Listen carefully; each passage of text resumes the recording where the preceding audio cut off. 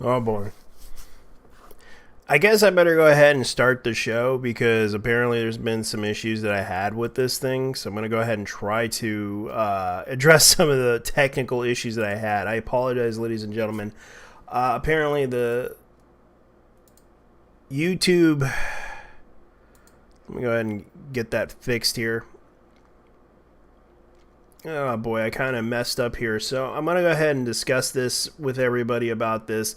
I had some technical issues. I apologize, ladies and gentlemen. I basically muted the mic, so I'm going to go ahead and discuss about this anime, which was Cyberpunk Edge 2077 Edge Runners, which a lot of people are talking about. But there was also, this was streaming on Netflix. Now, a lot of people have been talking about this, so I'm going to go ahead and get into this because this is becoming one of the few animes that are very popular because of the fact that there's some fan art and everything dedicated to this, and the fact that there is also in-game tourism for Cyberpunk 2077 because a lot of people are interested in the locations and everything, and I can see that people were making videos about this for the possible locations that you can find where they died, where all the characters live and all the characters died at. And it was very interesting, disturbing, but interesting because even the weapons and everything that they had were in the game, such as, for example, Rebecca's shotgun appears in the game as well. And it definitely is a very overpowered weapon for what it's worth. Now, a lot of people are talking about this. So I'm going to go ahead and address this because I know that most people are talking about the controversy over the fact that Studio Trigger kind of defended the right for Rebecca to exist in the anime. Because for those who don't know, Rebecca is this character in the anime that everyone's talking about. Now, there is some things that people have been talking about, and it seems kind of what it's worth. So what we can see right now, I know that the developers didn't want this character to be in the game, so a lot of people are talking about it, so I'm going to go ahead and get into this because since the audio wasn't working on the last stream, I'm going to go ahead and try to talk about this because everyone's talking about Cyberpunk Edge Runners.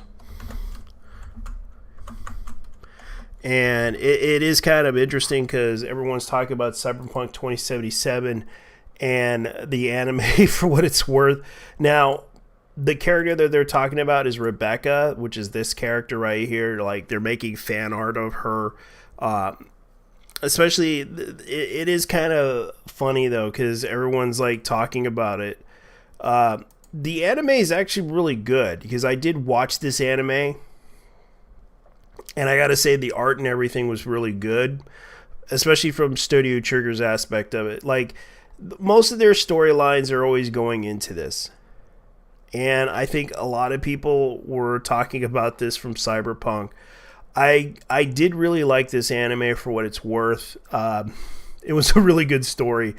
I know that people were kind of disturbed by Rebecca, the character, and I know that people are like making fun of it, especially the tourism thing. Like you can see right here from the Cyberpunk game, like they're showing the aspect of it, like the places that you could go to. Like they're trying to get people to watch this game because even the fact that they're trying to show the locations, like the North Shore area, like they're trying to show like the tourism of it. Like it's literally what they're trying to do. Like they're trying to get people into playing this game because the interest of this game is what it's trying to do to drum up the hype of the game itself. And a lot of people were talking about it, especially what is worth. Like you can see right here that this anime definitely had its interest, and then you can clearly see what the guy did right there, especially with the jacket. Now, there is a lot of things, like especially the Amazing Scene with David and Lucy took place in Android. I made a tutorial on how to get there and hope it helps, because a lot of people were like showing the area where you can go. It is interesting. And by the looks of it, it's like you can see right here, this is what they're doing. And definitely something that is, you can see like people are making like tutorials of it, especially the character Lucy. Now, David, the main protagonist, David Martinez, is the main protagonist of this story. And I want to go ahead and get into this because it's interesting enough that a lot of people are talking about this anime, and it definitely was an okay anime. Now, what do I think of it? I think it's an okay anime. I think most people would have to say that, for what it's worth, I thought it was kind of hilarious. So I'm going to go ahead and play the clip of what was going on. So I'm going to go ahead and show you guys why from what I understand, the story goes, apparently the developers and Studio Trigger didn't want Rebecca in the anime. Actually, the developers didn't want her in the anime, and the animators wanted her in the anime. So here was the story here was the clip that happened, and it's kind of went viral on the internet. I was one of the people on the creative team to actually vote Rebecca out of the original cast during pre-production. Because what happened was that CD Projekt Red first got the character design for Rebecca, and they were like, she's a lowly. Lowlies don't exist in Night City. It doesn't fit the Cyberpunk 2077 aesthetic. But Trigger was like, no, the lowly must stay. Yeah, so apparently the developers... I think that's pretty base there, dude. Yeah, I think it was pretty base, but it was like the CD Projekt Red developers didn't want her in the anime in the first place. They were like, nah, we don't think that kid should be in the... But she wasn't a kid, from what I understand. She was an adult. Yeah, she wasn't. She was pretty much on the cusp of adulthood at this point. Yeah, because from what I understand, like everyone was like, I watched that anime myself. Even watched Heavy Metal Fantasy Bastard. Oh yeah, yeah, that was a really good anime. Yeah, those both came out. Still yet to watch the second season, but. Yeah, the second season already came out. I had to watch it through unauthorized VPN. Ah, going yar, I see. Yeah, went the 7 seas, like yar. That's what happens when you go with the 7 seas. You find things, the treasures and the booty. Hell yeah. Yeah.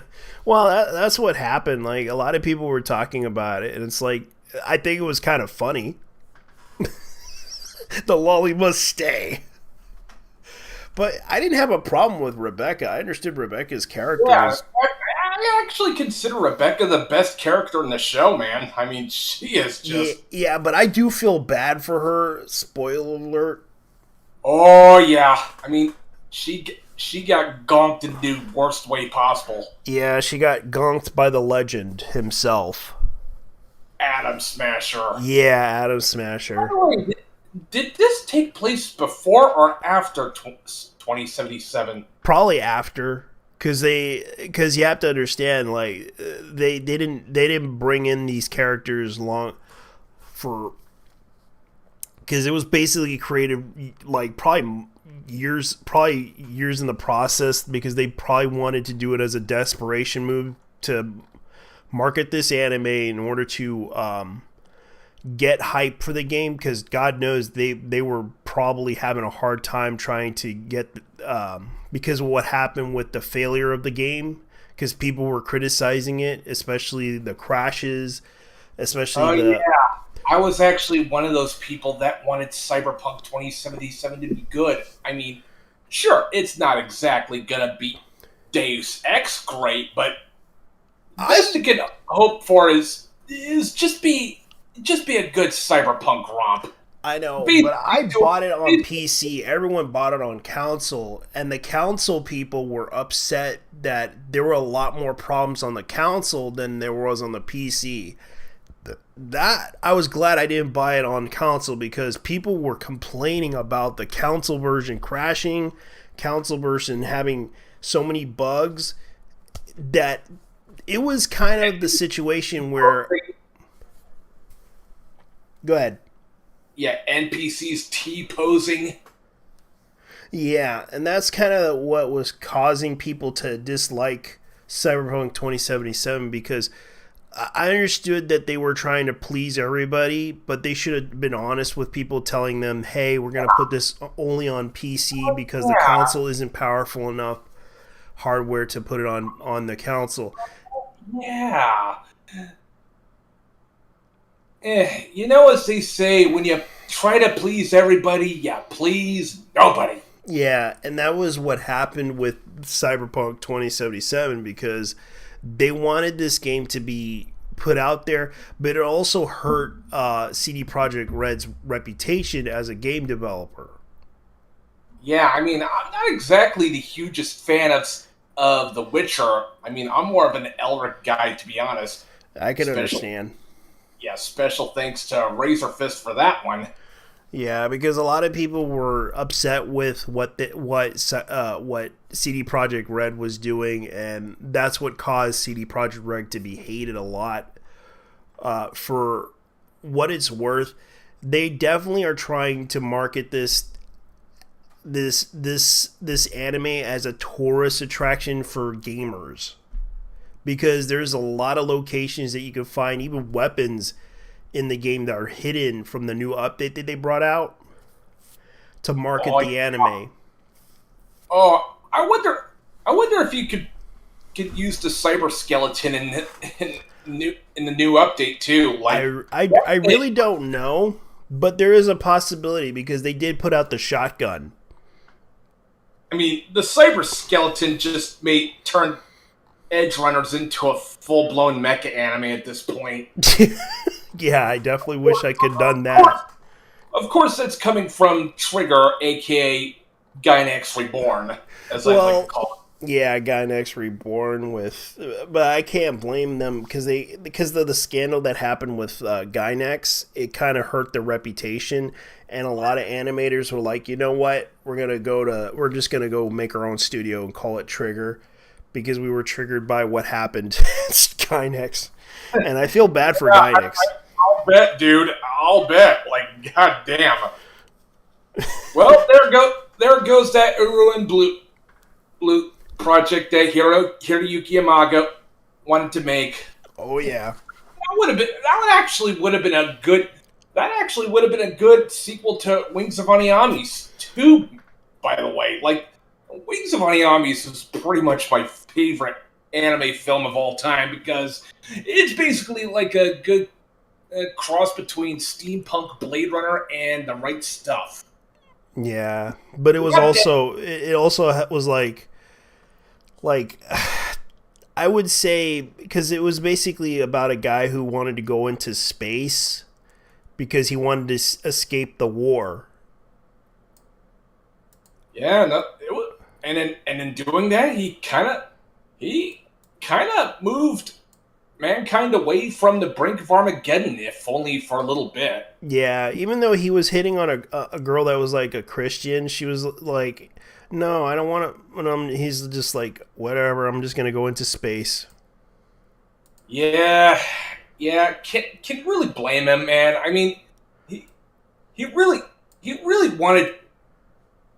I mean, at this point, Rikini is pretty much Shirotsuki's moral compass at this point, and for him to do the deed he did, it was kind of him at a very low place. Yeah, he was at a very low place, and I didn't blame him. Like, he was like, he just wanted to feel loved, but the problem was he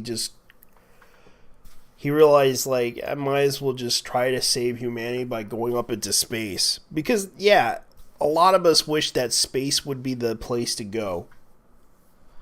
Yeah, I mean, I wanted to go. I actually wanted mankind to go out into space, believe it or not, but no. Our globalist overlords insisted that we stay down on Earth, eat the bugs, and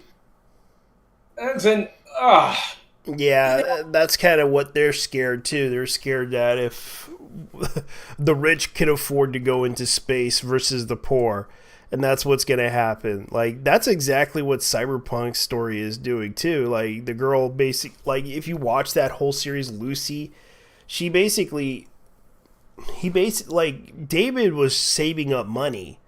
Like he basically had an apartment, he had everything. But he also was losing his humanity and insanity too.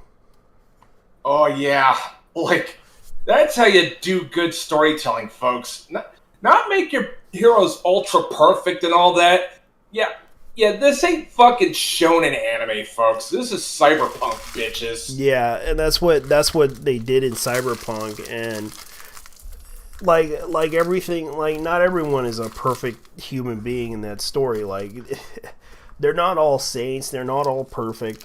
They had to do what they do to survive because the world isn't really a nice place to live in, and they had to do what they have to do. Thanks to our globalist corporate. No thanks to our globalist overlords. Well, the Arasaka Corporation kind of was like the main villain of the story, but really it was Night City. Arasaka is pretty much the main villain in all cyberpunk stories. Yeah, but there was also the fact that they had to get through this whole situation to where, because when Kiwi kind of mentioned like the whole thing, like Night City is the like the villain of this whole thing because Night City was always the villain. Yeah, the city is the cruelest place to live. Henceforth, I wanted to go with Panem, and because not only is she a hot babe with the badonkadonk that just won't quit, like goddamn. Yeah, like everyone's like talking about it. Like, I really think that anime was really good for what it's worth. It wasn't as bad. People were talking about like, is there going to be a second season to this? Like another story? As good Lord, you just don't stop on an ellipses. That anime was just too damn good. Yeah, it was a really good story. Like for 12 episodes, for what it's worth, it was definitely a good. 10 really. Actually, 10 really. 10, yeah, because they usually have like 12 for animes, but I guess they decided to lower it down to 10 just to explain. Yeah, which is unfortunate nowadays with Japan so cash strapped that the best they could do is 12 episodes. Yeah. TV series. Yeah, it definitely is a good show for what it's worth. I think Cyberpunk Edge Runners would have been good, but at the same time, you know, watching that anime, the story kind of did inspire people to go play that game again for some weird reason. Yeah, I'm actually more thinking Deus Ex, but hey, if the patch really did fix the game, then I might actually hop in on it. On the Cyberpunk 2077 Life 2. Yeah, I might play it too if they put in the DLC for it. Yeah, once I actually get my new computer rig. Yeah, well, they're lowering the prices on certain. From what I understand, they actually did do it. I understand that there is certain cards that you can get for $300.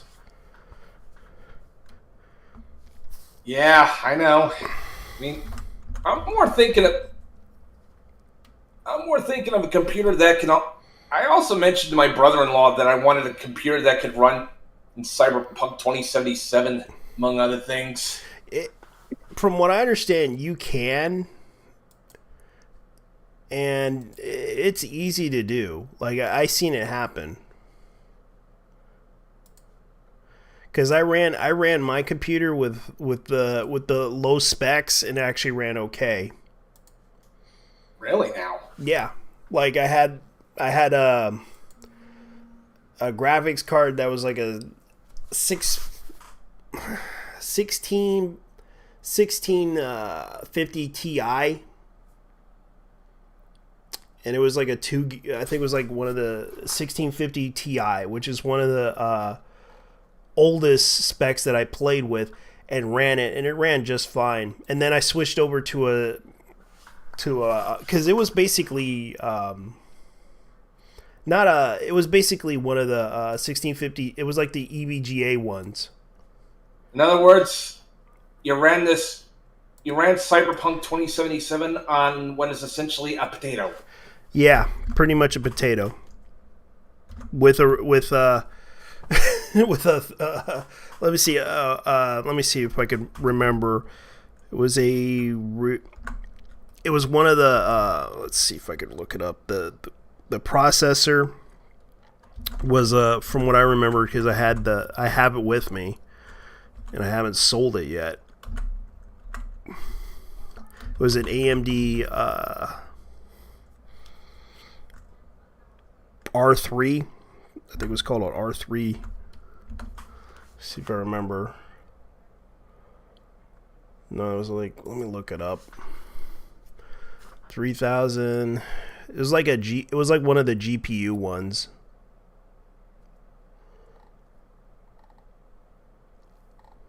The Ryzen 3.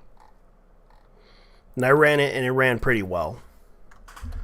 Ryzen 3 it was like the 3000G one.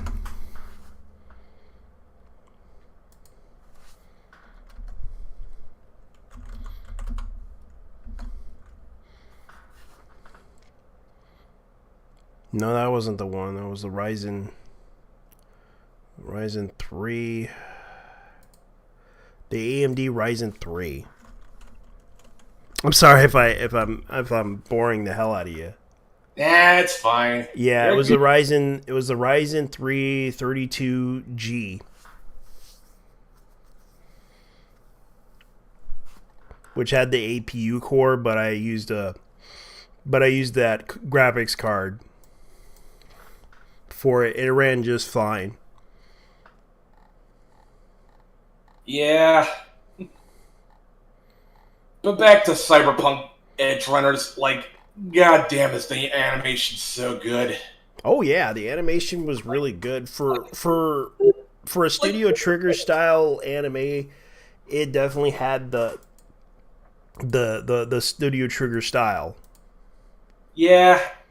And even with the Studio Trigger style, this still gave me 80s Cyberpunk vibes. I'm talking Cyber City 080, 808, Bubblegum Crisis, AD Police, Akira, you name it. That's what they did, but they also made references to 8-Man. Really? Yeah, like the whole speeding up thing. Oh, dude. Yeah, that's what it was. How the hell did I miss that? Yeah, like if you ever watched 8-Man, right? Oh yeah, back in the Sci-Fi Channel, baby. Yeah, the 8-Man, like they did that whole 8-Man animated like speed up thing where he basically just took like he basically just went like that, just like he was fast as hell type of situation. Like, but I'm surprised people are like uploading like the old 8-Man stuff, like the 50 and 60 stuff. Wow. Yeah. I'm more a fan of the early '90s 8-Man series. Yeah. No disrespect to the OG 8-Man. Yeah, I even watched the live action movie because I remembered someone actually put out the 8-Man movie, live action movie. I think it was like the Hong Kong. Like, I watched that film. Like, it was definitely an okay film. It wasn't like the best, but it was for what it's worth. It was like one of those films that you could see from, and like it felt like a Hong Kong action flick.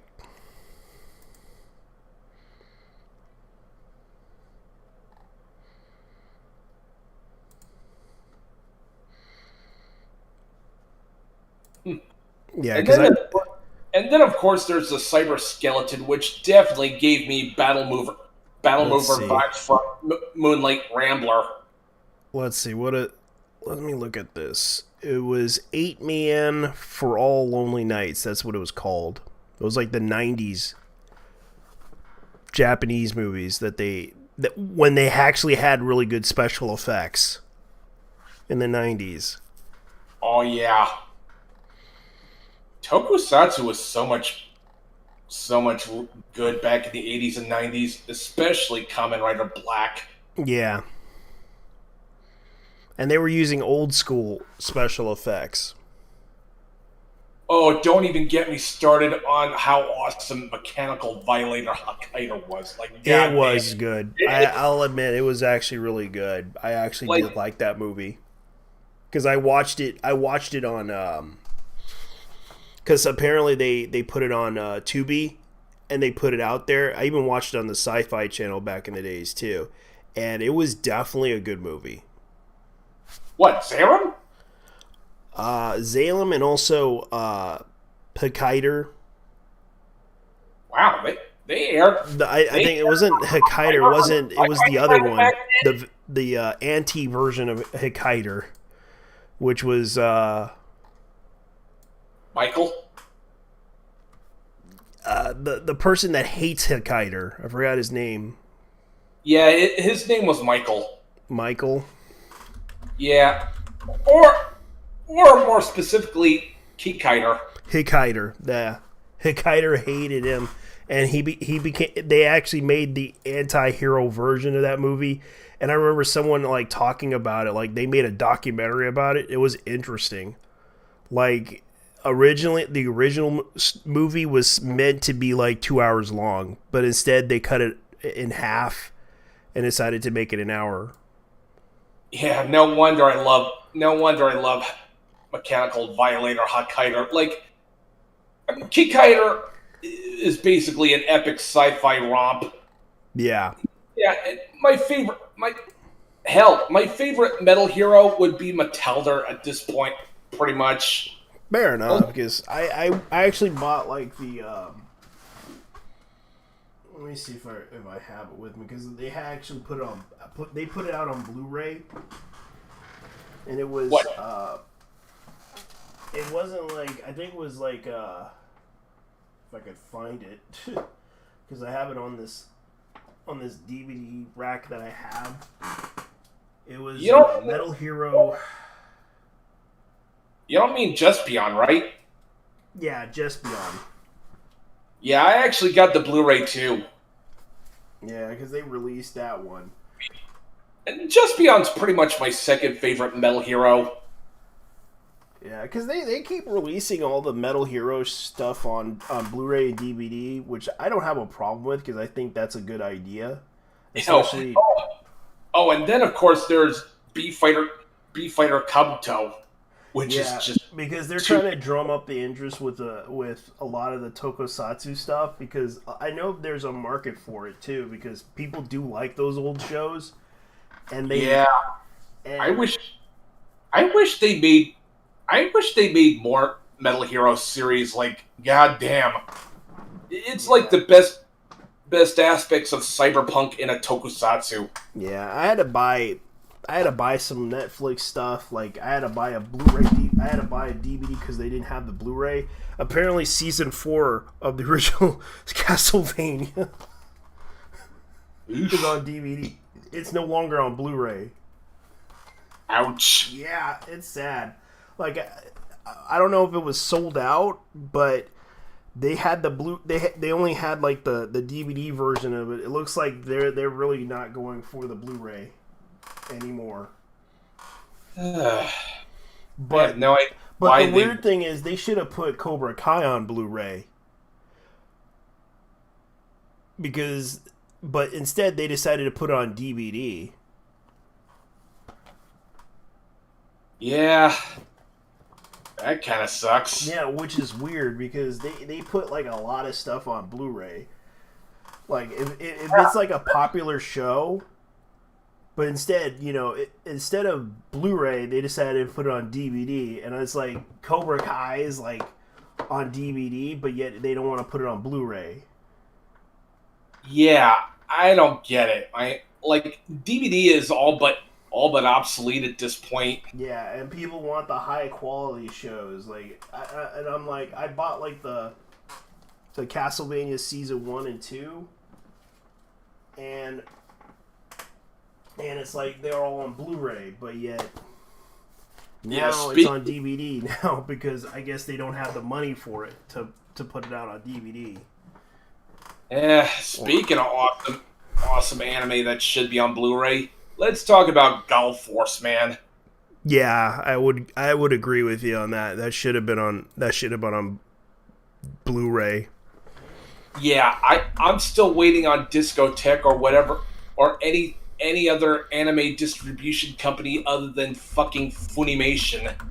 Those guys. And to actually announce a Blu-ray release date for for the entire Gulf Force series, San's new era.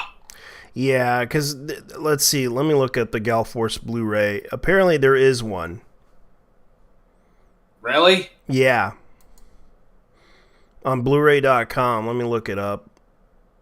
I'll bet it's Japanese only. Japanese only. Only made in Japan. Yep, Japan always gets the good shit before us.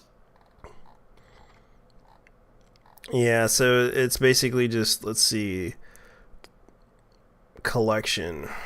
Gal Force, what is it? They have the DVD of it, but it was only released in 2003. The Eternal Story. Yeah, I got that collection. Yeah. So they didn't really... So Gal Force complete listing on CD Japan. They only have it on... The only Blu-ray they have is just... of it is very expensive. Gal Force Collection. It's always the case with only in Japan Blu-ray stuff. Yeah, it's like the Gal Force DVD Collection initial press limited release. Like holy shit! I'm lucky enough to even own a copy of the Macross Plus Blu-ray released only in Japan. Like, yeah. Gee. Yeah, I guess it's because of licensing. They kind of have a hard time trying to release that. Well, hopefully with all the legal hullabaloo settled between Harmony Gold and whatever the fuck. Let me see here. That means we'll be getting more Macross stateside. Yeah, that's what they're trying to do. Because luckily they're allowing... Harmony Gold is allowing them to license their animes out into the U.S. without complaint or anything like that. So hopefully they can make money. Because of the fact that the relationship was strained over the whole copyright issue. And that's what caused a lot of people to... By the way, yeah, fuck whoever's running Harmony Gold, especially Frank Agrama. Well, Frank kind of did run it to the ground a little bit because he basically got into some trouble.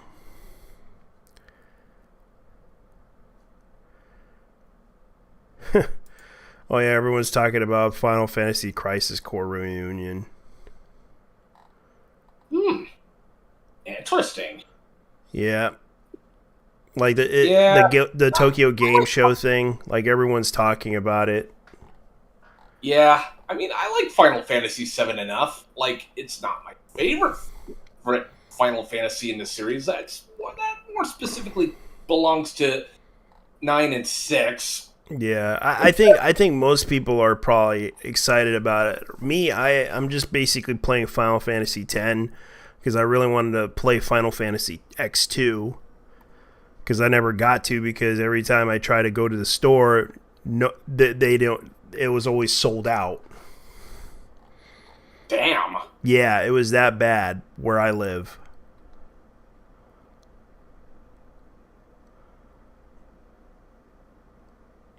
Yeah, but yeah, Final Fantasy VII definitely near the top for me. I mean, Yeah. it's not my favorite. It's not my favorite JRPG of all time. That more belongs to Xenogears, as you can plainly tell from my profile pic. So let's see here. Resident Evil Village DLC Winter's expansion now seemingly has Ice Mage, so you can freeze people. Great. Yeah, don't even get me started on how hyped most people are, me especially, for Street Fighter Six. Yeah. Like that game looked well. Am I hearing an echo? Yeah, that's probably me. It's probably my mic. Oh, okay. Well, anyway, Street Fighter 6 looks jam-packed with content, just like Street Fighter Alpha 3 before it. Like, this looks to be uh, a modern iteration of what Alpha 3 brought to the table. This I remember what they were talking about from Boss Fight actually talked about this. Like, I felt like what they were doing with this game with Street Fighter, like the whole background with the colors and everything, it kind of reminded me too much like Yo MTV Raps. Yeah, that it's really the only thing I don't like about this the new Street Fighter would be the OST. Like, can we have some fucking metal in our Street Fighter, please, instead of this mumble rap bullshit? I remember, hell, even I remember they had like metal in a particular, like Samurai Showdown had metal. But I do agree, like there's a lot of games that does have metal. Like I know Guilty Gear has metal. Oh, that's what I was about to mention. Guilty Gear is basically the most metal fighting game series of all time. Hell, standing right next to Doom as the most metal video game series of all time. I know, but there's I think they're gonna make some metal games that could probably compete against that soon enough, because I know that there's like a game that they're doing that a indie developer from Norway's doing. I forgot what that game was called though. Now you got my curiosity there. Yeah, it was basically like a rhythm shooter. Oh, Hellsinger. Hellsinger. Yeah, I'm not. I mean, Hellsinger looks dope, but all just not like in the track roster. Like, I'm no fan of Serge Tankian. Arch Enemy is kind of bleh. Fair enough. I mean, not my cup of tea in regards to metal. Fair enough. I understand. Like, give me Slayer, Motorhead, and classic Metallica pre-Black Album, Overkill Sodom. Okay, they could probably do that. They could probably put like an expansion DLC for it if they want to. Oh, please, dude, give it to me, baby.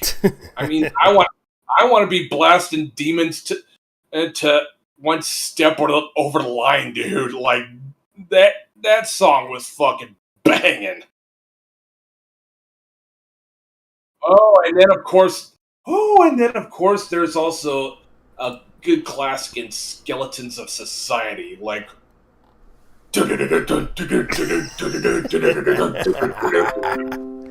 Yeah, that was one hell of a.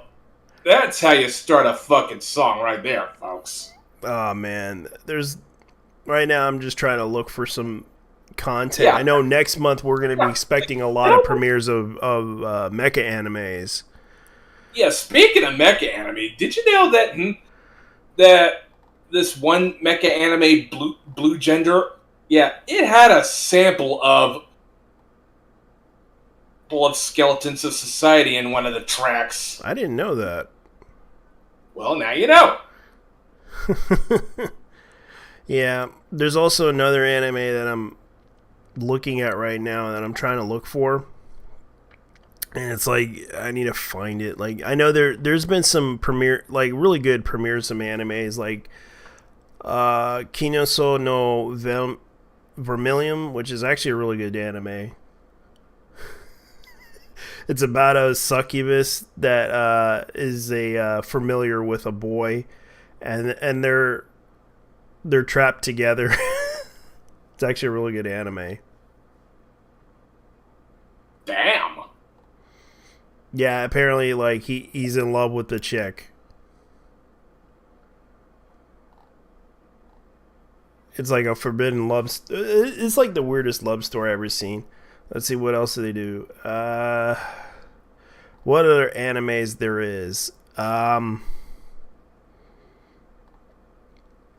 Let's see. I know Dead or Alive is actually Tekken 8 is actually buzzing right now because I know yeah, everyone's talking about Tekken 8.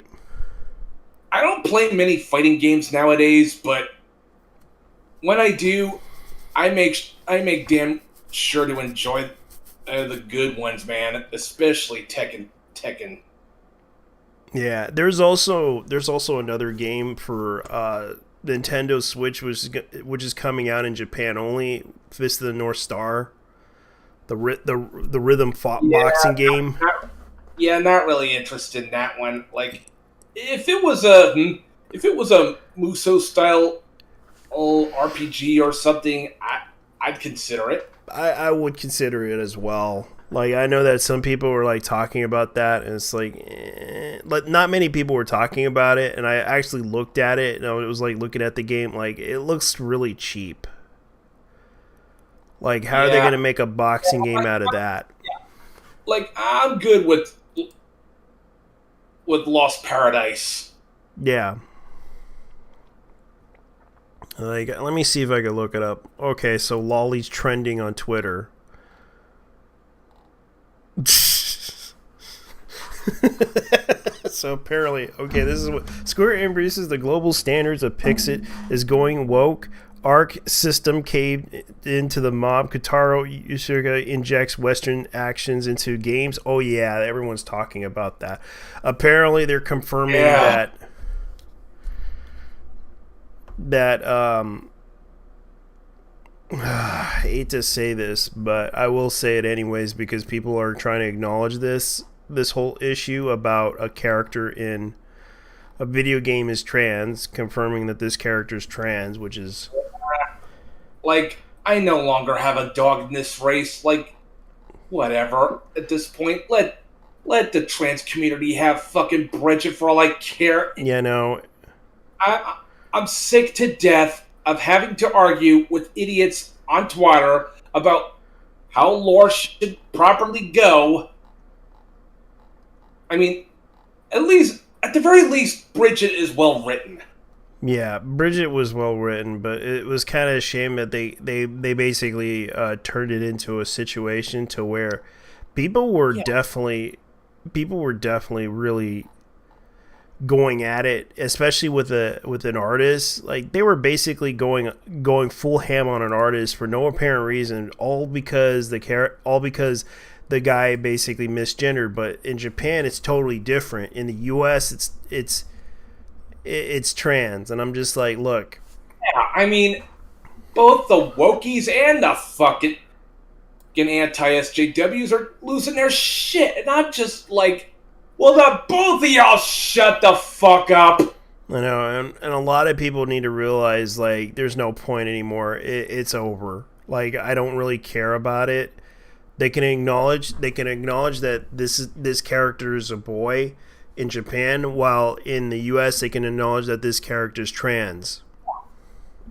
Yeah, I mean, sure. Go ahead, trans community. Have your fucking little small potatoes victory. But you know what? There's the one thing that makes Bridget a far better tranny than you titwinks are. Yeah, because this character actually does have something that most people don't have: a positive personality, a positive outlook. That's what everyone liked about this character. Like, this character isn't really, trying to be... she knows. She knows, aka she knows. I gotta do it the politically correct term. She knows who she is. She acknowledges that, but at the same time, she knows that she has, and she tries her best and tries not to be an asshole about it. She fights off. She's basically the anime version of a Blair fucking White. Yeah. Ay, yay. I know, and people were talking about this. You'd think more trans people would follow Blair White's example, but no. She's part of the alt-right. She's a Trump voter, so therefore she doesn't fucking count. I don't. The biggest problem that I see in this is like, look, I don't really care about it. I know that people don't understand the situation with Bridget, because it's based on how, like, people explain the lore was basically about the guy was raised in a village where if the reason why he was forced into this whole life was because of the fact, one, he had to dress like a girl because of a superstition that she might be evil, that he might be evil. Otherwise, it becomes a problem. And instead of killing him, they decided to make him or her in order to protect him, because they didn't want to kill him. Yeah. Again, life's a bitch in a post-apocalyptic world after Y2K. Yeah, because he was raised out in the boonies where no one realizes, like, in a country that isn't really that didn't have internet, that didn't have any of this stuff. She was basically raised on that notion of religious reasons and superstitions. That's the reason why. That's why you see her in a nun suit, dressed up as a nun. And now Bridget's a girl. Yeah. Yeah, and I'm gonna have a feeling that someone's gonna ask the ultimate question: what are you, retarded? No, silly, I'm a girl. That's what I have a feeling someone's gonna do. Oh boy. Yeah. I just fucking hate this timeline in the worst possible way imaginable. I know, and they're trying their hardest. Like, the trans community was so obsessive about it. Like, they literally went on, like it was so hilarious. Like, people, like, they were trying to revision Bridget on websites, like fan websites, dictionary. They practically went on Wikipedia to revision it. Like, no joke. People were so obsessive about it. Instead of making him male, they transform into female. Like, they were literally obsessive about this whole thing, and I'm just like, dude, stop. You're basically trying to... It's a fucking video game character, you fucking morons. Yeah, it's not real. Why the heck are you fighting over this?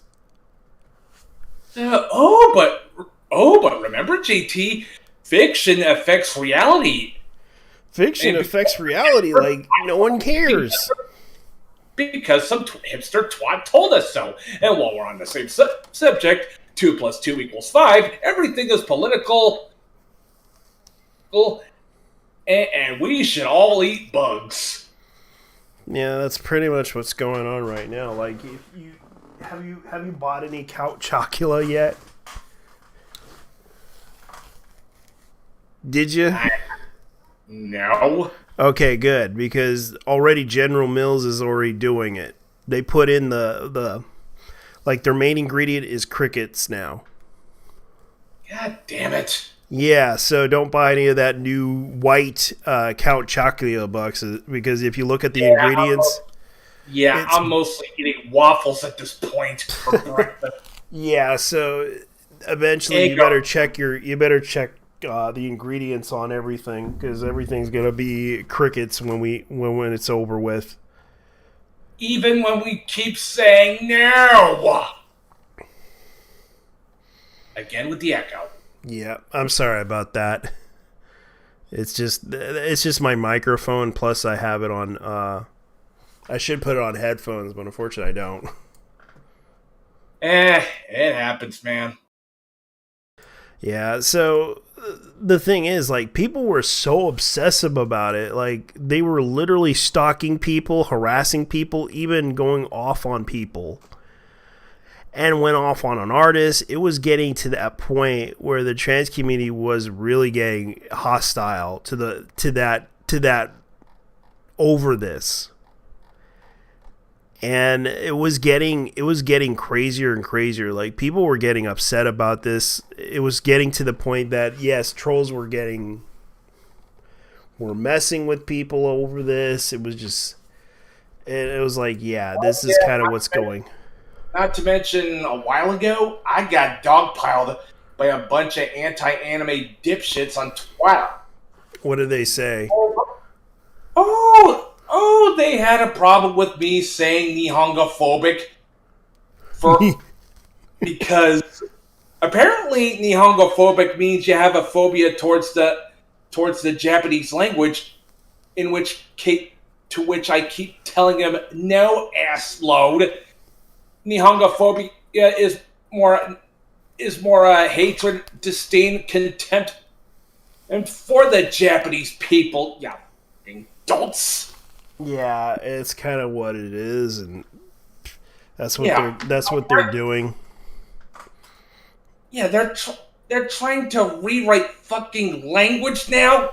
Yeah, I know, and that's what they did a while back. Like they're rewriting everything, and I personally don't approve of it, but unfortunately they're forcing this on people, and it's like people are like going like, y'all feel free to use the OC from a man, nice head cannon. Like, there's literally memes of this. Yeah, good lord. I mean, yeah. Next thing I know, I have a feeling. And don't even get me started on the people who claim that anime profile pics means your opinion is invalid. God damn, this annoys me to fucking hell and back. I kind of agreed with someone telling me that, they have the hey/him profiles. Their opinion is valid. Yeah, the whole pronouns and bio thing I can understand because, let's be real, most people who have pronouns in their bio are either sick in the head, are dumb as fuck, or both of the above. Yeah, so they qualify under the what you might call the gender dysphoria spectrum. So they qualify according to the Fourth Circle Court. I will say this. It's been confirmed by the Fourth Circle Court in the United States that they qualify under the American with Disabilities Act. Yeah. Now, granted, I wouldn't say all of them, but again, exceptions more often than not prove the rule.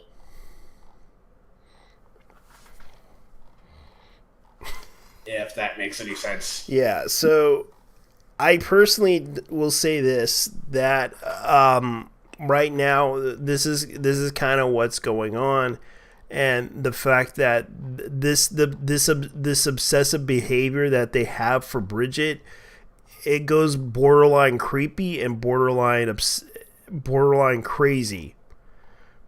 Yeah, this is just me in the middle, just telling these titwanks on both ends to shut the fuck up.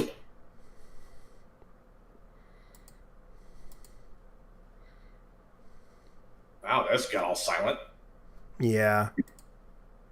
And it's crazy because that's what's going on, and in the gaming industry and also in the anime industry right now, because everyone's like upset over the fact that a lolly character appeared in an anime. And I'm just like, I don't really have a problem with Rebecca being in that anime. I think the character was fine for what it's worth.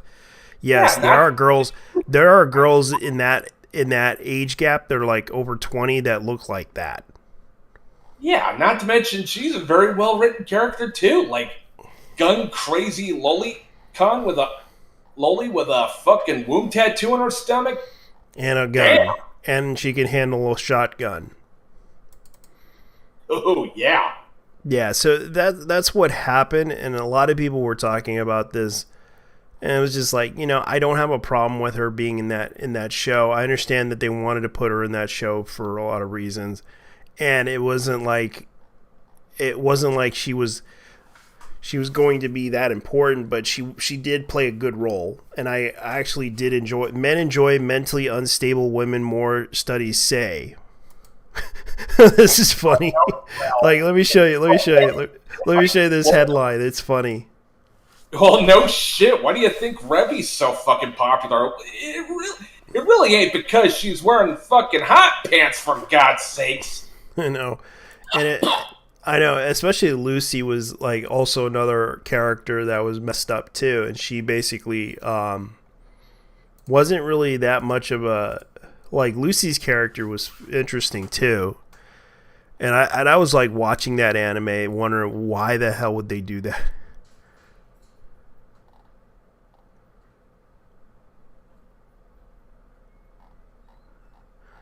So, what about you? What do you think?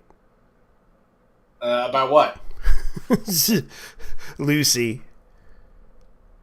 Oh, like I said, Lucy's the best character in the whole show. I mean, she definitely made this show for me personally. Yeah, and I kind of did like the ending for her, but it is a sad ending. But I'm kind of glad she got her chance to go to where she wanted to go. Yeah, she went down like a badass, so we can at least give her that. Yeah, because she kind of did see somebody show up in the end that was a ghost to her, but it was really just to remind her why she was there. Why she couldn't make it there. And it was interesting enough that a lot of people talked about this, and it was definitely something worth watching. I definitely would recommend this anime if you're into cyberpunk stories. This was the story. Yeah, that's definitely a good cyberpunk story. Yeah. I mean, I don't care what Razorfist says. I mean, he's contrarian. I mean, some of the points I agree with, and others I'm just like, you disagree with him on. What was that? You disagree with certain points that he made. Yeah. Especially the issue of anime. Like, granted, he does have some anime he enjoys, like Bubblegum Crisis, Akira, various Gundam series, and all that.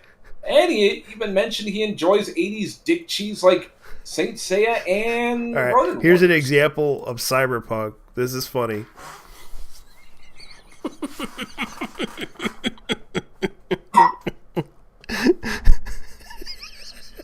Here's LAPD officer Tony McBride, daughter of the LA Police Protective League director Jamie McBride, unloading a couple high-capacity mags as she plugs a micro-conversion kit company for handgun owners.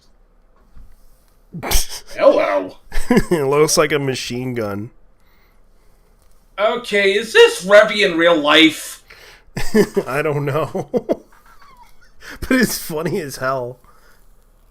Yeah, please tell me this is Revy in real life, because I'm already in love, and I'm pretty sure Mr. A is too. Yeah, she plugs a micro conversion kit company for handgun owners. This is hilarious. It looks like a freaking machine gun, but it's funny as hell. Dude, this looks These look like machine guns that'd be nowhere out of place in a cyberpunk anime. Like, god damn! Yeah, I'm just looking at it go like, Tony McBride, LAPD fatally shot by Daniel Hernandez earlier this year, selling collectible coins. Tony McBride. Like, it's hilarious.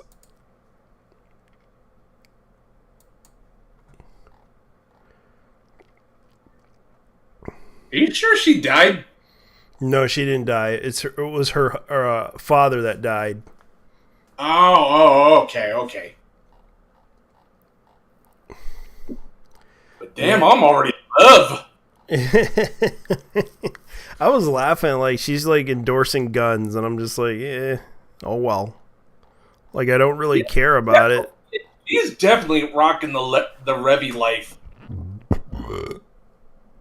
V Gundam, this is fucking hilarious. Whoops. Let me see if I can show it to everybody because it's some Russian social media decided to do this. I'm gonna have to play it.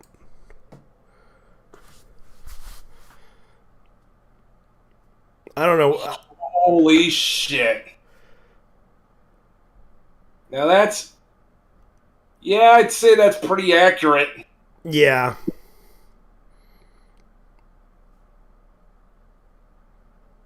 Yeah, that's pretty accurate with V Gundam. Yeah. V Gundam. I mean, I don't hate V Gundam, but it's not my favorite Gundam anime. Like, that's more Zeta, Char's Counterattack, and Unicorn, if I'm being completely honest. Yeah, I kind of agree. Like V Gundam in a nutshell.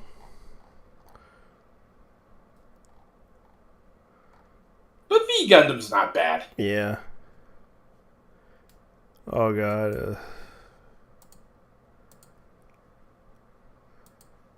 Yeah, I did watch the Kamen Rider anime that they did, the Kamen Rider W, which is like the remake of it. Futo, whatever it's called. Yeah, that's it. Yeah, why can't they call it the full name? Like, but instead they called it. I heard good things about the Kamen Rider W anime. Yeah, I watched it. It was actually okay, but instead they kind of did alter the storyline of it to fit it into the anime.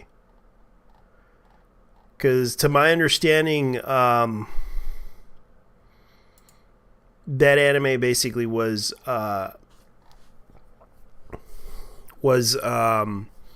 they altered some of the storyline for it.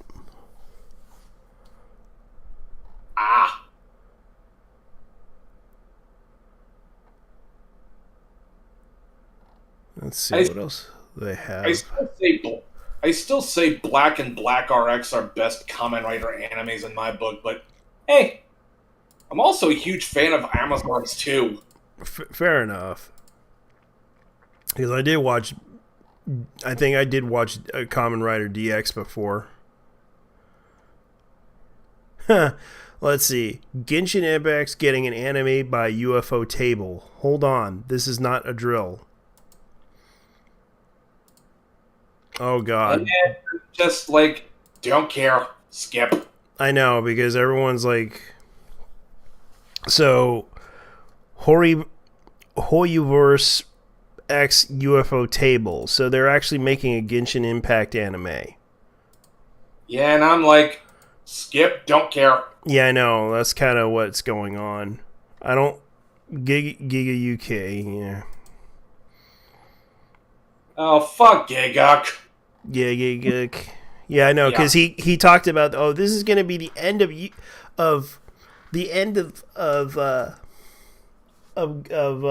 mecha anime. He was wrong. Yeah, I fucking hate that guy. I mean, his disingenuous attitude towards the mecha anime community is enough to make me want to vomit my guts out, man. Yeah, I watched his video, his take on it. Yeah, there's not much you can do about it. The fact that there were so few animated mecha animes, but it doesn't stop people from creating them. Yeah, let's be real. Mecha ain't never gonna die. Yeah, it's the same with it's the same with isekai. Like, people don't seem to understand. Like, yes, there's an oversaturated market for it, but there's still people interested in watching it. Like, especially there's animes about ESP, and it's like, oh well. Yeah, I mean, I'm no fan of isekai, to be honest. Like, it's not my cup of Drano, but even then, there are a few shows I like from this genre, like Aura Battler Dunbine, like Vision of Escaflowne. Yeah. And B, I would never go around claiming that this is the death knell of isekai because argle flargle blargle. Yeah. Because it's like, I really have no issue with mecha anime. I understand that people like mecha anime. I do too. And right now, I'm waiting until they premiere certain shows on October. Yeah. Take a look. Infinity Arc. Oh yeah, I did look at Infinity Arc. Yeah, that is really Constancy Row looks pretty fucking awesome. Like, it's a love letter. It looks like a love letter to Bubblegum Crisis.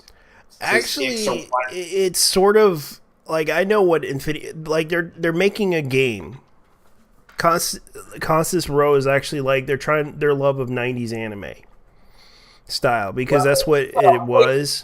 It's early 90s, to be exact. The early 90s, yeah, like the early 90s style of anime. Like, I understand that they're trying to make a game for it. I did see the preview of it, but I wonder how well they're going to try to. Because I looked at their animation. It's actually okay. I actually seen some of their stuff on YouTube. Like, they posted on some of their samples on YouTube. Yeah, their animation's pretty good, but could be better. Yeah, so they already. For those who don't know, they're actually putting on their stuff on Indiegogo, and I'll go ahead and show you guys the Constance Row. Right now, they only want like $120,000 for this original animation. Yeah, but I mean, again, for an indie anime studio, the animation's good. Could be better though, but it's good for what it is. Yeah, so for $25, you'll get the Blu-ray DVD. There's also the fact that this is what they're trying to do. The story is basically this: Constance Rose and OVA original animation, brought to you by creative minds at Infinity Arc, up and coming animation company. Originally, they were trying to make a game out of it, but then again, it ended up doing animation. Yeah, that definitely screams Mega Man X, if you ask me. Yeah, because I looked at their project with a little bit of Metroidvania too, might I add. Yeah, so by the looks, like, I did see their stuff for it, and I'm gonna go ahead and show you guys. I'll probably get a copyright strike, but I do not care because I'm not making any money off of this. So keep this in mind. If people are gonna call me out for this, they're mentally retarded people. Yeah. Also, fuck you, Mama Susan, for being such a Karen bitch. Yeah. So this is the preview of it. have been unleashed, and now the world will never be the same. In the near future, a brilliant scientist creates the Cyberpunk, beings whose cells have fused with nanotechnology, who can control every cell in their body as easily as you can breathe or move your fingers. A new incoming United States president rescinds the Human Decency Act, an action which results in all-out war with Cyberpunks. From the visionary minds at Infinity Arc comes Constancy Row, a new melting pot-style OVA series that bridges the gap between retro and modern Japanese-style animation and storytelling.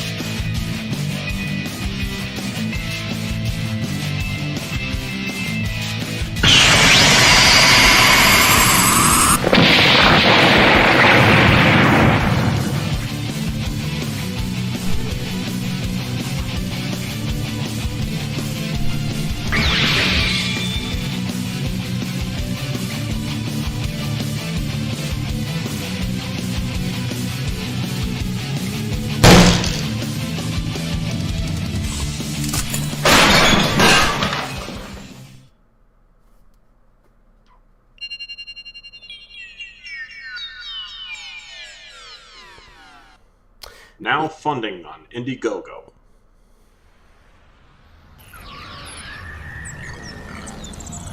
Yeah, because I seen some of their video clips, and this is pretty much what you're going to be expecting from them. Although Yeah. I'm also seeing quite a bit of Tekkaman Blade vibes. Yeah. I personally will say this. You can see that they actually put out like a bunch of stuff for it. Like there are clips of it. Like they showed like examples of it.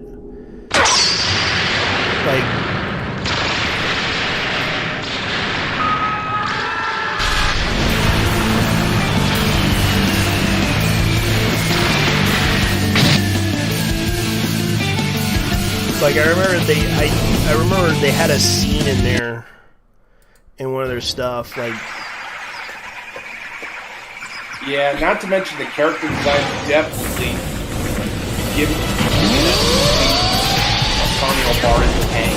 yeah, like they had a video game thing.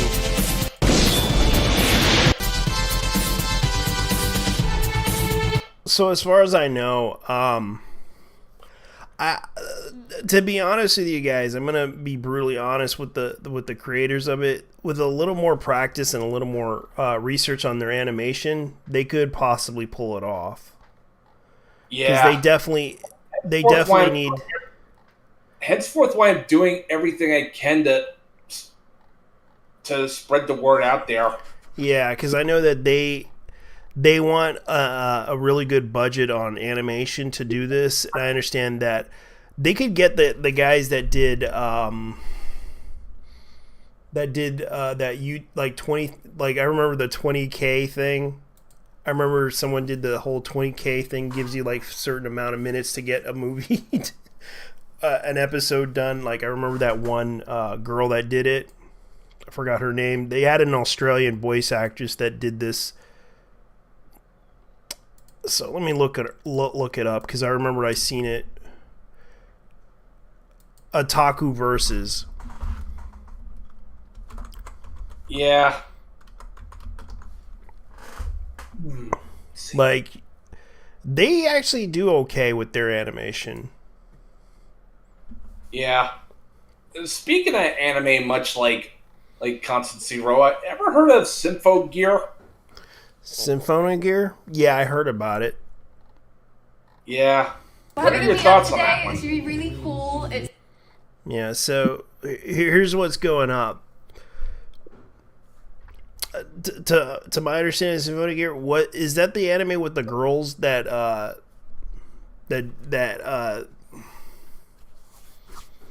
like magical girls? Magical Mecha Girls? Yeah. Yes. Yeah, so that's Symphonogear. I wanted to watch that series, but I can't find the Blu-rays for that. You can get them off Fright Stuff Anime. Yeah. It's very rare. I know that you can watch it, but it's a very rare anime. Let's see if I could find it. I wish they could hire that studio that did Otaku Versus. Yeah, for those who don't know, this is the group of people that do Otaku Versus. They're like an animation studio that do like anime reviews, but they hired an Australian voice actress to do this show. They actually have like a YouTube channel that they make their own small little animations. They're like 5 or 6 minutes, and their first episode started out with this anime cost 20K Otaku-chan, which they could probably hire those people to make the anime, because the animation is kind of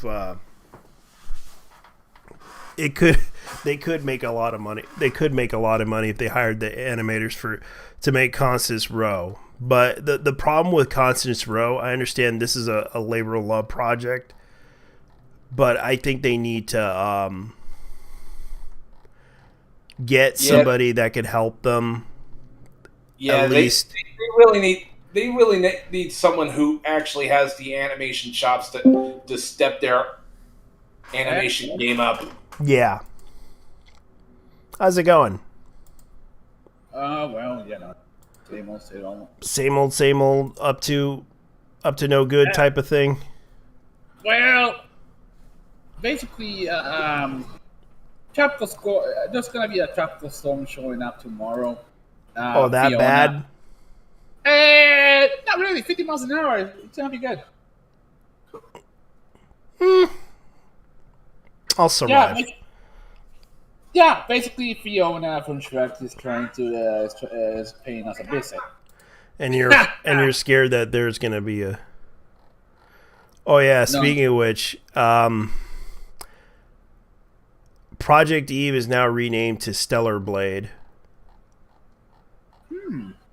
Yeah, remember that game that I saw on PlayStation 5 that's exclusive? They called it Project Eve, and everyone's like talking about the characters. Yeah, that's pretty much one game I'm definitely getting a PS5 for. Yeah, it's an exclusive. Well, I think it'd be a good game, but I personally don't have an issue with it. I understand that people were talking about this, like the controversy about this character being sexualized, and I'm just like, I don't really care. I think...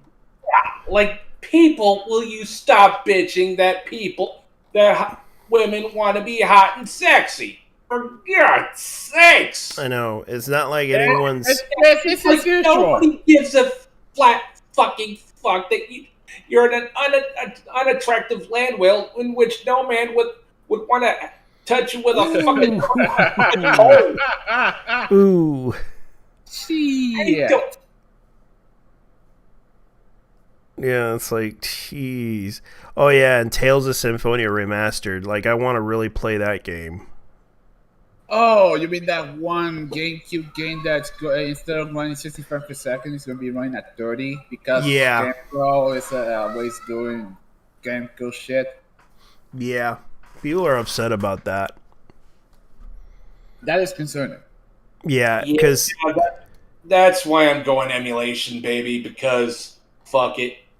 It's either PS3 or GameCube emulation for me in regards to Symphonia. Yeah, and it's like, it's a GameCube game that's been around for almost since 2003? I think 2004, dude. Yeah, 2004. But it was released in Japan, I believe, in 2003. Right? Fair enough. Yeah, so they put it out. They put it out right now. There's going to be on PS4, Xbox, and Nintendo Switch sometime in 2023. But there's also the remastered version of Front Mission, and they're also going to plan on making Front Mission 2 and also Front Mission 3. But the question is, will they put out 4 and 5? 5 is the one that never got to the US. Yeah, I'm actually lucky enough to play Front Mission 5 via emulation PCSX2. Yeah, and I wonder if that's going to be a problem, because if they're planning to release all the remastered versions of that game, are they planning to release 4 and 5? If the popularity of 1, 2, and 3 ever come into fruition. If they don't, I'm gonna be mighty pissed, because good lord, you just don't do mecha fans a disservice. Yeah, because I remember the franchise for when they released the third person shooter of Front Mission. Remember that one? Yeah, it was a pile of shit. Yeah, I tried to play it, and I used to remember the online gaming for it. Like, people were constantly spamming missiles. Yeah, not to mention it was basically poor man's Armored Core when it really didn't need to be poor man's Armored Core. I mean, Yeah. As long as it was a tactical dude. Everyone was winning with missile spams. There's no freaking goddamn way to evade those missiles.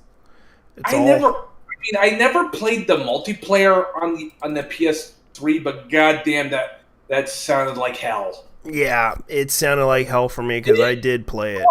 it's probably a lot worse than the grenade spamming I got in Modern Warfare. Here's something funny.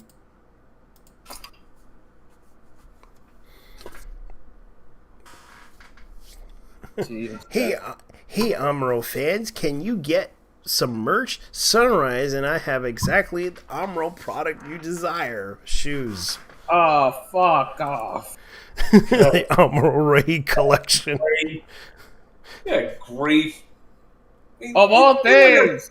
Doing us Amro fans a disservice there, Sunrise. I know, everyone's like... Hey, Sunrise, do you really think that you're Oh, come on, let's be honest here. Do these fucking servers even know what Gundam 0079 is? Fucking hell. Yeah. Yeah. I mean, Shark gets a fucking car, and Amuro gets fucking sneakers. Oh yeah, the Corolla ad for Japan. I remember now. Yeah. Yeah, basically. Although I will be fair, Char also starred in fast food commercials. We all know who the Chad is on that series. Let's be real. Yeah, especially the whole McDonald's thing happened with Char. And it ain't Amuro, that's for sure. So Konami announced its Sudoku HD 1 and 2 remastered TGS for PlayStation, Xbox, and Switch and Steam. Yes, English release is confirmed for Sudoku.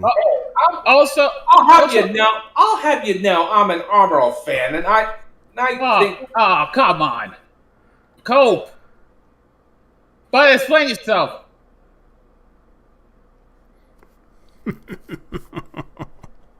Yeah, eat a dick. No. Go ahead. Explain yourself, nigga. Oh! Come on, dude. Guys, calm down. All right. Go ahead. All right. I'll behave. All right, what's going on? All right, first, you. Mad, what do you think? About what? What you said? Yeah, I'm an Amuro fan, and I take offense at remark that Amuro ain't a fucking Jed. Like, have y'all seen him in Char's counterattack? Like, dude pushed in Char's shit like he never pushed in Char's shit before. Okay, now it's your turn, man. What do you think? I was actually going to say, what the fuck is up with Amuro's position? It looks like he's about to sit on a dick. Okay. Have you seen that? Yeah. Have you seen that shit? Are you gonna squat like that? That's not how you squat. If you're gonna show off sneakers, man. Okay. Yeah. Okay. Fair enough. Yeah, that's fair enough. Like, yeah, like he's bent over and he has he was basically trying to plant farming stuff. But by the looks of it, like, I'm going to go ahead and get into another topic. Everyone's talking about Sudoku, yeah. Sudoku is remastered. Can I just confirm that? So,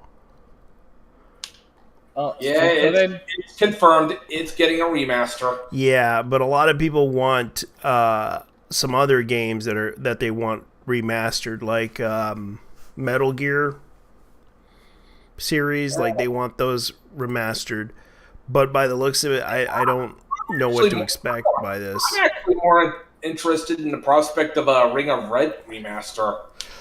I would love to see that, because I love the Ring of Red game, because I rented that game and I remember playing it and beat it.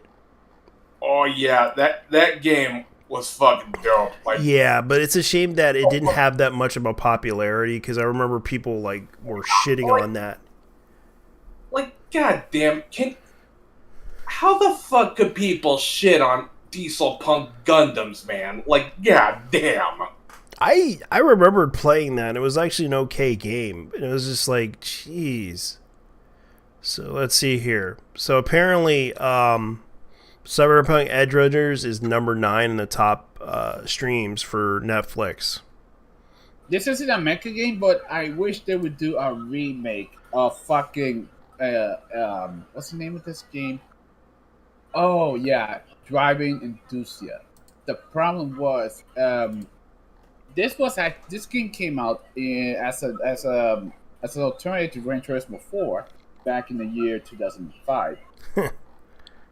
The thing is, that game showed up a little too late, but it has some incredible driving. Dude, I would say I want. If there's one thing I want Capcom to bring back, it'd be Steel Battalion. But the control, the funds needed to make the damn game, including the controller, because that's part of the experience, would be astronomical. And B, anyone remember the Kinect game? Oh god, someone actually did this. This is mean. I'm gonna go ahead and show you guys something. This is ridiculous. Oh, someone really pissed off somebody. Okay, what? Oh.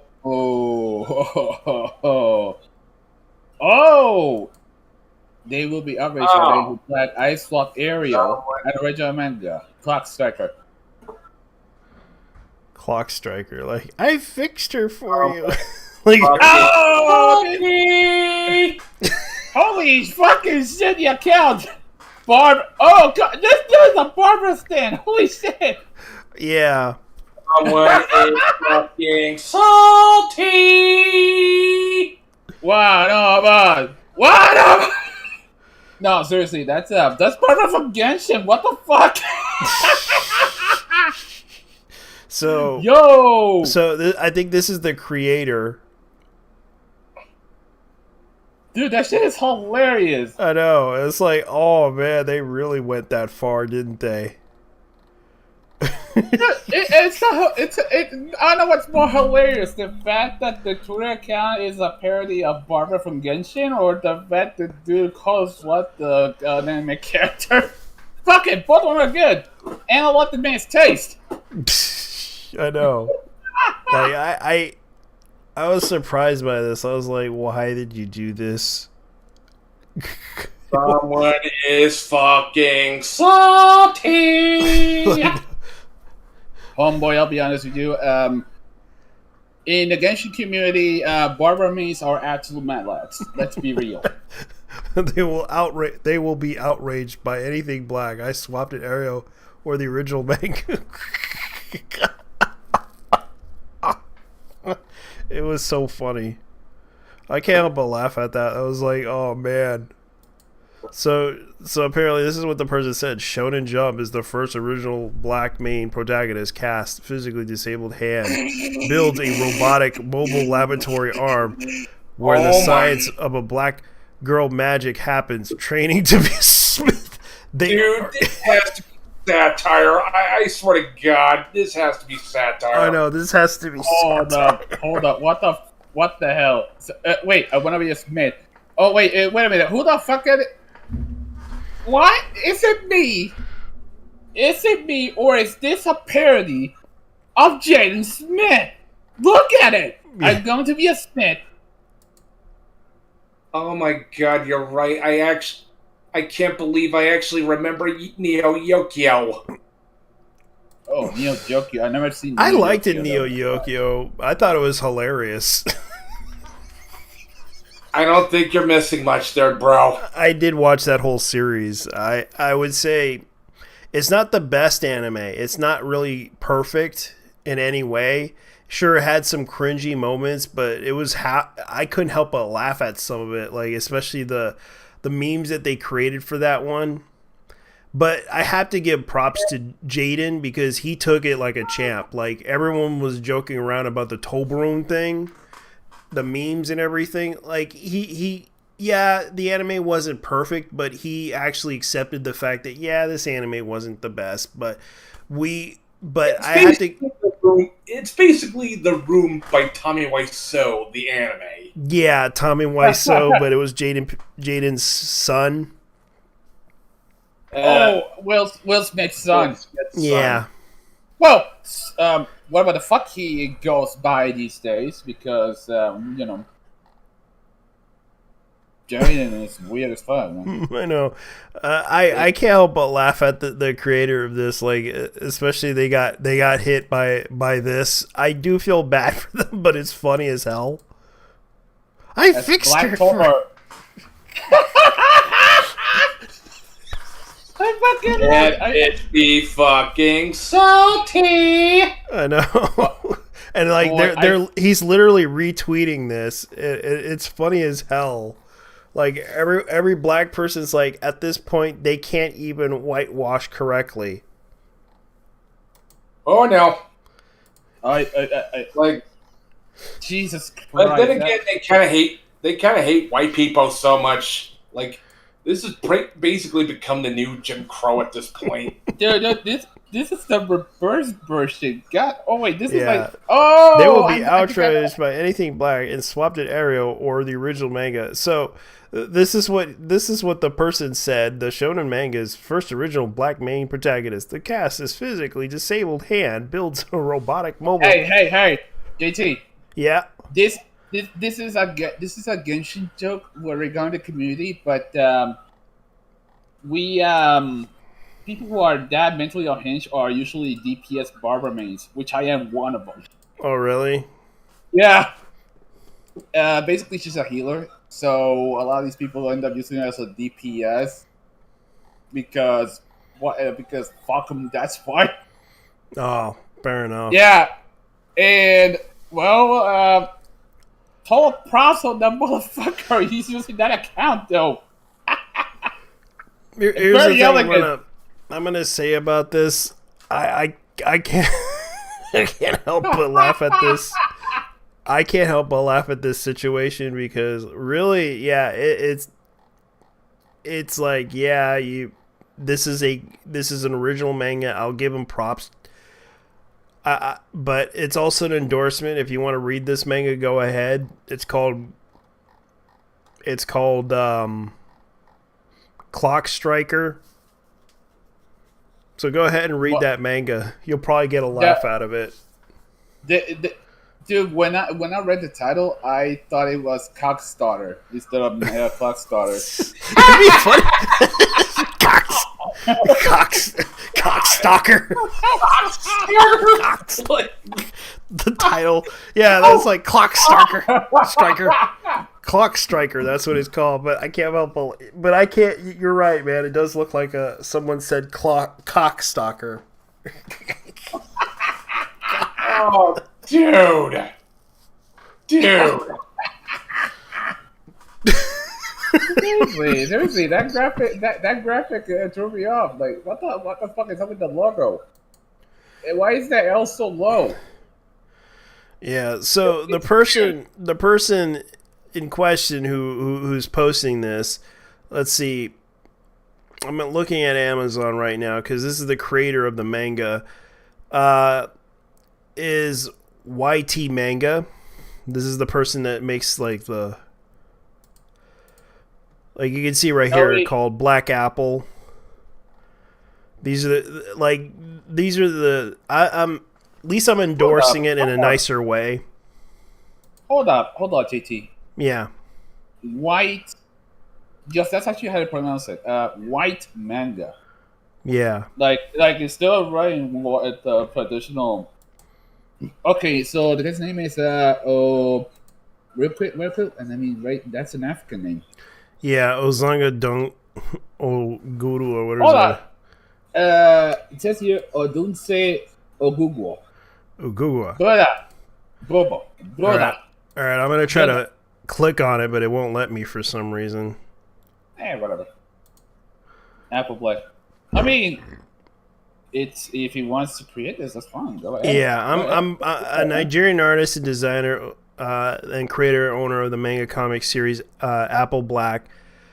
and Basasi is one of the co-founders of My Full Print Entertainment LLC, SaturdayAM.com publisher, the most diverse manga anthology in Saturday AM. Let's see. So basically, I mean, I know we sound like we're mocking the dude, but if Africa wants to make comics, go ahead, man. Yeah, I'm all for it. I'm all for it. I'm not. That's why I'm showing everyone to endorse it. That's why. Let's see who this person is. I mean, we're gonna be sounding like Charlemagne the God and shit, but. All right, here's the creator of the manga Clock Striker, Asaki Gamadima, is from Nigeria, Republic, and currently lives in France. Hold on. Add another. You know that. You know what the name of the country is, right? Yeah. You how you know it? Niger. Yeah, Niger Republic. Sorry, not Nigeria, but Niger. Sorry about that, ladies and gentlemen. Thanks for correcting me, man. No, it's not that. It's not that. I'm just saying that if you had an extra. So this person's basically from. This person is from France and has created this series, this manga called Clock Striker. So, is it an endorsement? Yeah, I could endorse it because I do. I'm all about supporting the community, guys. Come on, I may be mean, but not that mean. Yes, Queen Salai. So instead, I think there will be a hentai parody called Cockstarter. No. It's called Cock Stalkers. Cock Strikers. Cock Strikers. Kakusuraka. Yes, Matthew McConaughey, guys.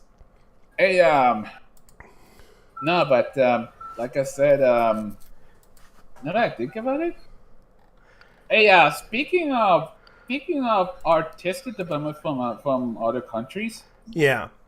Did you guys hear about the Genshin anime announcement? Yeah, I heard about it. Talked about it not too long ago. Yeah. Yeah, I missed it. I missed it out. The thing is, UFO table of all people. The UFO table. The people behind the Fate series and motherfucking Demon Slayer are going to be working on this.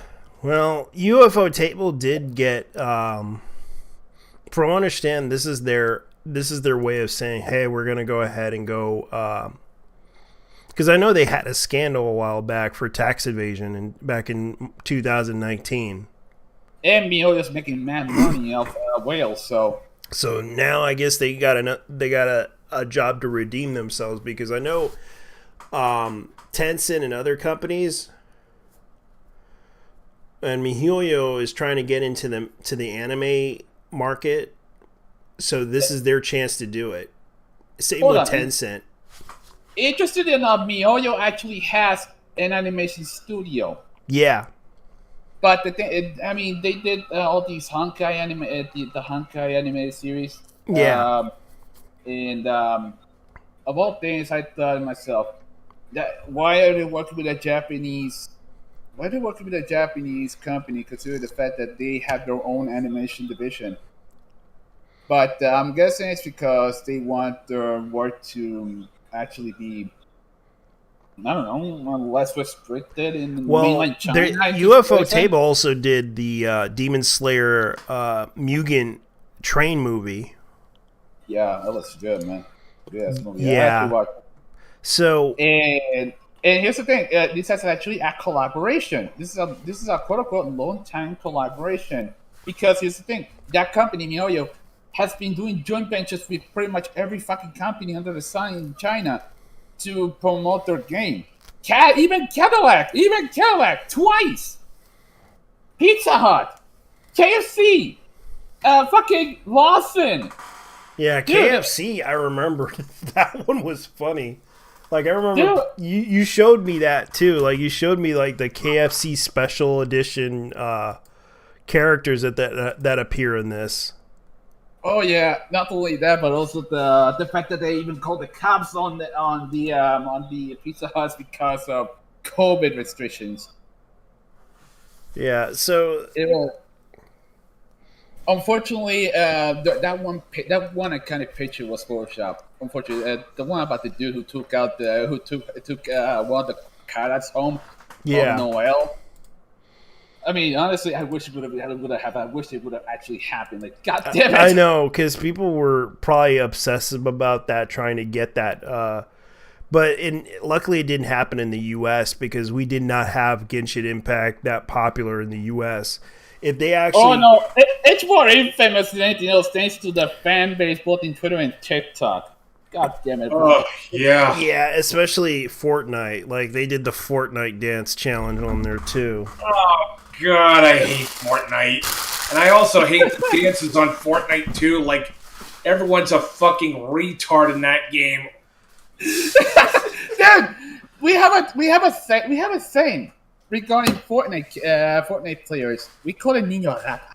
In Spanish, that is the equivalent of saying rat boy, because of the fact that they end up shrieking like rats whenever they get fragged on. And not only that, do you know what the last collaboration with Fortnite was? What? Dragon Ball Z. Yeah, I was talking Yeah. about that a while back. And just like, do not care. I barely even give a shit about Dragon Ball anymore. Like I'm good with Gundam, Berserk, Votoms, Evangelion, all the good stuff. Thank you. There was when I first heard of this, I thought, what is this a ship? Is this a ship post? But it was in fact real. Goku and Vegeta on fucking Fortnite in the same area as Darth Vader and Naruto, and fucking Superman, the Hulk.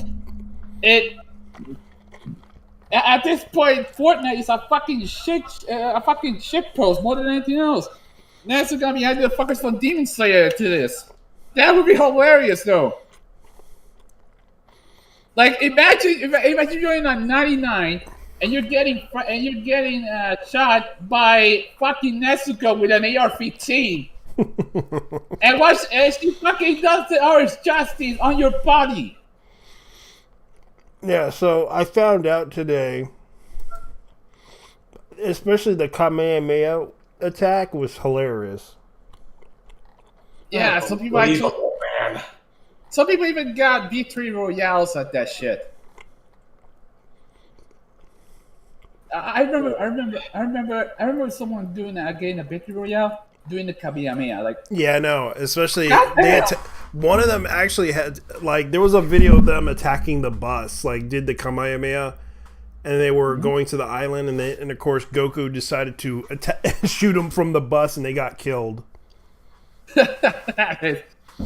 Yeah. Long story short, folks, Fortnite is trash. Play real games like Elden Ring. But there's a game called. I wish they would do like the Dragon Ball Z version of Fortnite, but it would be a battle royale version of Dragon Ball Z, and everyone would have to look for balls. But unfortunately, that game already came out. It's called Gundam Breaker. I'm actually calling it right now. The next collaboration will be with JoJo's Bizarre Adventure regarding that game. Actually, it's DBZ Breaker. Sorry, that's what it's called. I'm calling it. Yeah, I never really collected balls in my playthrough of Gundam Breaker 3. I'm sorry. I'm mostly. No, I'm sorry. It was I kind of mispronounced. It was Dragon Ball Z Breaker, Dragon Ball the Breakers. That's what it's called. Yeah, I know. But I'm just being facetious, man. I apologize, man. But the funny thing is, it's basically the game is simple. You have to find like 3 or 4 balls in order to you gotta like find like 3 or 4 ball. Like you gotta find the Dragon Balls, and distract people. Like, you have to survive. That's basically what it is. You're like a version of Planet Namek, an ordinary civilian versus an overpowered super being that wants to destroy everybody. And you have to run around and hide in fear and try to find the Dragon Balls in order to win. That's basically what it is. Man, it's a game, right? Dude, I'm actually surprised they haven't called that game Gundam Ball Z. Yeah, so that's what they're developing, but I wish they did a Fortnite version of it, a Battle Royale version of it. I mean, I would say I wish we got a Gundam Battle Royale, but I think we already do. It's called Super Mecha Champions. Yeah. Dude, I would, you know what? I think it's a little too late, but I would have loved a G Gundam Battle Royale. I am not kidding. So Super Mecha Champions. So Yes. basically, this is kind of what's going on. You basically do whatever it takes to survive. You basically have to fight off an overpowered person. And that's what Dragon Ball The Breakers is. A lot of people have shown like you're just an ordinary character trying to survive against overpowered beings. That's basically what Dragon Ball The Breakers is. But the Fortnite version should have been if I actually was the producer of it, I would make a Dragon Ball Z Battle Royale version of it. Go ahead. Oh, I was going to say there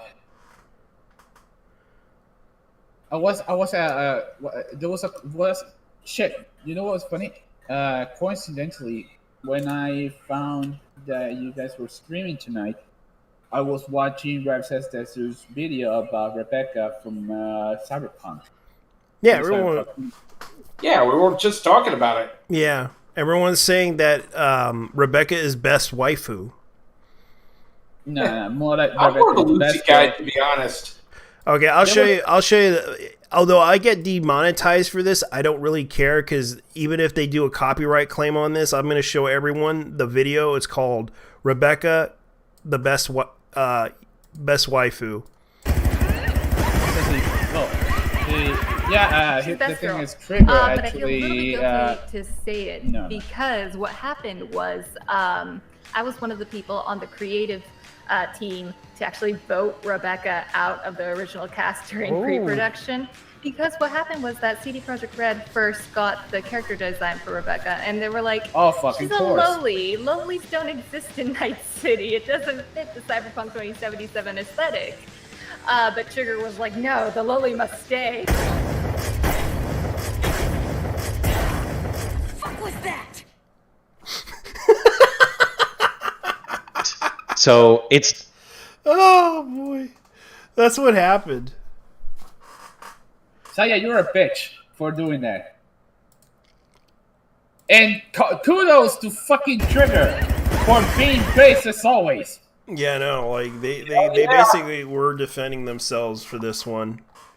Yeah, they definitely get the cheers for that one, because Trigger is basically modern day Gynax. It's literally Gynax. I mean, half the fuckers are from the Gynax. But yeah, I know what. Yeah, that's basically why I say Trigger's modern day Gynax. I know, and I can't but laugh at this, because this is why a lot of people were laughing about. It's like that whole issue with Rebecca was like, yeah, I agree. You guys should leave that character in there, because she kind of was the, and I felt bad. Like, that character should have stayed alive. Yeah, but again, she went down like a badass. I know she did. Why is it always these people saying, "Oh, lowly this, lowly that"? How about the lowly some bitches, man? Yeah, lowly some bitches. Seriously, have you ever met short girls? Yeah. Like, fuck Yeah, you I mean, now. short stack girls exist. See also Sakimi-chan. Or Someone's like making a meme. Someone is actually making this. I can't believe this. Usaki-chan, you were talking about. yes, thank you. And if you want to go a bit further, he told me Tanaka is a short stack girl herself. Okay, look at this. Look at this on the live stream. God damn it, Andrew Tate, you're such a fucking. God damn it, Andrew Tate, you're such a fucking. Unbelievable. Holy fucking shit! I would love to see her run for the Israeli prime minister. I can't vote! What is this motherfucker on? He's introduced in Romania, and now he wants to be the Israeli prime minister. He can do it. Oh, Dude, this dude is shit posting on a level we can barely even begin to fathom.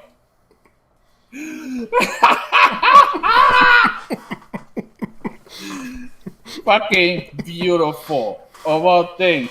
Andrew, by the way, you gotta go circumcise, my man, before you become the prime minister of Israel. You also gotta be a Jew. You're not either one of those things. Yeah, I mean, they called Israel the promised land for the Jewish. I know. Yeah. But will Andrew Tate be able to reconcile the conflict between Israel and Palestine? If his policies lead to the coexistence of two countries, I'll vote for him. No. Yeah, it's more than likely his shit. He's gonna be shit posting to both Israel and Palestine, like more like saying fuck y'all both. No.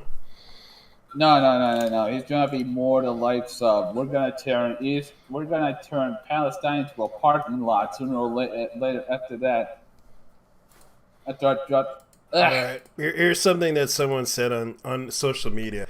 Ain't neat how the character has established themselves as a cute, crazy one in under a week when DC spent years and billions trying to do that for Harley. Oh, God. It is true. Harley Quinn is a tryhard when it comes to being quote-unquote crazy. Yeah, way too much a tryhard. Like, nothing against Harley Quinn, but Rebecca's got the natural crazy, man. Yeah, she did. And Harley is just, she's a simp. She's basically simping for a psychopath. Yeah. That's pretty much what's going on. It's ironic if you consider that Harley Quinn was a psychiatrist at one point before becoming batshit. Yep. And then there's Joker. The Joker doesn't even. Oh no, he's far from abusive. As a matter of fact, I'm actually surprised he hasn't killed her yet. In any iteration, at that. Yeah, I'm actually surprised. Is the Joker hadn't even gonked her?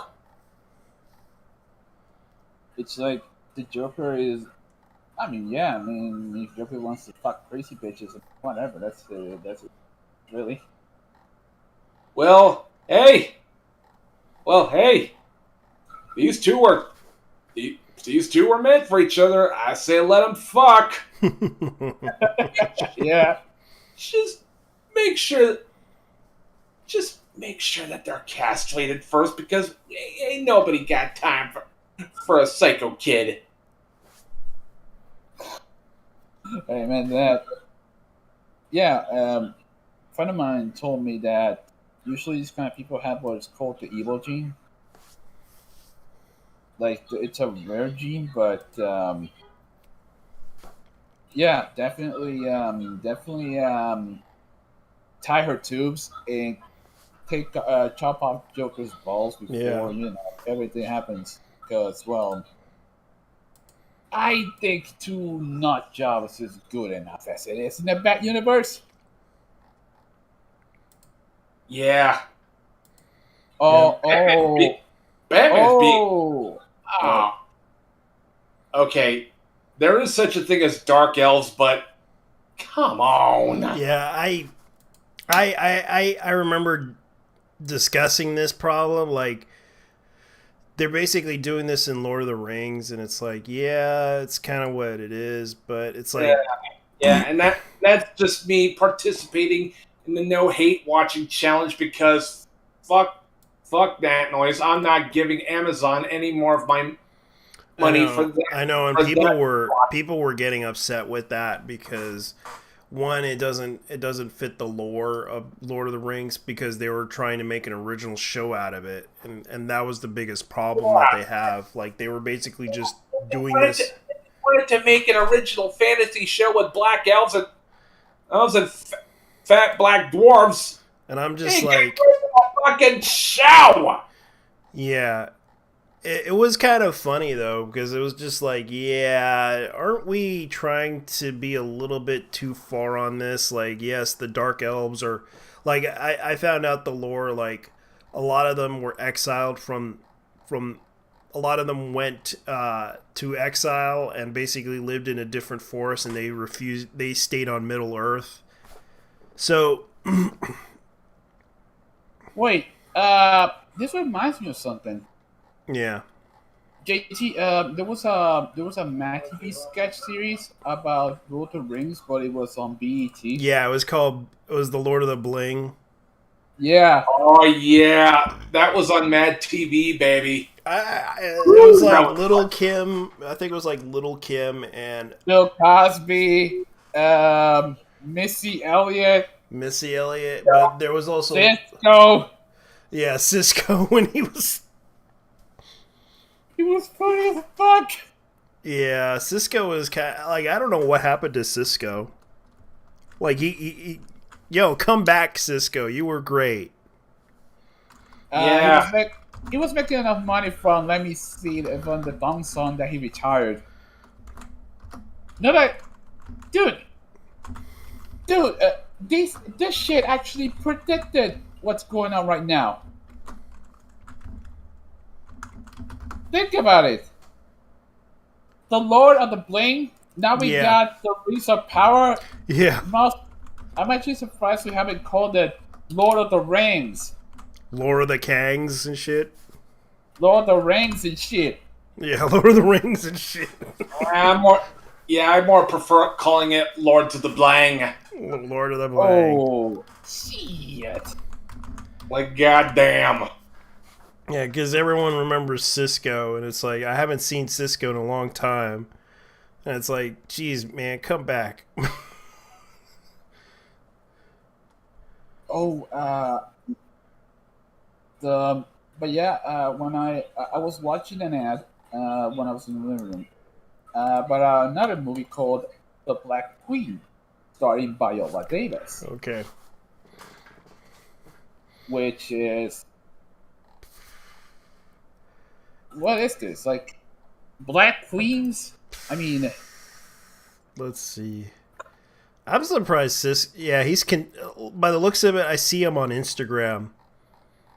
He's known as Dragon Cisco. The Woman King. That's the name of it. The Woman King. Yeah, that's the name. Oh that lot of crap. Everyone was talking about that movie. That's also glorifying slave traders too. Yeah, because they were a slave trade group, and then of course you find out that they basically lost the battle. Okay, so it says here, The Woman King is a 2022 American historical epic about the Agoge, the all-female warrior unit who protected the West African kingdom of Dahomey during the 17th to 19th century. Set in the 1820s. Viola Davis as a general who trains the next generation of warriors for their enemies. It is written by some mixed race Barack Gina Prince Lightwood. And of course, if we're going that place, sorry, it says here, oh, she has an early life, of course. Yep. She has an early life on her bio. Go ahead. Sorry, I cut you off.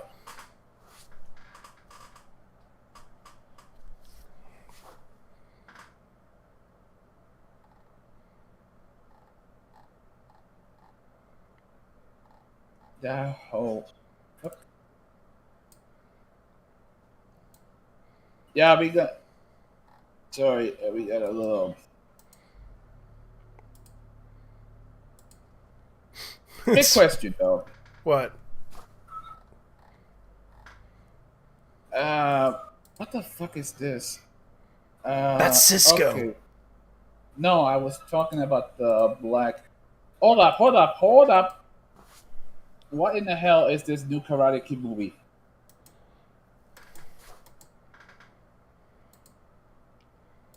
I was checking that out on your Twitter, and I was like, "What a new Karate Kid movie?"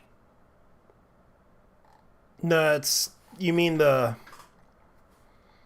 No, that's no, that's Roman Reigns versus Logan Paul. It was trending. It was trending. Something about Karate Kid on Twitter. Oh, Karate Kid. Yeah, there's been. Apparently, season 4 is coming out. That's why Karate Kid's coming for Netflix.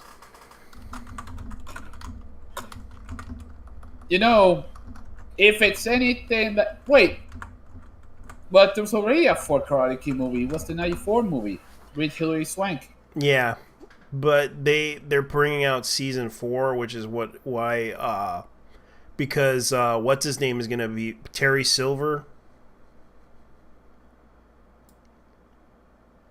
The one of the villains in the story is going to come into Karate Kid. Is this a time with Cobra Kai? Yeah, and Cobra Kai. That's why a lot of people are talking about Karate Kid. Okay, it says here, Sony new Karate Kid movie among story, pictures, release date, ads, Frame the Hunter, Medan Web, and more. Yeah, because I remember. John Kreese was like the actor that betrayed him. Okay, so Medan Web is a Spider-Man spinoff. You got another Sony Marvel movie. No, I'm not interested in either one of these. I'm just trying to check out the. There's not much info about this, and the rest of the fucking article is just Marvel shit. Yeah. Why would we need a new Karate Kid movie? Remember the last one? Remember what happened to the last one? That wasn't even karate. It was fucking kung fu. Yeah, it wasn't. But they did the. You may recall the movie that no one wanted to talk about. Let me see if I remember. Karate Kid. Hell, it was actually not going to be called Karate Kid. The new Karate Kid. But it was called. Dude. It was originally called the Kung Fu Kid. No, it was called the Kung Fu Dream. Kung Fu Dream. Yeah, but they changed the name to Kung Fu to cash in on nostalgia. Yeah, because they knew that it was gonna. They knew it was gonna sell, despite the fact that they had Jaden Smith, and then you had Justin Bieber singing the theme song for that movie. Yeah. And then I remembered the next Karate Kid, which didn't do so well. They try to go with the next Karate Kid, and that didn't really do so well as a movie, because I remember the next Karate Kid was a bad movie. At least Pat Morita was in it. Yeah. Besides, I mean, damn. But Pat Morita tried to pick it up. Like Hilary Swank was in that movie. No joke, she was in that movie. I've seen it, actually. Yeah. And it was that bad. To me. Yeah, and you had like Michael Ironside on there. You had like actors that were like in that movie. Like Michael Ironside, you had Constantine Towers, Michael Caviar. They were really good. Like, I don't know why Hilary Swank was in that movie. Let's see. I remember because he had. Let's just say that her tits. That one Family Guy joke about Hilary Swank is actually pretty legit. She has some nice tits.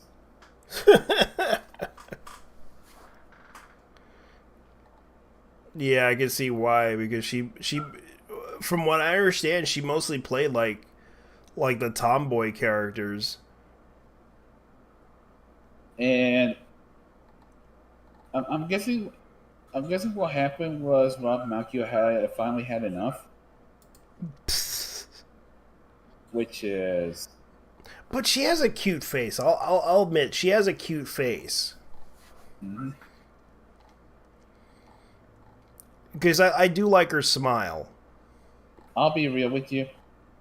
That movie is unlike the Karate Kid reboot.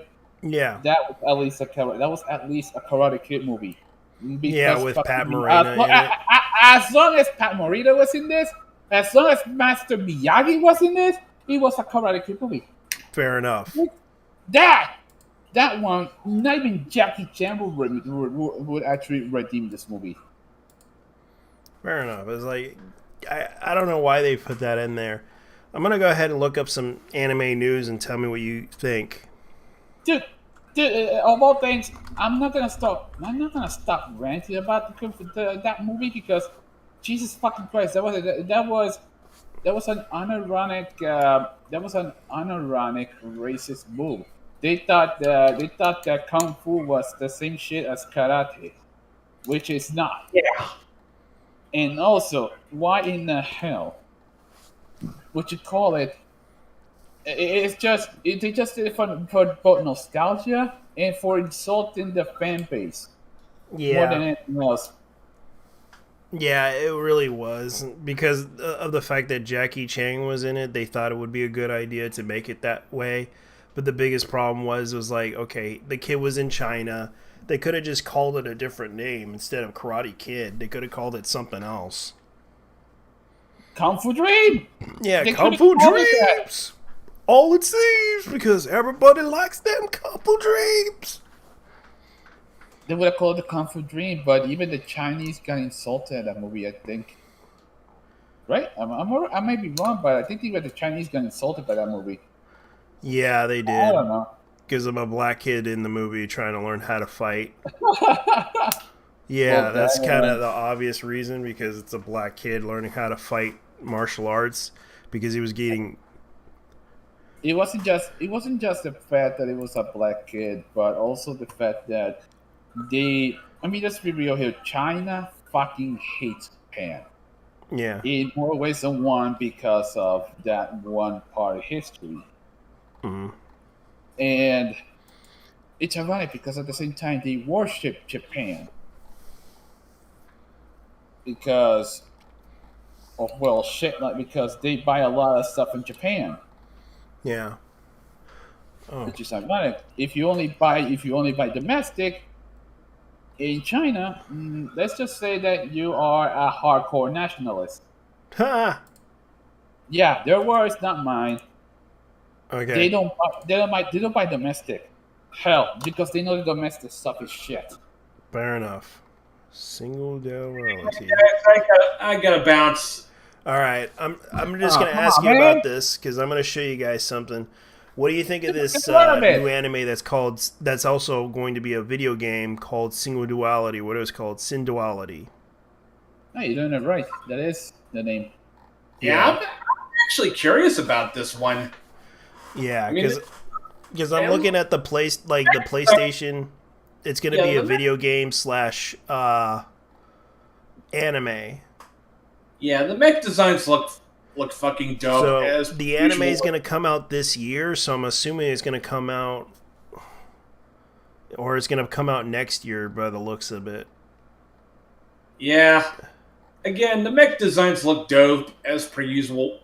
Yeah, because it looks like they're like, it's round, but it's not that bad. That's the typical mecha designs that you would expect. Hold up, who's playing the main character? The main character, I'll Aoi it is. Toga. Yeah, Aiga Toga as Nor, Nagasaki Ayami or Yomi as Celia. Nagisa Aoyama as Seal, and Mao Ichimichi as Shni. Aoi Koga, you know who that chick is? That's the chick who plays Kaguya in Kaguya-sama Love is War. Oh. Yeah. So this will probably come out, because according to this, Bandai Namco Entertainment, Bandai Namco Filmworks, and Bandai Spirits announced Tuesday that their Sin Duality project will also have a television anime, and companies revealed below the teaser visuals of the cast and anime. So I have a feeling they'll bring this out in October of this month or next year. Because if they're announcing this, it's a possibility they're trying to get into the hype of trying to produce animes like this. Because Bandai has been known to do like, because they are planning to bring out Mobile Suit Gundam Witch from Mercury, right? Yeah, which I'm definitely stoked for, and is pretty much going to be my anime of the year. Yeah, and also AIM Warrior of the Borderline, which I actually did like to watch. I actually thought it was a good anime. What exactly is the Witch from Mercury more than anything else? Because I saw the image and I thought, don't tell me Gundam is going into the magical girl genre. Yeah, it's not going into the magical girl genre. It's basically you probably have to watch the OVA first. It's on YouTube. It's on the Gundam Info channel.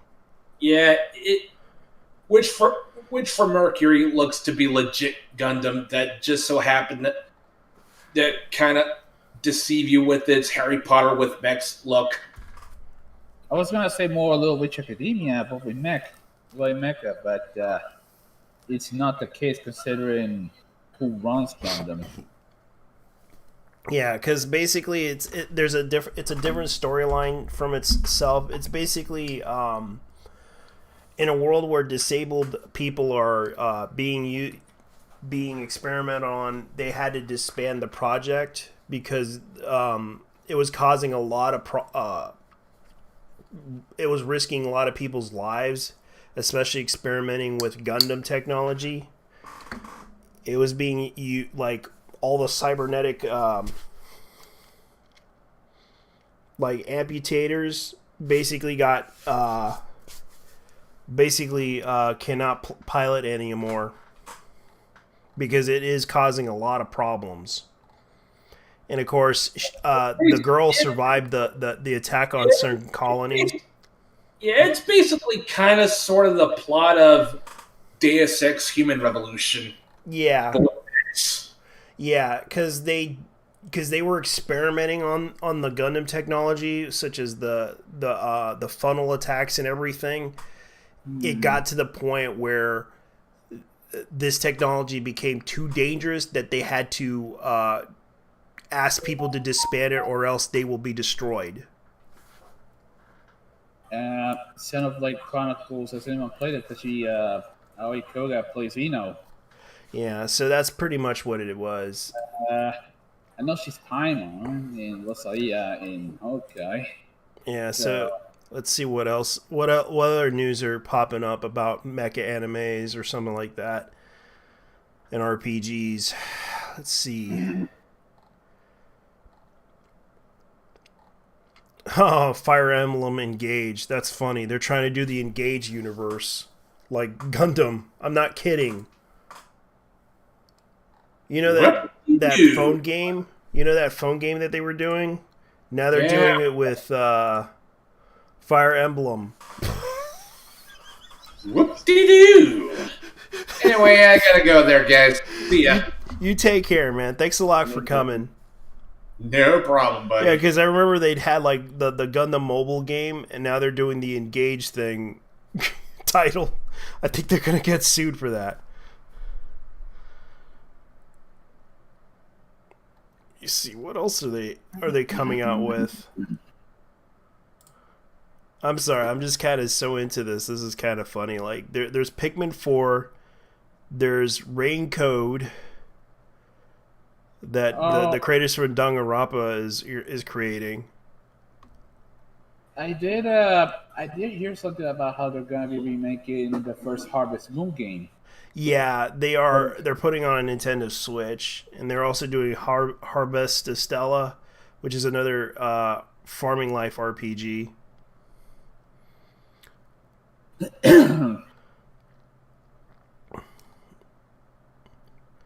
Let's see. Various Day Life. Square Enix's Various Day Life RPG launches on Switch and Steam. So what else are they planning to do? Chainsaw Man. Like a Dragon 8 game Gaiden game announced it. So they're making another Yakuza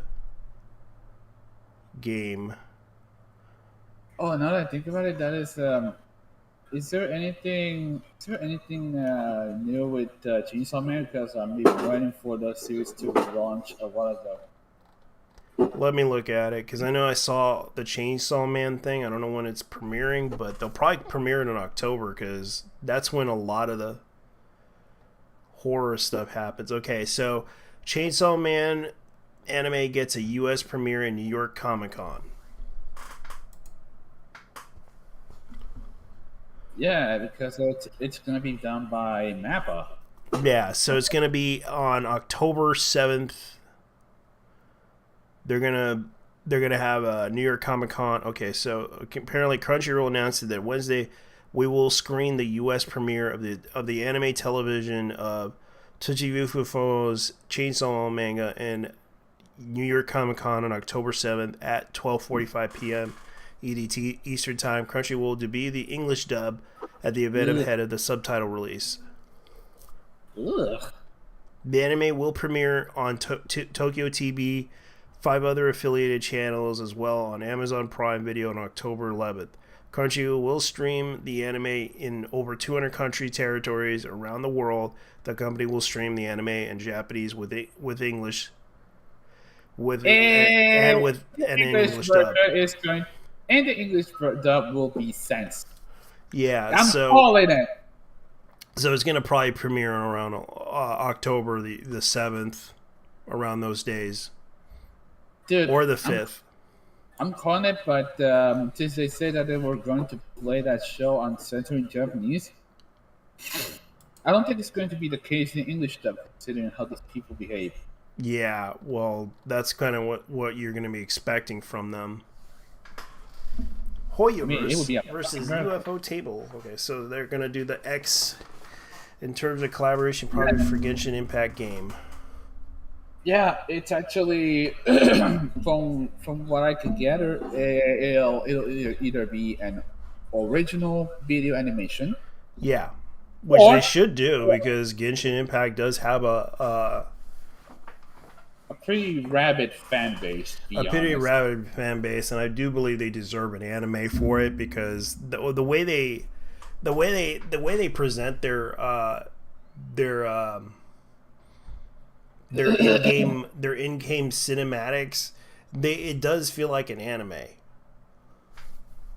Yeah, I won't be. And truth is, it's not by accident, because the guys at the Oyo are fucking weebs. Yeah, they are a bunch of weebs, and they definitely work their asses off to do it. And I kind of do feel like they should make their own.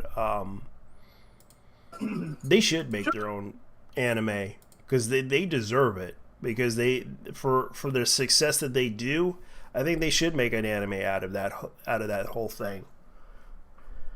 I'm actually waiting for the second season of Spy Family, and which is also coming out in. That one is also coming out on October. Yeah. And it's gonna be fun. But unfortunately, this is more second half. We already reviewed the first half, which is actually pretty. Which we gave it a pretty positive score for what for regarding music and a lot of things. Fair enough. We didn't get to cover everything for time reasons, which absolutely sucks because is easily one of the best characters in that fucking show.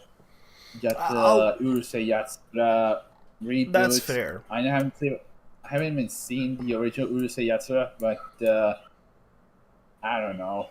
I mean, is this going to be even going to be preceded by Rumiko Takahashi herself, though? Because what the hell is this?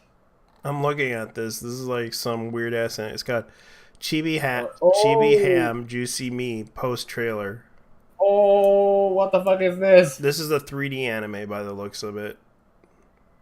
Chibi Hamu, Juicy and Me. Oh shit! Are these people? Are they making fun of Americans? Like, goddamn! Look at this. I think they are. Because by the looks of it, it's like, yeah. Okay. Rinki Okada, an American who has been living in Japan for 20 years, is directing an anime. 20 years is directing an anime with Nakayama serving as producer, CG director, Iko Masushita, Aiko Matsushita and Reiko Honjo, pen script. Kazuyuki Iwasaki. Yeah, so these are the people that are making this. And Wataru Yokoi, or Sanpo Yokoi, $3. Hiroki Ito is credited for recording the Kyoto Connection for the music. Okay, so it says here the cast includes someone named Jennifer Lloyd. Yeah, Jennifer Lloyd is Chibi. So they're making an American. Oh, I gotta see this. Yeah. Shayna, that's Paprika, Mika, Hiji is Juicy. No, someone Hiroshima. Yeah, I gotta look up this woman known as Jennifer Lloyd.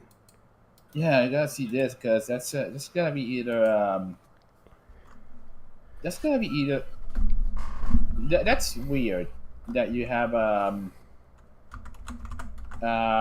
remove that and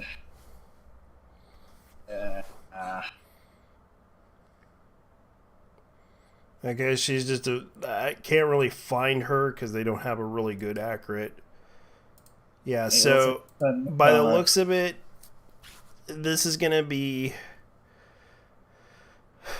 like this is a big girl. By the looks of it, I'm gonna go look at the trailer, but I'm gonna have to keep it a little bit more silent just to see how it is. I'm guessing this is like a straight up parody of Americans because if there's something Americans are known for, it's being fat as fuck. Yeah. I mean, by the looks of it, yeah, it does look like a parody, but by the looks of it, you can see that the anime itself is kind of weird. Like, wow. Her mom.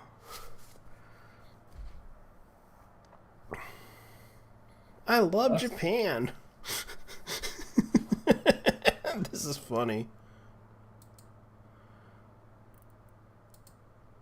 All right, let me.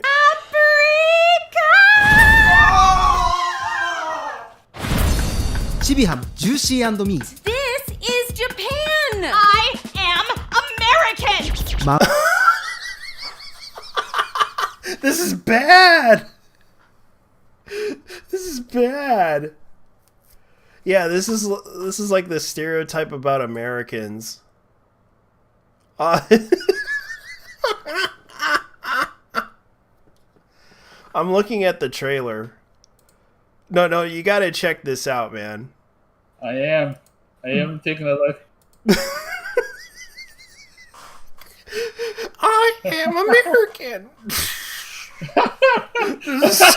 What the hell? I'm laughing about this.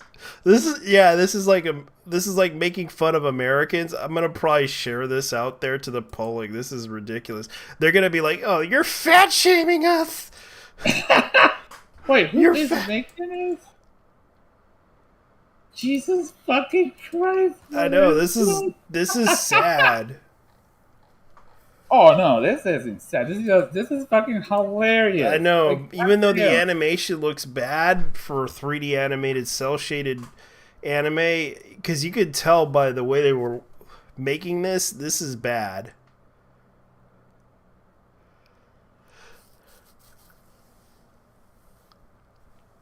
Wow. Wow. I don't know why they would do this. Wait a minute. Maybe it's a parody? I know it's a parody, but I know we're gonna treat it as a parody, but this shit looks like it was made in the 1990s. Like, yeah, it does feel like it does. Yeah, because they're basically making this film, and I'm just like, why?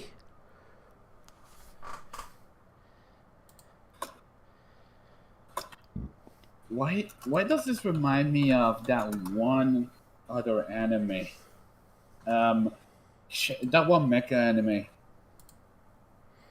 I don't know, because it's basically just an oddball character. Hell, I thought... I kind of do feel... here's what I found out. Did you hear about that anime, My Uncle from Another World? Oh. Yeah, apparently it wasn't just the COVID situation. There was some animation issues. Really? Yeah.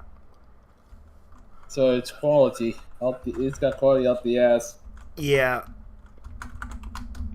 I don't even think it was a bad anime. I think it was funny. I really did like it, but I don't think anyone else likes it. It's like right now it's like up to 7.6, which isn't that bad, meaning it's an okay anime. But it turns out like there was a lot more to it than that. Like I remember some guy posted a video about it, and he basically talked about that the drama behind it is basically the animation studio didn't really. Dude, so I'm reading this, and it says here Paprika is an American exchange student on a homestay in Japan with her friend Juicy, who have to deal with the arrival of Paprika's obnoxious cousin Chibiham. Chibiham is determined to have a good time while visiting Japan, but she's oblivious to cultural differences, runs shot over the locals. Complain about the food, fuss his store clothes. Oh, this! You know what this shit is? What? This is a straight up parody of fucking tourists. Yeah. If you consider the fact that the Japanese are opening up right now. Yeah. They were just making fun of tourism. They're pretty much making fun of Americans and American tourists. Oh, I can't wait for the Yeah, but but here's the thing. I can't wait for someone to cancel this show, because God knows they'll be like, you're fat shaming. You're fat phobic. You're being fat phobic, and it's obvious you guys are trying to make fun of fat people. Which I have a feeling it's going to happen. How much you're going to...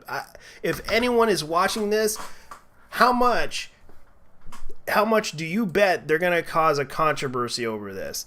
And if this anime... one day after it comes out. Yeah, one day if it comes out, someone's going to start saying, oh, you're making fun of fat people. If you can do that, give me 1 million subscribers. And if you prove me wrong, give me 1 million subscribers. That this is going to cause a controversy, because I know it's going to happen. Because I have a feeling it's going to happen, because God knows these people will be like, you're making fun of fat people. It's obvious. Not only that, but the graphics. What the hell is up with the cell shading? This is bad. Yeah, This is like, I have a feeling it's the same people who did that one anime that shall not be named.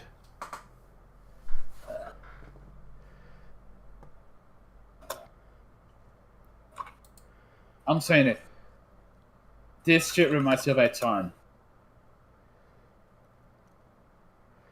So let's see here. So the controversy around this, I kind of feel like they did the whole references to anime type of deal. Okay, My Uncle from Another World manga initially just deliberately is half-hearted attempt to parallel concerned Sega titles being spoken about. The anime adaptation embraces them wholeheartedly from the outset, an opening along with the references to everything from Sonic the Hedgehog, Golden Axe, to obscurities like Digital Dance Mix and Shino Jujutsu Tomaru, and one of the rarest priced Sega Saturn games out there. Which Uncle has no qualms to obtaining pricey sum, but the mid-episode eye catcher also is a very obvious riff to the logo of the Sega Saturn Panzer Dragoon.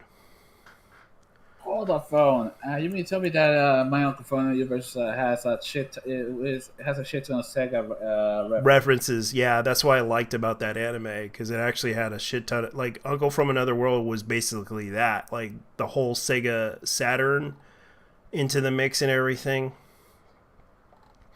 Which basically brought a lot of nostalgia to it, because that's what I liked about Uncle from Another World. But from what I understand about this whole issue with Uncle from Another World, a lot of people were talking about the fact that it wasn't just the fact that it was a long hiatus. There was also the fact that it's going to be on a long hiatus due to the situation with the studio, because they claimed that it was due to COVID reasons. But I don't think that was the issue. I think it was more like they just didn't want to work on it. Oh, okay. So I'm taking a look at this comment from. But however, the staff has confirmed the series has begun to air on November 29th in Japan, leading up to the premiere of the episode 8. The series' previously 7 episodes will be rebroadcast in the country starting on October 6th. To the COVID-19 interfered with the premiere of episode 5, which suffered 2 weeks delay from its scheduled date, blah, blah, blah, blah, blah, blah. So that's what happened. The original manga created by Hoshidozu began serialized in Kato Kawa Comic Walker website on June 18th. The series revolves around an uncle of a boy named Tokuya Tokuya. After being hit by a truck, Tokuya's uncle winds up in a comatose for 17 years. However, he awakens one day claiming that he was transported to another world and served as his heroic guardian. After discovering his uncle's story is true, Takafumi tries to adjust his life with his uncle, who frequently uses his magical powers while trying to reintegrate into the modern society. Oh god, they picked Takahito Koyasu as the voice of Uncle. Oh, that's fucking crazy. That's for those. Basically, this is the guy responsible for voicing not only Dio Brando in the JoJo series. He's also the guy who played. What was his name from ReZero? Rosenbaum.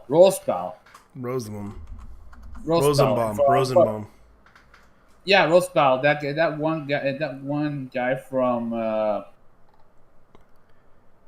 Oh damn! Yeah, everyone's talking about Soul Hackers 2, and everyone's like getting upset about that. That's another one that I should be talking about. Like, this dude plays some Chad characters. Yeah. But also, if you want, also when it comes to villains, he's pretty good at it. Yeah, that too. Now, that being said... Okay, here's the video by Chibi Reviews. I'm going to go ahead and talk about this. This is the guy that... this is what's going on. So I'm going to go ahead and post the video that Chibi Review talked about this. So let's go ahead, because he actually did translate some of the stuff that's been going on with the studio. This is what was going on with Uncle. I hate to be the bearer of bad news, but I have been meaning to talk about this for the past few days, ever since last week when it was announced that Uncle from Another World would be getting basically delayed indefinitely. And so let's talk about that. Let's talk about, just everything going on, what we know so far, etc., and kind of get everybody up to speed on what is going on here. So, Uncle from Another World, just in case you have no idea what it is, its Japanese title is Isekai Oji-san, and it's a series that I've talked about consistently. Basically, I'll show some pictures of it. I've made many videos of this. I love this series. It's fantastic. It is easily one of my favorite anime from this anime season, and anyone that has definitely sat down and has watched this said series probably will agree with me that Uncle from Another World is just straight up fantastic. And one of the biggest issues that it's obviously been trying to overcome, and I've discussed consistently for months now, is that it's locked in Netflix jail. Basically, you know how Netflix likes to have everything in bulk, and then eventually they will release them on their platform after many episodes come out. Basically, that's kind of the overall situation with Uncle from Another World. However, Netflix has tried to give episodes a little bit earlier, even in North America, but it's still not the same-day delivery as other places around the world, so it's still very behind the times of, let's say, something like Crunchyroll. But obviously, that is not the main issue that I want to discuss today. I want to talk about this comment that a Japanese animator made, got a little bit more about people kind of clarifying the situation, basically a little bit of an article talking about it, and just get a whole understanding of who's talking about it and what's actually going on here. So basically, Uncle from Another World, after episode 7 that came out last week, episode 8 has been delayed, and in its place, as you can see from this post, September 7th, which is tomorrow, the episode 3 is going to be re-aired in Japan, and then episode 4 for the next week, episode 5 for the week after that, so on, as you can see. So basically, at least for the next 4 weeks, Uncle from Another World has been delayed, and that it's going to be re-airing earlier episodes from the series, starting from, let's say, episode 3 to episode 6, and obviously the overall time from this could easily extend even further as more of these, potential delays keep happening. And let's talk about that. Why is the delays happening for Uncle from Another World? Well, I made a video on this about a week or a few weeks back, actually, almost a month ago, talking about how Uncle from Another World, after like episode 4 or whatever, it was delayed thanks to COVID-19 related issues. This was something that was said in an article, it's a video I made, and many people have talked about it, so you probably did understand that the series was delayed at least for like a solid month, like 2 to 3 weeks before we had a new episode because of COVID-related reasons. And at the time, that's what we all assumed. It's like, okay, yeah, we all know that a lot of companies are facing those issues, Japan, etc. It's definitely not something that we could say isn't possible. So it's like, okay, that's sad, and hopefully that, the animators, everyone that's working over there, get the proper rest and recovery they need. Because at the end of the day, anime doesn't matter as much as someone's health and life. Their life is so much more important. So it's good that they got some time to rest and take a break, because being an animator is definitely hard work. It's a hard job. I couldn't imagine dealing with the delays and all sorts of other issues that come with being an animator. So when we got that news, it's like, okay, we'll wait. All of us, I think, collectively agreed we'll wait for the episodes to come out, and yeah, that'll be about it. Well, we fast forward to, a few days ago. Basically, the exact same thing happened again, and I'll pull up the article here that, is from Anime News Network that kind of clarifies. Uncle from Another World anime delayed episode 8 indefinitely due to COVID-19. Now, basically, as you can see here, it reruns episode 3 through 6 through September, and it basically is the exact same jargon that we got, about a month ago. Now, here's the thing. At first glance, you'd be like, okay, still COVID-19 related? Fine. People need to, take a break, recover, etc. But then we have individuals kind of clarify what's actually going on here. So let's get into this post from a really well-known animator, actually. This animator in general, you might recognize him. I've made a video talking about this animator, and I'm following him for a reason, because actually this is the person that kind of talked about and opened up about being underpaid by Studio Mappa / Oh yeah, it's the Netflix. same guy. It's all those different videos I made about, animators coming out and basically saying it's like a sweatshop. This is the person that kind of really came out and started talking about yeah, that's the guy. I remember him. Conditions that, this individual faced while working on said anime with Studio Mappa. So, yeah, this is quite the individual. But basically, this is someone that's very outspoken about issues within the industry. So we go to the post that he made about Uncle from Another World. This individual was apparently going to be actually working on it. Now, obviously, this is Google Translate, so there could be some inaccuracies here. So if you can read Japanese, do correct me where I am wrong.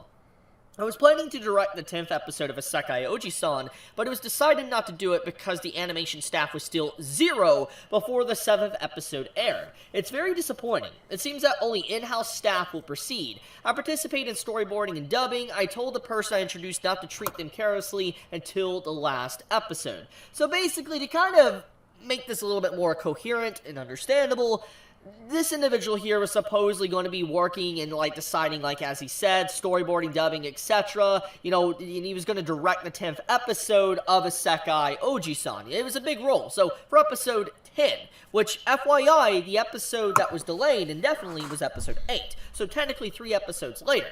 And from what you can understand here, even at episode 7, there was 0 animation staff, as he's saying here. And basically, so they were is only working with a in-house skeleton crew to make this anime. Basically saying that the studio, which here's the studio, this really new studio, as you can see, they haven't really worked on much, and I don't know really much about their pedigree or history. They're a really small studio. They don't have a lot really behind them, and apparently this studio is doing all in-house animation, which is not something many animation studios do. Almost every single animation studio in the industry gets help from other studios, except...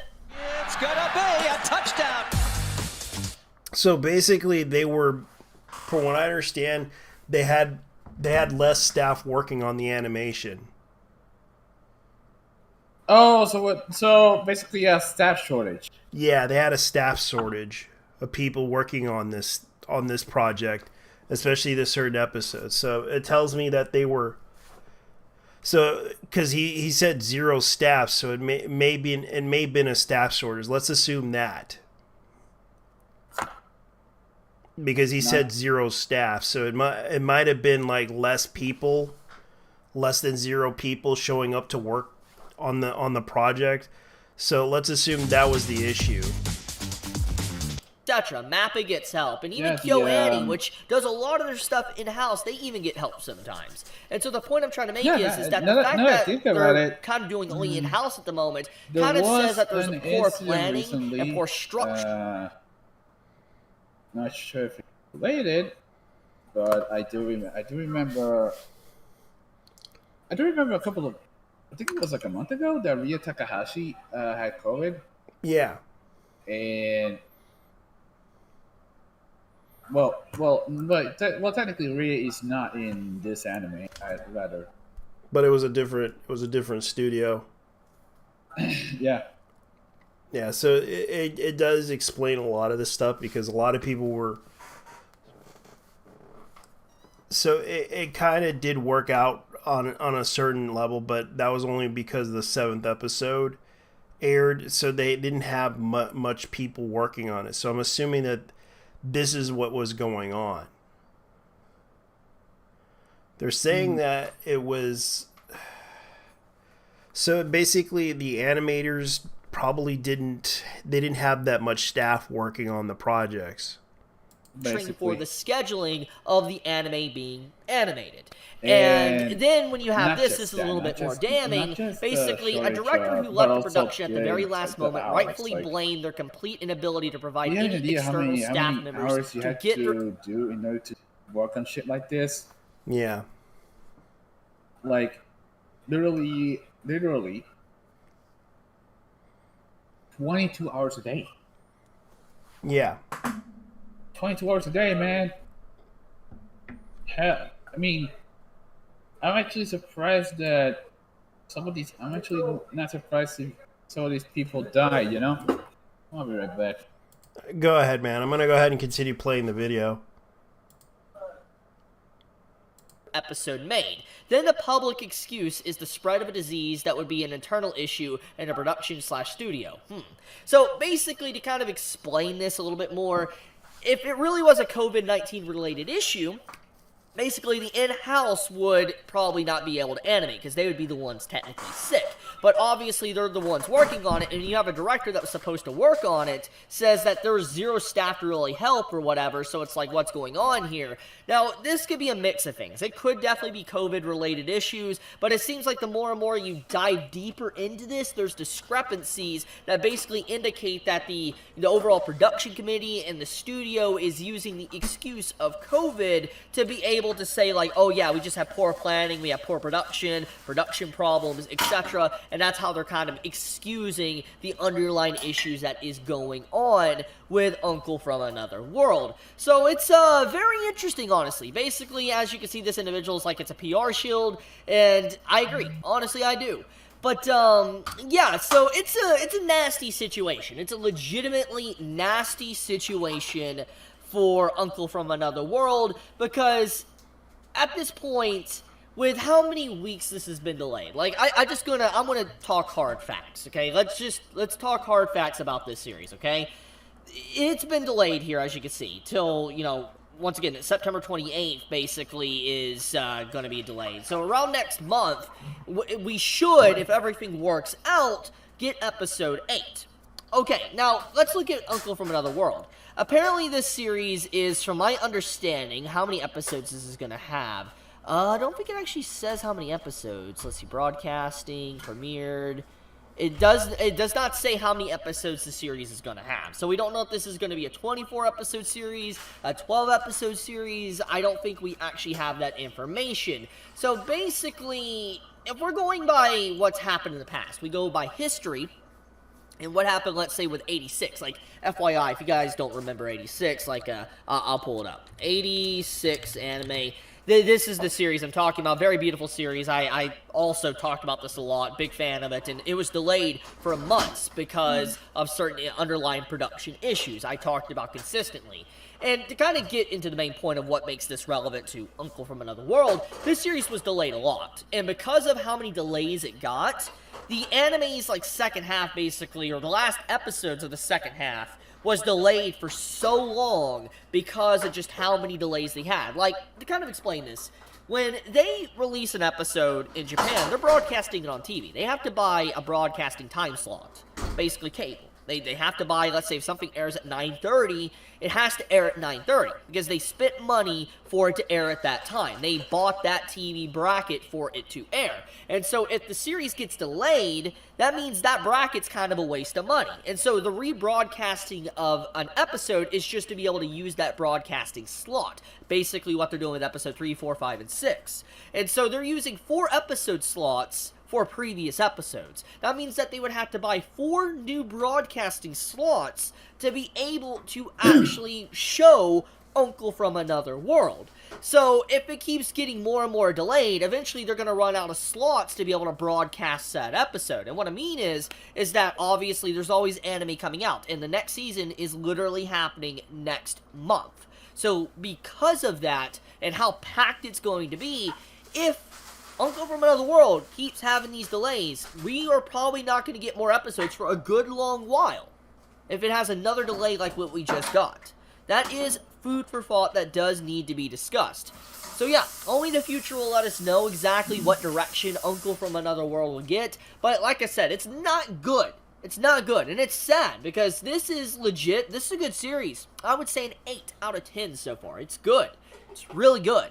But obviously, with these issues, this is going to kill a lot of hype. It's going to kill a lot of people wanting to even start this series or even continue watching it, because obviously, when October rolls around, and I'm going to keep it real, Uncle from Another World is just, it's not going to be able to compete. Like, obviously, there's going to be those that are still around that want to watch this said series, but when you have stuff like Chainsaw Man, Bleach, and, you have Mob Psycho, it's going to just kill this series in terms of discussion, and the discussion was already low to begin with because of Netflix Gel. It's a poor situation.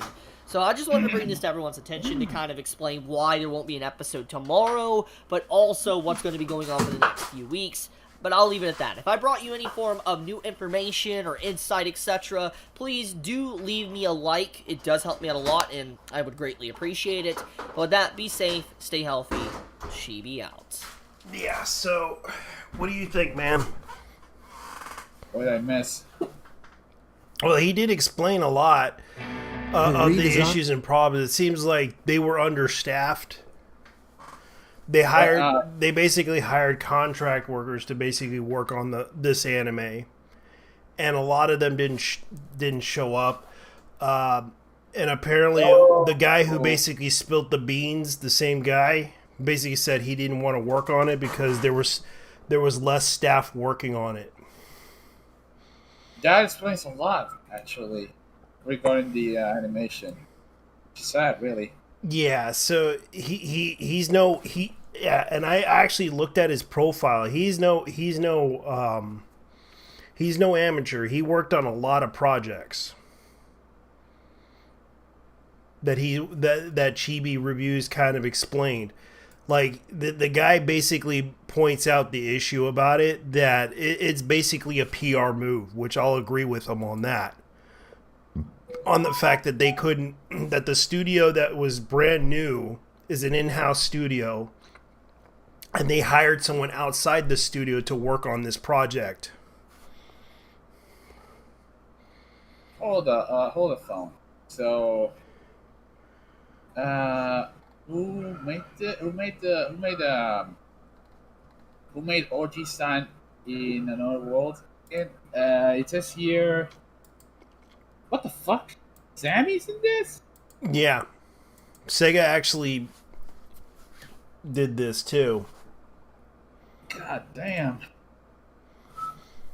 That is placed the console war reference. Yeah. I mean, all this considered, Sega doesn't give a shit. Have you seen Sonic's Twitter account, for example?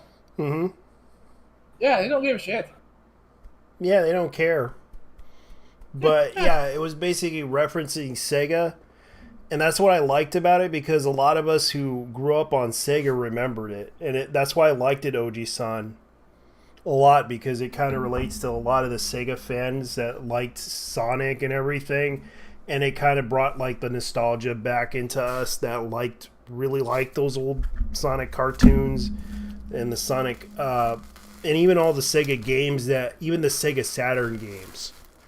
What the fuck is this? Even though it wasn't like the best system, it was definitely had some fun games on it. It's just a shame that it had a lot of problems with the developers. Like, a lot of developers talked about the problems with that thing.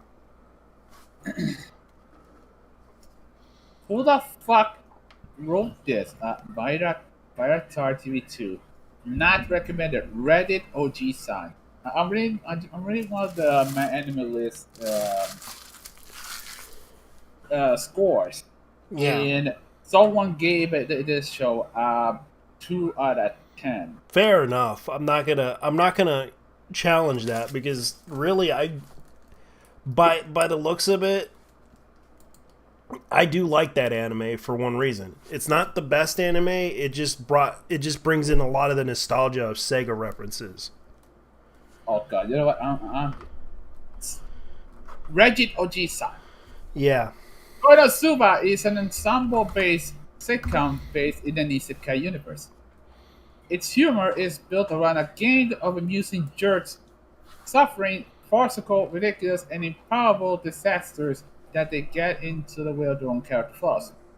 It also doubles as an excellent, straightforward isekai, providing a compelling wish fulfillment story about leading a fun, non-mundane life with a group of trusted friends, plus interesting world building, plus high stakes boss battles. High stakes, my bad. Yeah. Isekai Oji-san is a facial water cringe comedy set in 2017 Japan. Its humor is built around an otaku stereotype that woke up from a 17-year-old coma, reacting to the modern otaku culture. Plus, point out that isekai tropes exist, the so-called referential jokes, which are not actually jokes, just references. Plus, Sega shilling. It's also not an isekai in any shape or It's form. true. It's As you basically can, Sega shilling, but at the same time, these are old Sega games. This is like how you gonna this guy's a Nintendo. This guy's a Nintendo nerd. yeah. As Yeah, you so can, it's kind of the thing. Like, these are old games that he's playing. How are you gonna tell me that? I mean, the dude got ran over by truck. The guy was actually isekai by Truckcoon and was in a coma, so technically he was not dead. As you can see, as you can see, these two series have nothing in common, yet seemingly every weeb on the internet calls the show the next Konosuba, which is what led me to check it out in the first place. Not because I actually believed that label for a single microsecond, but because it shows that have a 99% chance of being trash. And checking them out on a 0.1 scale chance that they happen to be decent, it's worth it considering how little effort it takes out to check out a new seasonal. But I checked it out and I happen to report that it's a joyless, mind-numbing, irredeemable trash. A pedantic reader might object that the series does share something in common with Konosuba, reaction faces. You know who else has reaction faces? JoJo. You heard it here first. Isekai Oji-san is the next JoJo. You can post this revelation on Reddit. Over 9,000 upvotes guaranteed. See what I did there? I could try reference to the horse meat. This is another type of joke Isekai Oji-san does. I'm so meta, lol. You know what types of jokes this series doesn't do? The types that are funny and don't make people consider taking antidepressants. This show is about as funny as the Russian invasion of Ukraine. And I said that no, it isn't. I wish I could say I didn't laugh once while I was watching it, but technically that would be true. I laughed all the time at how painfully funny it was. I was rolling on the floor over how horribly it botches the delivery of every joke, and the way it fails to understand the concept of comedic timing having stitches. I almost busted my gut laughing over the fact that some people actually find this trash funny until I realized something and got scared instead, but more of that later. Before that, I'll explain what exactly makes this series fail as a comedy. So I'll dissect the unruly joke as an example. The first of the joke is that some isekai female companion of the uncle was tsundere towards him, but he thought she was just a bitch because the concept of tsundere wasn't invented until 2004, so he had no way of knowing who said Asuka from Evangelion downvoted. Here's how a person allowed to vote and sign documents into this joke. The uncle tells his nephew that the girl is a bitch. Cut to the close-up of that girl blushing and going on, I don't misunderstand me and stuff. Up to the nephew with uncle there. Easy peasy. But this show actually does. The uncle himself narrates all the don't misunderstand me phrases that the girl said to him. A 10-second pause because the show works an assumption that the audience is slow. The nephew imagines the girl saying the same type of phrases. Repetition for the slow audience. The girl's face wasn't even a refrain. Her voice is an emotionless monotone. The nephew doesn't react, goes to the expository narration that tsundere wasn't invented until 2004, making a point to elaborate that it's 4 years after his uncle went into a coma, a fact that already has been clear just a few minutes ago against spoon-feeding and repetition for the slow audience. This is the opposite of Hallyu comedy, and this is the opposite of good writing and direction in general. A cherry on top of this pineapple pizza is hinted by the length of the previous paragraph. The joke drags on for exactly 52 seconds. 52 fucking seconds! The sound and mind version I suggested above would probably take 7 seconds tops. You know what this stretched out info dump masquerading as a joke reminds me of? Strange Planet. A webcomic about aliens over-explaining everyday human life in absurdly lengthy and cynical ways. Except this one is doing it unironically. Isekai Oji-san isn't for a slow audience, it's for literal aliens that have no concept of the human comedy. Those who laugh at it are alien bystanders. If you see them, report it to the FBI ASAP. I'm scared that they seem to have infiltrated everywhere already. Anyway, 2 out of 10 for I watched the schlock so you don't have to. P.S. The official first tsundere in history is Lum from Urusei Yatsura in 1978. An incredibly famous and iconic character. Maybe the author is a zoomer and has no concept of life before 2016. You're a fucking faggot, dude. You're a giant, massive fucking faggot. And the fact I had to read this is proof that you're a pedantic piece of shit. God damn it, fucking fight me, dude. I know. I know. The people on that border are kind of this has to be one. This has to be. It's entertaining, but the fact I had to quote this so you don't have to, it's absolutely ridiculous. Yeah, this guy's a fucking boomer. Yeah.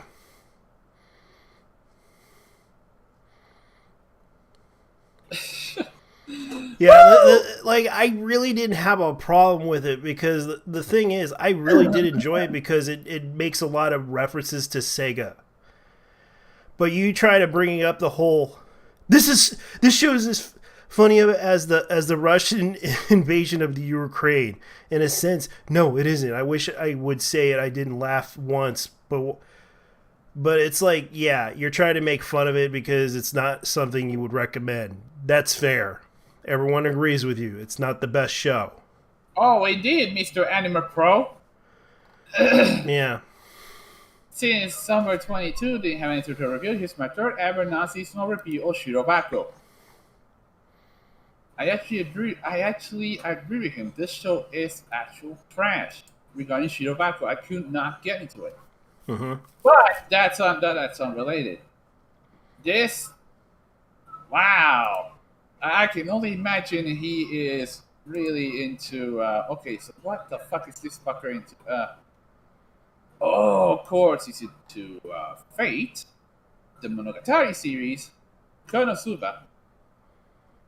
I mean, I like Konosuba too. Lucky Star, you fucking piece of shit.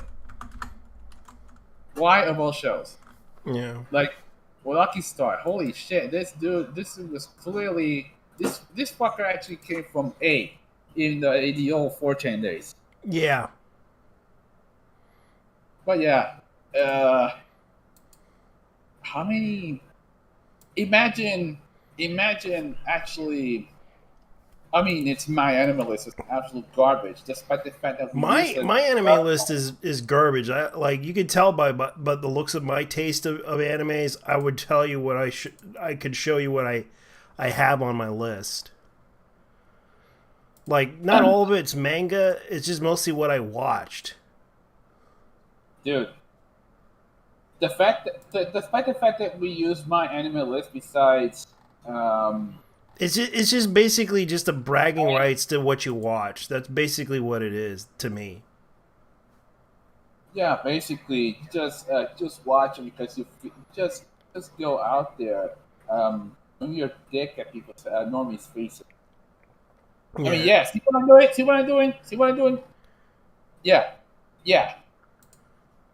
That's basically what it is. Like I post a lot of stuff on there, but I don't usually engage with a lot of people in there. I don't really care to because really it's just like people like to talk shit about things and they don't like. It's like, yeah, I could care less about what they think of it because really it's just bragging rights on what they watched. I mean, fuck, I'm not even shocked. or whatever bragging rights they have if they read this manga or they read this thing. That's basically what it is. Like, oh, yeah, I watched that anime. Yeah, I watched the Monogatari series. Look how cultural I am. Yeah, look how cultural I am. Like, let's see. Angel Cop. Black, like, I have, like, a list of animes that I watched. So, unrelated, well, sort of related because it's about old anime. Well, this is one in my living room, but I installed Tubi on the streaming bots that we got. Yeah, and what happened? Oh, I was checking out. I was browsing the list. Yeah, like there's a lot of animes in there that you can watch, like old ones. Like Not just that, also shitty movies like Hard Ticket to Hawaii. Yeah. Which it's not shit, but it has it's entertaining enough for you to watch. I mean, this is the same movie that has one of the most iconic scenes in cinematic history, where the dude starts jumping as a rocket launcher blows up at it. I know. Blows him up without blow up though. Beautiful. Like, God, that is fucking. I know, and they have like a lot of like. I was kind of surprised that they had like Megazone 23, like subbed and dubbed, and there was a lot of stuff that they had on here that I was kind of surprised by. Like my list of stuff that I have, like the 80 Police. They even have like Gridman Hyper Agent.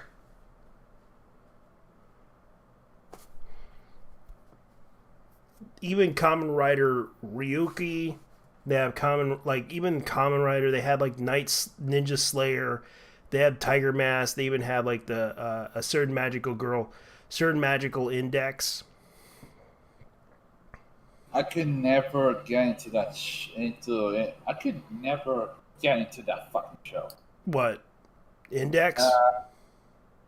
Yeah. In general, the certain railgun series, I could never get into that. The Scientific Railgun series, I liked it. I liked it Index because it kind of was an introduction to Scientific Railgun to me, because I didn't like it. I didn't like Scientific Girl Railgun, but it was actually Index was one of my favorite ones. Because the main protagonist was trying to save a girl that was like a clone. Not a clone, but basically a encyclopedia for magic, for psychic powers. Why is it always? Oh God! Why is it always psychic powers? That is one of the most overused superpowers in not just anime, but in movies in general. Yeah, that was basically what it was. It's with the superpowers. But like, this guy was like a below rank guy. He didn't have like any real advantages or disadvantages other than the fact that he gets a lot of bad luck from using his weird ass ability. Like, how is this shit not enraging? Come on. Yeah. And there was also another anime called Accelerate World, which is basically about a guy who I believe is online. I don't know, it was like a game or something. The year 2046, Hayuki Arita, a young boy who finds himself in the lowest social rungs of his high school, ashamed of his miserable life. Hayuki can only cope by indulging in a virtual games, but all changes when Koyukami, the most popular girl in school, introduces him to the mysterious program called Brain Bust, a virtual reality called Accelerate World. Yeah, that was actually a really good series, but sadly it was like I think it was like 24 episodes. And too bad they couldn't make a movie out of that one. And they had the people who did Tenchi Muyo, Tenahami Voyagers, Moya Voyagers, which is actually a really okay show. And let me see what else they had. Ekin, the girls with the big boobs. Dude, when it comes to superpowers, for the love of God, stop using psychic powers, for God's sake. Yeah. Stop using superpowers. Don't do fucking super strength. God damn it, those are the two most vanilla superpowers in superhero movies. I don't even like superhero movies much. Yeah. But damn, give me a woman who can stretch her body. That isn't Miss Marvel. Why isn't that a big deal? I know. Right now, Ladies versus Butlers, like that's another anime. Really, I really don't give a shit if you're gonna be bending spoons or you're gonna be bending a steel beam. No, I'm done. Yeah, no. No.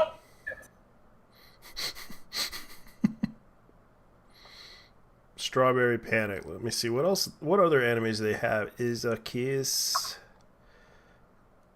Let's see. They have Kamen Rider 01. Oh god, not that cult anime. What cult anime? The Laws of the Universe, The Age of Oma. Never heard of it. Yeah, it's basically the people who, the Happy Smile group. I forget what they're called. I remember someone was like explaining that they were like a cult or something in Japan, and they make these animes. Ooh. Wait a minute. Wait a minute. It was called like The Laws of the Universe. Let me see if I could find it. Happy Science. Yeah, Happy Science. That's the group.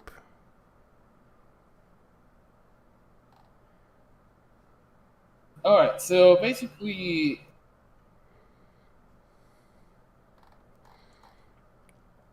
so it says here that this is a new age group about reincarnation, project of worship. Okay, the Happy Science, also known as the Institute for Research in Human Happiness, is a controversial new religious and spiritual movement that is characterized as a cult. The Happy Science group. There's a political party called Happiness Realization Party. They have 3 studios. Let's see what else we got here. Oh, interestingly enough.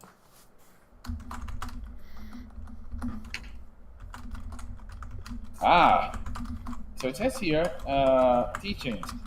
The teachings of Happy Science are explanation of the right mind, the four-point path, the entire belief, according to a Kagwat, to happiness, one must practice the principles of happiness known as the four-point path.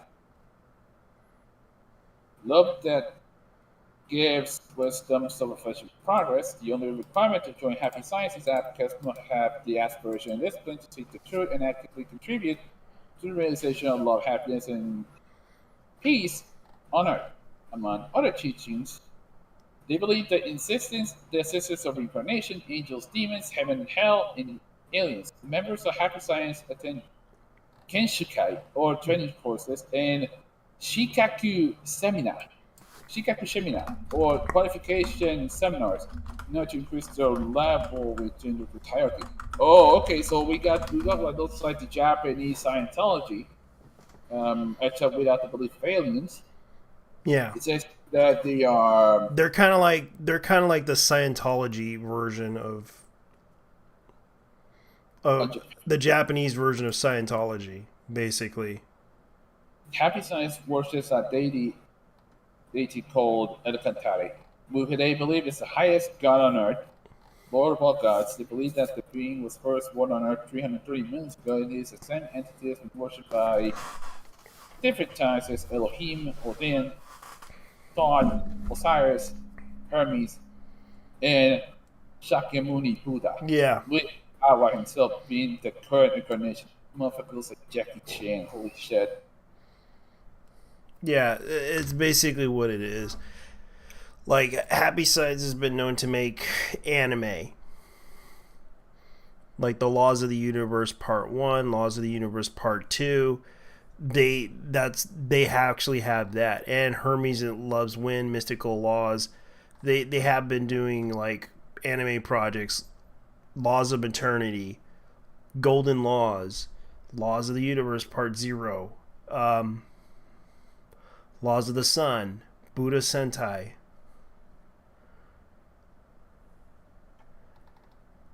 On February 10, 2022, the Victor chapter anthology manga, A Home Life with God, We Children Born into Religion, written by Mariko Kuchi.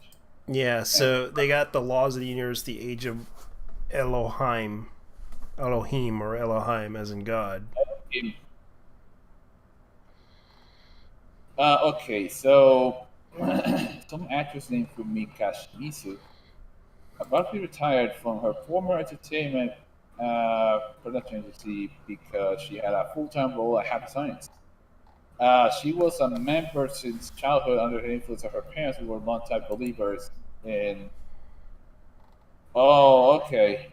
By the way, she was Yuki, my Kamen Rider Force. She's a. Let's see. He, she's also known as Yoshiko Sengen. Yeah.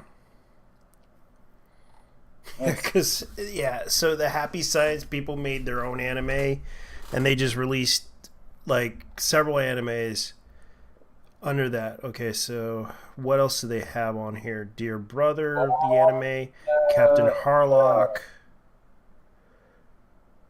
You know what? You know what this shit actually reminds me of? What? Aon Shinrikyo. Yeah. And these fuckers did in fact do an anime as well.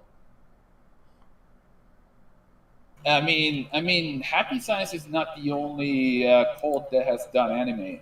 Aon Yeah. Shinrikyo is actually another one. Oh god, what the fuck? They actually made, wow, they actually did a parody of that guy in Mob Psycho. Yeah, Yep. yeah.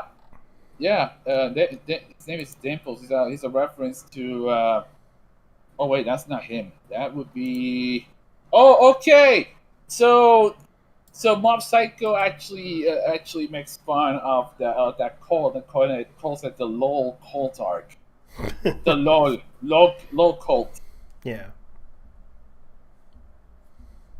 The main character actually, sorry. In fact, the guy actually looks like the. Oh god, what the actual hell? Yeah. You'd be surprised. Like, they have, like, there's a lot of animes on TV that you can watch. I know that they have, like, God Mars. They also have, I found the name of the anime. It's called Shoetsu Sekai. yeah. Shoetsu Sekai, which is the quote unquote official anime of Anshirikyo. Yeah. It's actually a 10-episode OVA. Oh, really? Yeah. Anshirikyo is a Japanese musical founded by Shoko Asahara in 1984. He carried out. I mean, these were the people responsible for the 1995 sarin attack in Tokyo. Yeah. And the cult created its own studio called MAT, Manga Animation Team, in '91 for the sole purpose of recruiting otaku into the cult. This 10-episode OVA mostly focuses around Asahara himself, Christ. All 10 episodes were sold separately during its initial release, but a compilation is available in the cult's official YouTube channel. Yes, there is in fact. It's on YouTube. It is in fact on YouTube.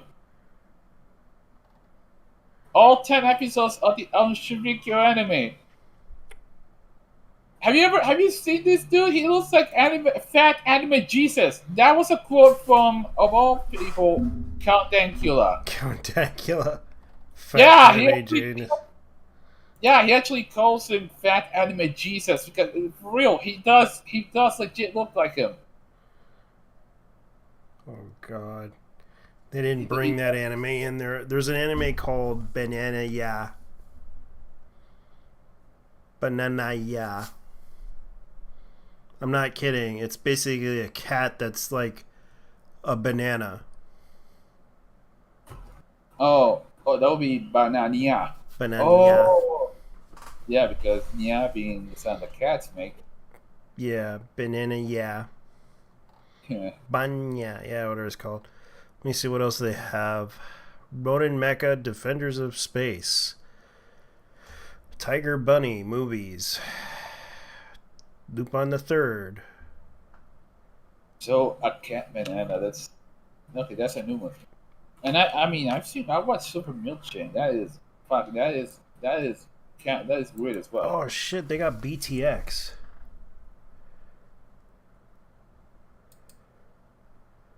Damn. Yeah, it's an old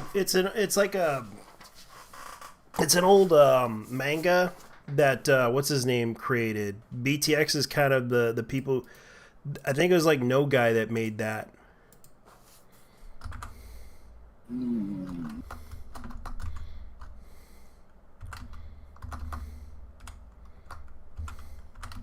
All right. It says okay, so that would be Mushima Kumura. Let me see. BTX may relate to. Yeah, it's the guy who did Saint Seiya. The creator of Saint Seiya. Okay, so this was written by Masami Kurumada. Yeah. And they got like the 90s. They got like the 90s series of BTX.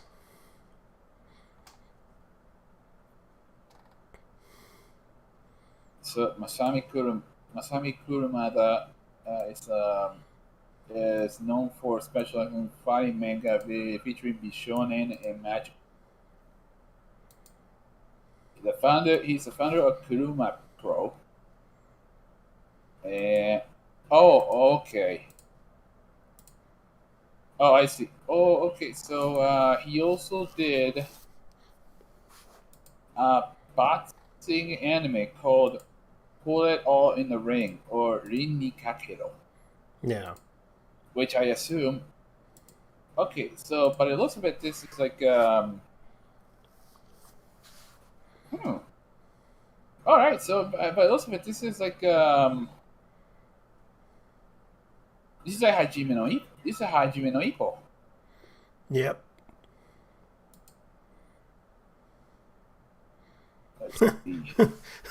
They got Angel Sanctuary. Oh crap, that anime. I remember that anime was like everyone told me that was a good anime, but it turned out to be bad. And then someone decided to make a parody of it, calling it Anal Sanctuary.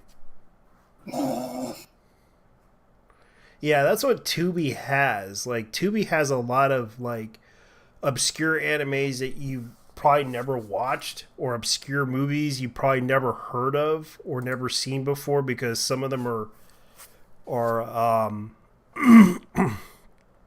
never been, like, I remember watching The Labyrinth of the Flames.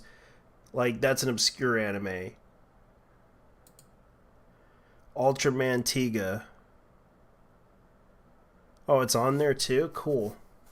And there's also Ronan Mecha the Transformers, the UK anime that was dubbed. Yeah, as a matter of fact, it was. I did check out that it had a lot of stuff from Ultraman. Yeah, they have Ultraman. They also have Buddy Complex, which is a mecha anime I liked, but unfortunately it wasn't well liked to the point that they didn't put out another season. Let's see what else. Megazone 23, Magaziner Z Infinity Movie, Trigun Rumble in the Badlands, Attack of the Super Monsters. Let's see what else they have. Like Appleseed, that's another one. Appleseed is more of a famous one. It's only obscure if you're a assumer. Yeah. It's like a lot of the animes that they have on there are obscure.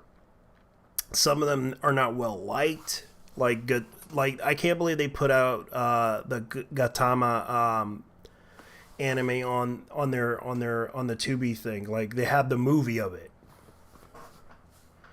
called Gautama the Very Final. Like, they even have the live action movie of Gautama. Wait a minute. I think Gintama as in test as in the anime. Yeah. Gintama. Yeah. They have the movie. I did notice that. Fuck. I did notice that. I did notice that once. I was like, yo, look at Gintama in this shit. I mean, a friend of mine told me that. Hell, they had Hellkaider on there too. Like, not the. I think. Let me look at it because I have it on my list of movies. Wait a minute. Mechanical Violator Hokkaido. Hokkaido, yeah. Yeah, boy! Oh, dude, that show is the shit. Yeah, it was a good movie, and I remember they had it on Tubi. That's a good movie to watch. I had to watch it on the internet, and it was crazy. Fucking.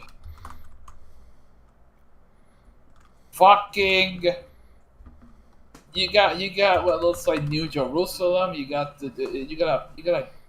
dude what's a cult leader calling himself the Savior.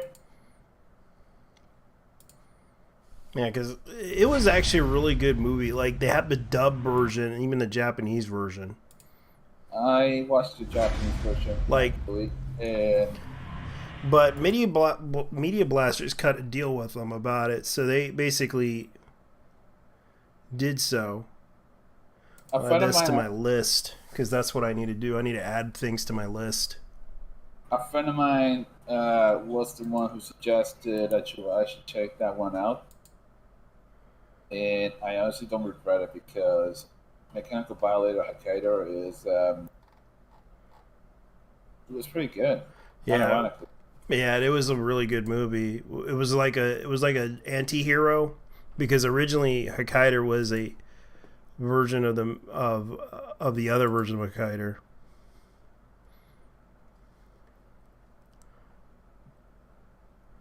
But of course, his intentions was to destroy the world. I gotta watch that anime, Gene Shaft. I did watch Goku Midnight Eye. That was actually a really good cyberpunk anime. Same with Angel Cop. Somewhat cyberpunk, somewhat pretty good. I really hope these people never find the Mechanical Violator Hokkaido because I really hope they don't find it. I gotta add this to my list. BTX Neo. And they even have Tenjo Tenge. I gotta add that to my list. Oh, that's the one with the cat fighting. Yeah. I've kind of seen some beans, but not like.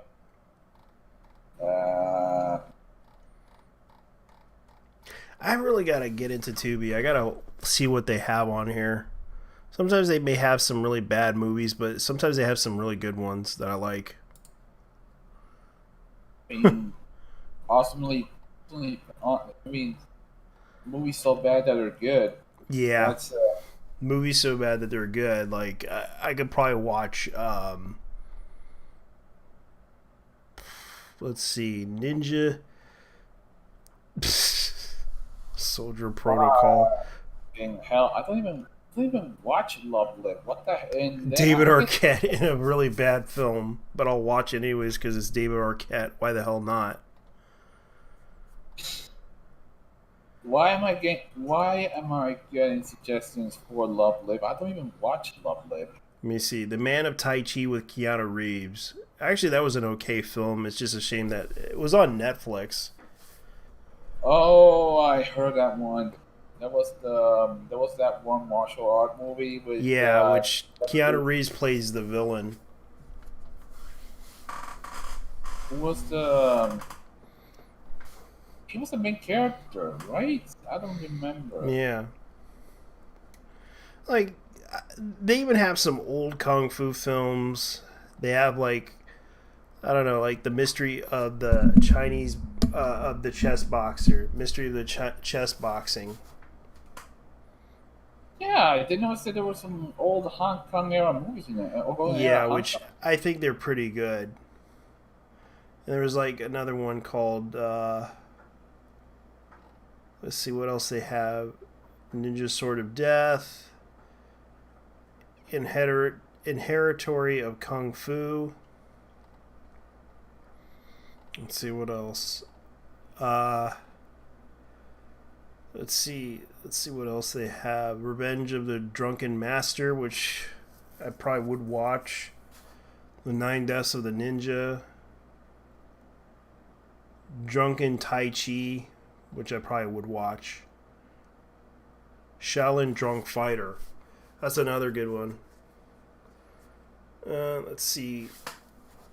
What else do they have? Shogun Ninja. That was actually a pretty good film too.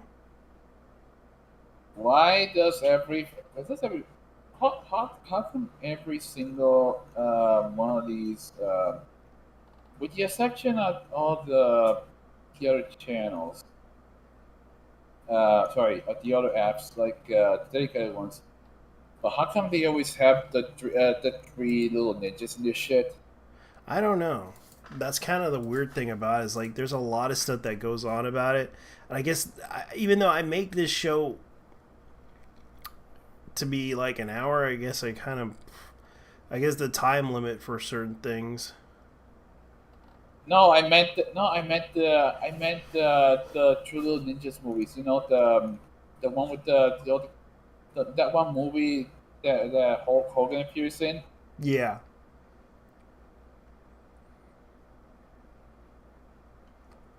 I mean, I watched it a couple of years ago. That shit, it's still a fever dream. That movie is a goddamn fever dream more than anything else. Especially when they start singing Barbara Ann in the final scene. Yeah. In some. Oh wait, sorry, that was Surf Ninja. Surf Ninja. Oh God. Yeah, Surf Ninja. But yeah, same energy. Yeah. I used to remember a movie. I used to remember like the actress. Like a lot of people don't even know who these people are. Like they don't bother to watch these films. They never, and yet they criticize everything. Like, why aren't there any female action movies? Well, there were. The problem was they were all in Hong Kong. They were all in other countries, and it's like they don't understand the fact that historically the US didn't have that market, but Hong Kong did. And then they had like Cynthia Rothrock. Like most of her videos were not well known, but they got on VHS and started to put them on VHS. And I never actually watched. I have never watched a Cynthia Rothrock.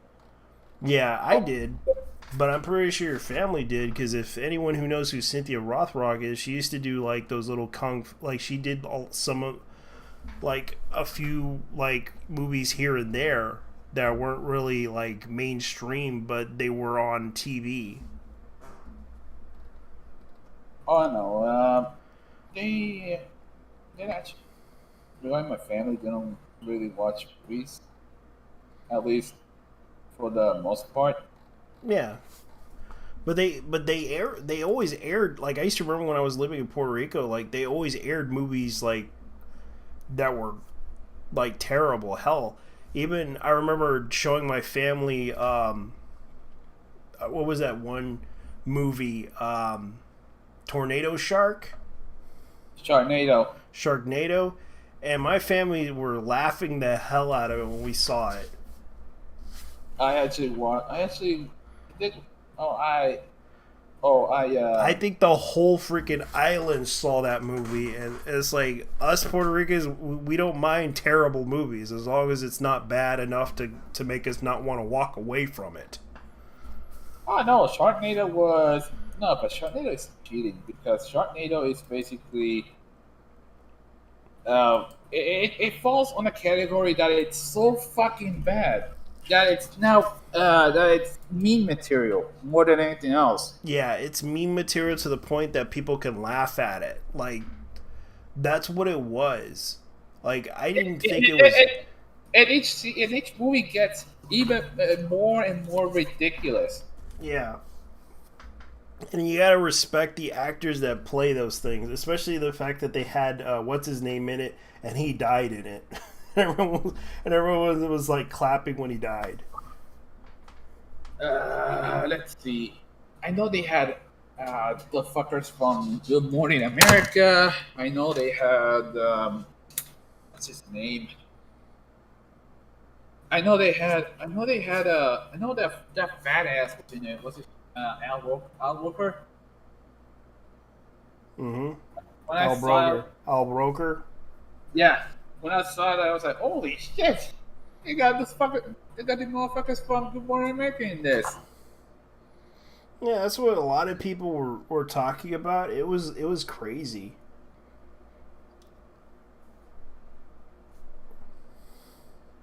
What is the? Yeah. All right. Let me see. All right. So maybe 3.3 out of 10. Yeah, They have no taste. they have no taste at all. no, They wanted to shoot you at no, dawn. no. It's But like there's a lot of things that I kind of realize. Like there's a lot of animes that I like, but a lot of people dislike. And it doesn't mean like I could care less about certain animes, but it's like not every anime is going to be interesting or popular. But sometimes people could have issues with them, which is a fair criticism about it, and I will agree with them. And it's like some of the animes that I like, well, oh well. I can't really blame people for not liking them because it's not something I can control. That's something that if they want me to like something that they think they need to control me for, I'm not going to watch it. okay, so I'm taking a look. Billy Ray Cyrus was in the second one. Kurt Angle, Mm-hmm. Kurt Angle from WWE. Biz Marquis, God rest his soul. Callie Osborne. I miss that guy. Let's see who else. They casted the rat. The fuck. Holy fucking shit! Did they credit all these people as background characters? What the hell? Pretty much. Let's see here. What do they have? Will Wheaton. Oh yeah, Will Wheaton was in this. Yeah, Will Wheaton was in that movie and he died. Yes. Yes, he died. The third. Oh, I see. The third one was. I think it was. Oh god, this is funny as hell. Mark Cuban was in this. Holy this is shit. funny as hell. This is a commercial I'm looking at right now. This is kind of like called My Digi TV, which they're commercializing this. This is kind of funny. I can't show it to everybody because I might get copyright striked, but I'll post it right now because this is kind of funny. I'm gonna put in the YouTube shilling.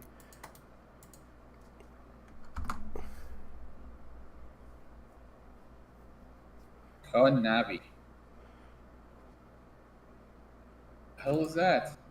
I don't know, but the commercial for it is basically Gundam related. It's funny as hell.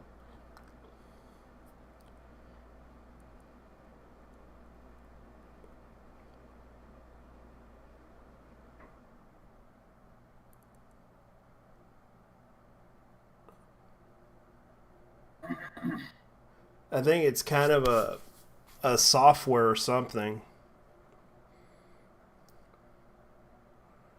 And they're like showing behind the scenes of the commercial and everything.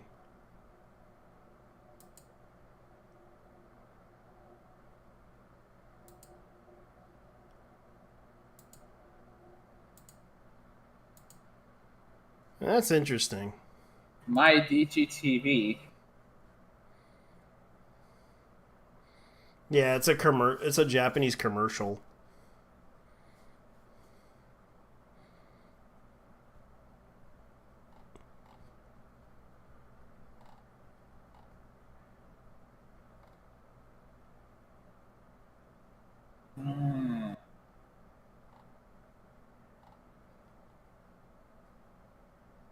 So the chick in that ad is called Masami Nagasawa.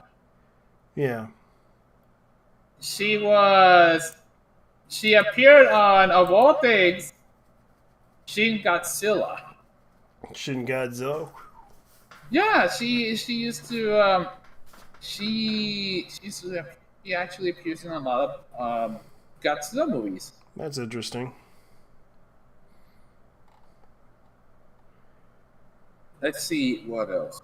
Yeah, I'm gonna see what else is on the news right now. It seems like a lot of people are making content lately. Television, film. Yeah, she's on a couple of Godzilla movies. Oh yeah. Speaking of which, did you hear about the meme that popped up on Reddit about femboys and feminists? No. It seems that Reddit only cares about femboys more than feminists, because they have a higher subscription rate than feminists. It's ridiculous.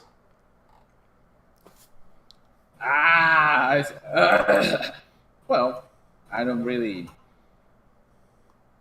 But God, why do I feel like they're gonna be calling them fanboy supremacists? I don't know. I mean, fuck it. If you're into fanboys, yeah. So apparently, femboys is the most popular thing versus feminism. R/femboys r/feminism.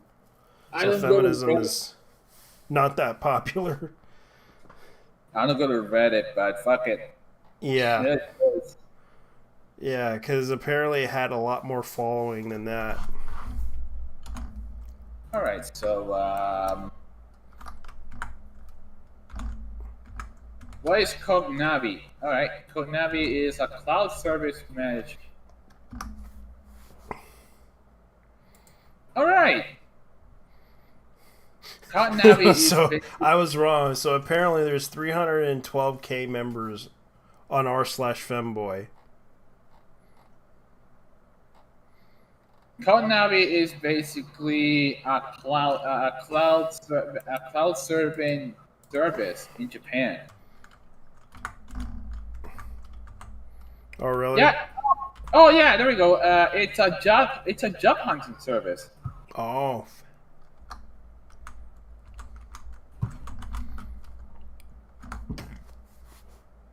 Yeah, this is like LinkedIn, basically. Basically, it's like the Asian version of. It's like the Japanese version. It's like Japanese LinkedIn. Oh. It's just interesting. The video also shows behind the scenes and Nagasawa was celebrating her birthday with a Gundam cake. Ah, I'm seeing that right now.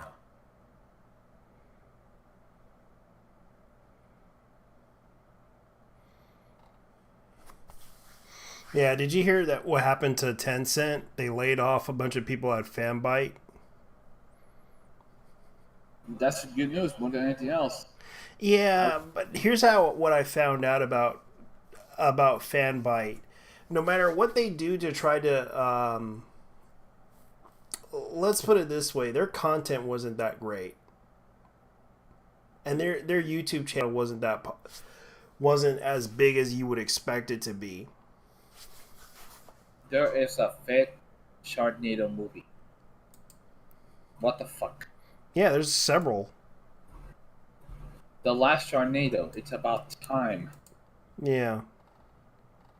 Oh yeah, that's the one with the travel through time. Yeah. So Fanbyte, from what I understand, Fanbyte isn't really that popular.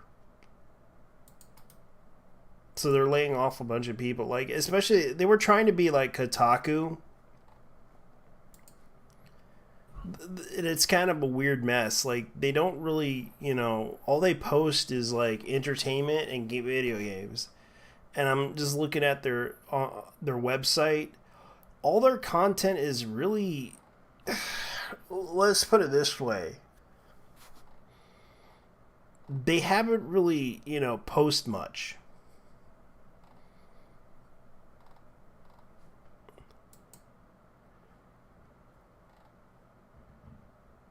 It's,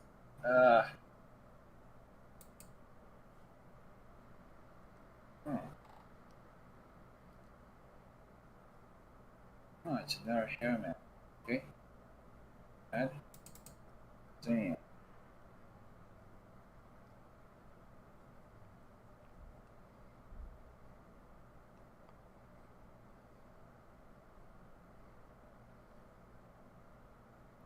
That daughter is my ex. Yeah. Damn, this shit legit. Okay, so by those things.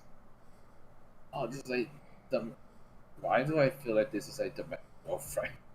That's fucking.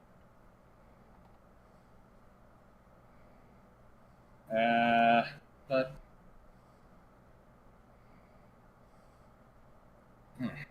Okay. We'll see. Vermilion Gold, that's the one with that's the succubus one.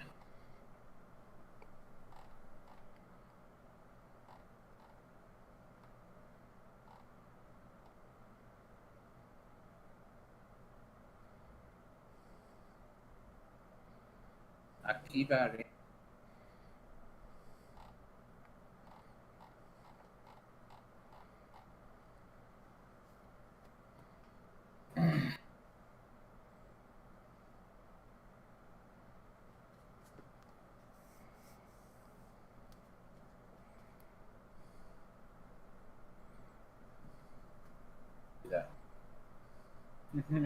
Oh, this is interesting. I'm checking out the Urusei Yatsura castle is on IMDb. Sumire Uesaka, that's play Nagatoro in Oh, really? Yeah. Let's see, what is this game called? Hyenas.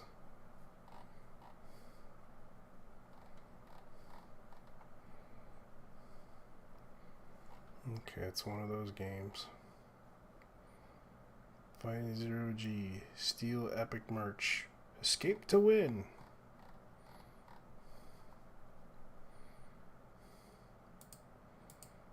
Okay, that's what Sega's doing. Making another online game.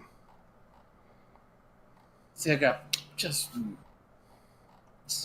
please, I beg you, just make a new Outrun game. For God's sakes, that game is about to hit like 30 soon. That game's already like 30. That game's about 30 like. A lot of people want Sega to make their own console, but that's not going to happen because they got out of the console business for a long time. No, it's actually the game. It's actually the racing game. But then I'm betting. And we're also on PC at least. PC besides the consoles. But considering how pricey Ferrari's license is, it ain't gonna happen. Stephanie Sutherland, that's actually so. Let me see. Dragon Ball Kakarot will be coming to PS5 on Xbox Series X. Enjoy enhanced graphics of 60 frames per second. Check out the comparison videos. Wow. Yeah, I forgot something. The first JoJo fighting game is actually the first of the JoJo fighting games is actually on Steam. I heard about it. Yeah, All Star Battle, not All Star Battle R, but All Star Battle is in the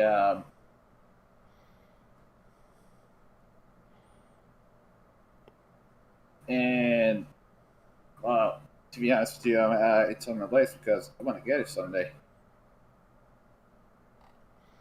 I hope so, because right now a lot of people are talking about it. Well, the only thing they're talking about today is what's the name? Tropical Storm. Fiona. Mm-hmm. And honestly, what I want to Nice.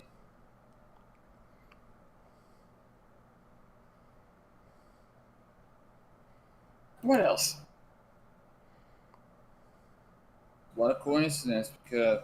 Oh, fuck me. They released it. It's not even the 28th, and I'm gonna predict that the second... Here's the thing, the 28th of September marks the second anniversary of the Genshin Impact game. Yeah. And if it's anything like the first anniversary that was an actual shit show, I'm gonna predict some absolute fuckheads are gonna riot. Yeah. So it's gonna be a lot of content. So there's gonna be a lot of content on that area. And I'm gonna be sitting there, I'm gonna be here, a bag of popcorn or something similar, enjoying the shit show. Well, hopefully things will be fine. It's kind of why I'm not trying to get worried about it, because a lot of people have been talking about this. Oh, boy. Let's see. Japanese gaming fans who think they have it easier to fight in the indie scene do not know their opposition at all. Anyone who possesses the true threat of status quo and their agendas will get the same treatment. The only question is whether they stand and fight like Japan. No, it's just the reality. Enjoy the golden age of Japanese entertainment while it lasts, because it will go downhill to make sure it got that global money. Oh, I was gonna ask you something. That one, did you hear about that one AI? Which one? That one AI that's pretty much quote unquote replacing artists. So it's basically. I heard about it. I heard about it, but it's basically it to me, the art kind of looks dark. As creative as it is, it looks like dark. It's really dark. Yeah, but there are artists on Twitter who are hiding, privating their accounts because of this, for some reason. Because this would mean that they are afraid that people are going to be seeing the art, then put it into the AI, so because they're afraid that it might just be a comparison to their art versus themselves. Because I can understand why. Because they feel like, as much as they worked hard on their art, they might feel like they're being called out by it. Like, is it the end for the art industry? No, it isn't. I'm sure people will commission you to do some art or something like that you can create. Because there's always a need for people who create that art.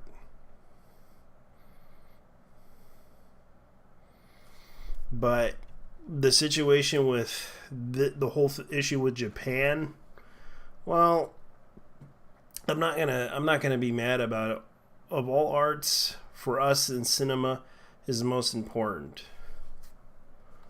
Fanbyte. Never actually heard of Fanbyte, to be honest. Yeah. To my understanding, Fanbytes was this website that basically, they basically were like a gaming website.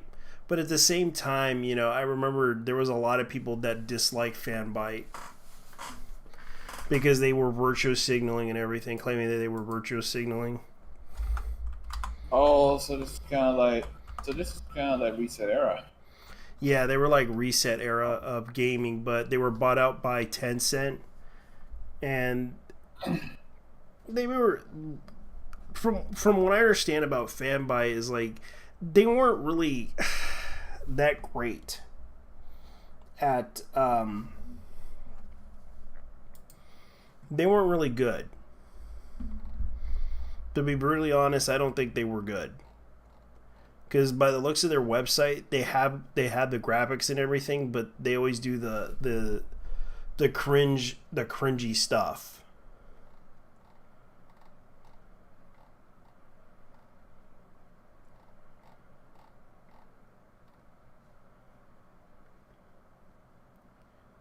Okay, so this is what they're gonna do. Like, here's another thing. This came out on September the other day. Did you hear that Lil Nas X might be making a music for League of Legends? Oh. Yeah, and also the fact they're gonna make Lil Nas X a character in the game, by the looks of it. Nas X. Yeah, Lil Nas X, the guy who does the music artist. Lil Nas X.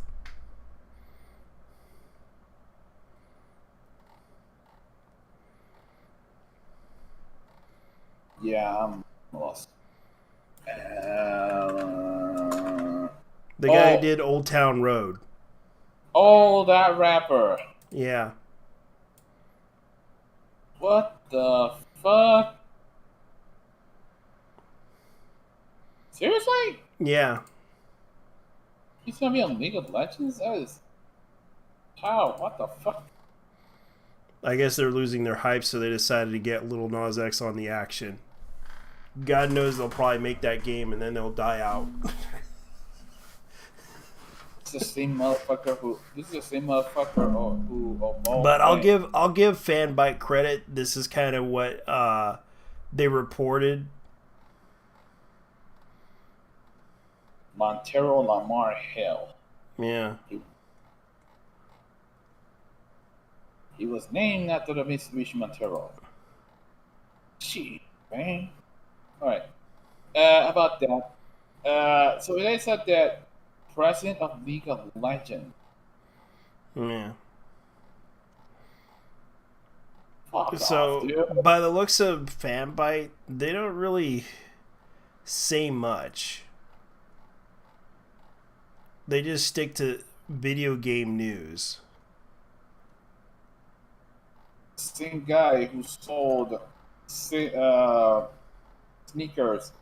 with real human blood on it.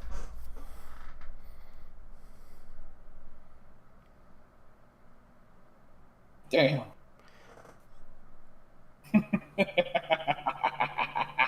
Okay, so let's put it this way. So they did write an article about it. We sat down with the former Nintendo boss at PAX West, former president of chief operating officer of Nintendo America, and Inherent Me Machine Reggie Filiami. Both were well respected and beloved by the video game industry. He had a moderate accomplishments with Nintendo, particularly with revitalizing the brand and becoming one of the more approachable personalities with the company. Even in his retirement, Philly loved the video game industry, had never died. He spends his post-Nintendo days helping unprivileged youth get their foot in the door in the games industry. So I'm checking out my eBay real quick. Yeah. So this is pretty much what he's been like. I kind of do feel bad for Fanbyte, and I can tell you why.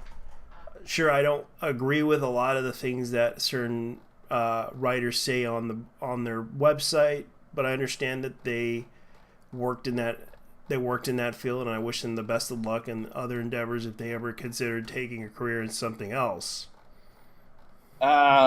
Since it's 10 cents, I'm gonna be honest and say, made the run hell. Yeah, because they pretty much lost the news wars because they used. No, made it run hell in general because they work for P. Yeah. Let's see. We got here.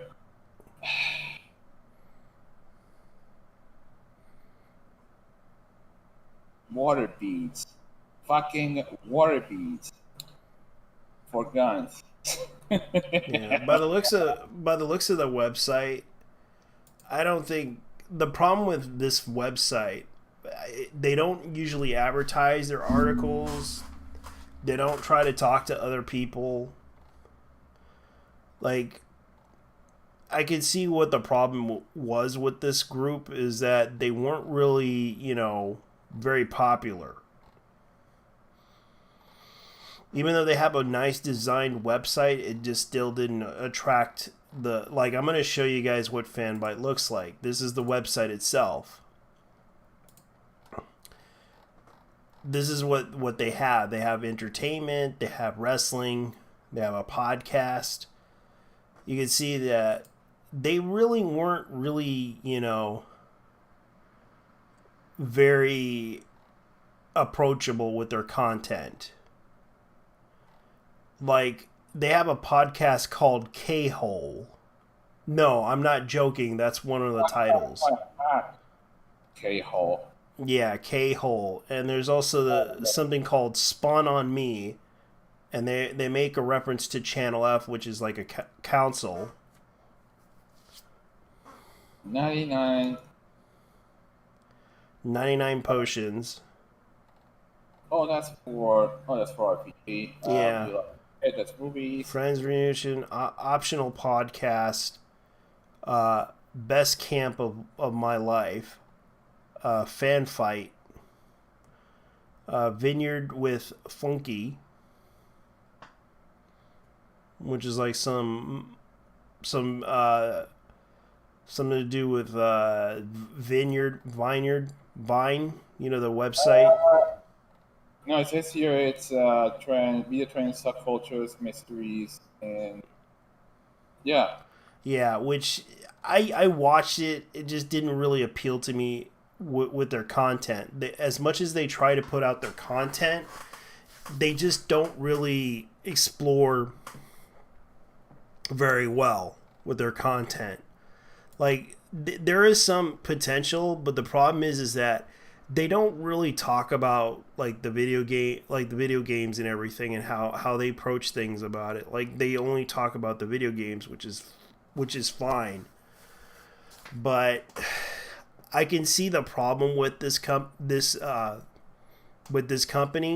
especially they from entertainment. Like, they did these reviews for old like the entertainment section, for example. They talk about wrestling. They talk about they talk about Kevin Nash. They talk about all this stuff. They talk about films. Deleted their trust in animators. Face uncertainty after cartoons axed from HBO Max. They talk about TV shows. House of the Dragon episode 1 review. Heirs to the Dragon, which they basically reviewed a bunch of episodes. Oh, I was going to ask you something. And it was related to what's going on with Cartoon Network. Okay, so since they are doing a massive purge, how bad is it going to get? Because honestly,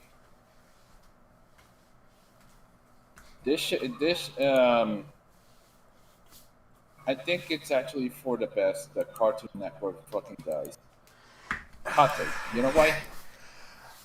The problem with Cartoon Network was they had content, but they blew it with one stupid show they didn't want to kill off.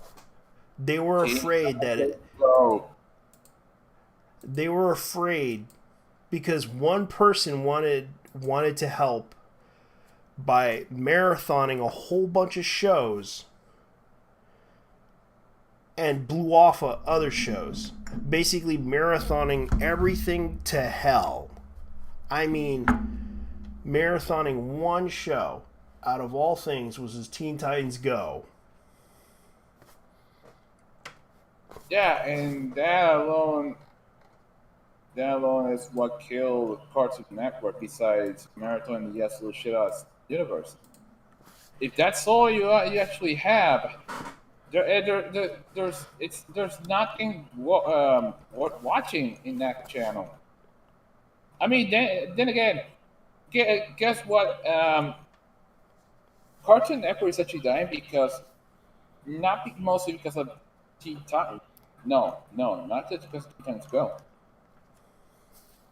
That channel is dying because a lot of people stop giving the shit. They don't watch. They found out it's actually more accessible to watch whatever they want on the internet than on a channel. So these TV channels are actually going to be very irrelevant. And that was the problem. And that was the problem. Like, they were basically putting out like cartoon show after cartoon show. And also the fact that Warner Brothers also tried to put out their DC content on there too. And it wasn't just that. There was also the CW network. Right now, they're probably going to sell off the assets to CW. Oh, no. The thing is, the fact that someone is whoever's going to buy whoever buys that fucking channel is fucked because it's worth $1. It's worth literally $1. And here's the sad part about it is that a lot of people are upset that they had to sack a whole bunch of shows, especially movies. But here's the problem with it. I'm going to point out to people that it costs money to run this stuff. This is not a joke. This is serious because the fact that they wanted to put out this content, but they can't because of the fact that, one, they're depending on its success to be a good show. But of course, nobody really cared about it because they were putting out garbage that they felt was going to work, and it didn't work out because of the fact, one, it didn't make much. It didn't make any bank. No one was buying the merchandise. No one was buying the DVDs. No one was buying any of that stuff. And it failed. It actually failed. And they're looking into the books on questioning these people. Why is this stuff failing? Why is it not making money? That was the issue that people had with it, and they just didn't understand the business side of what was going on with Warner Brothers. They were getting upset with Warner Brothers because of the fact the person that's running it is trying to budget everything because, one, they don't have the money to handle this stuff. And that's the issue that people have. That they don't understand the business side of it because of the fact that this guy's cutting cost by sacking a bunch of animes. And you have to understand, not everyone here is trying to attack them.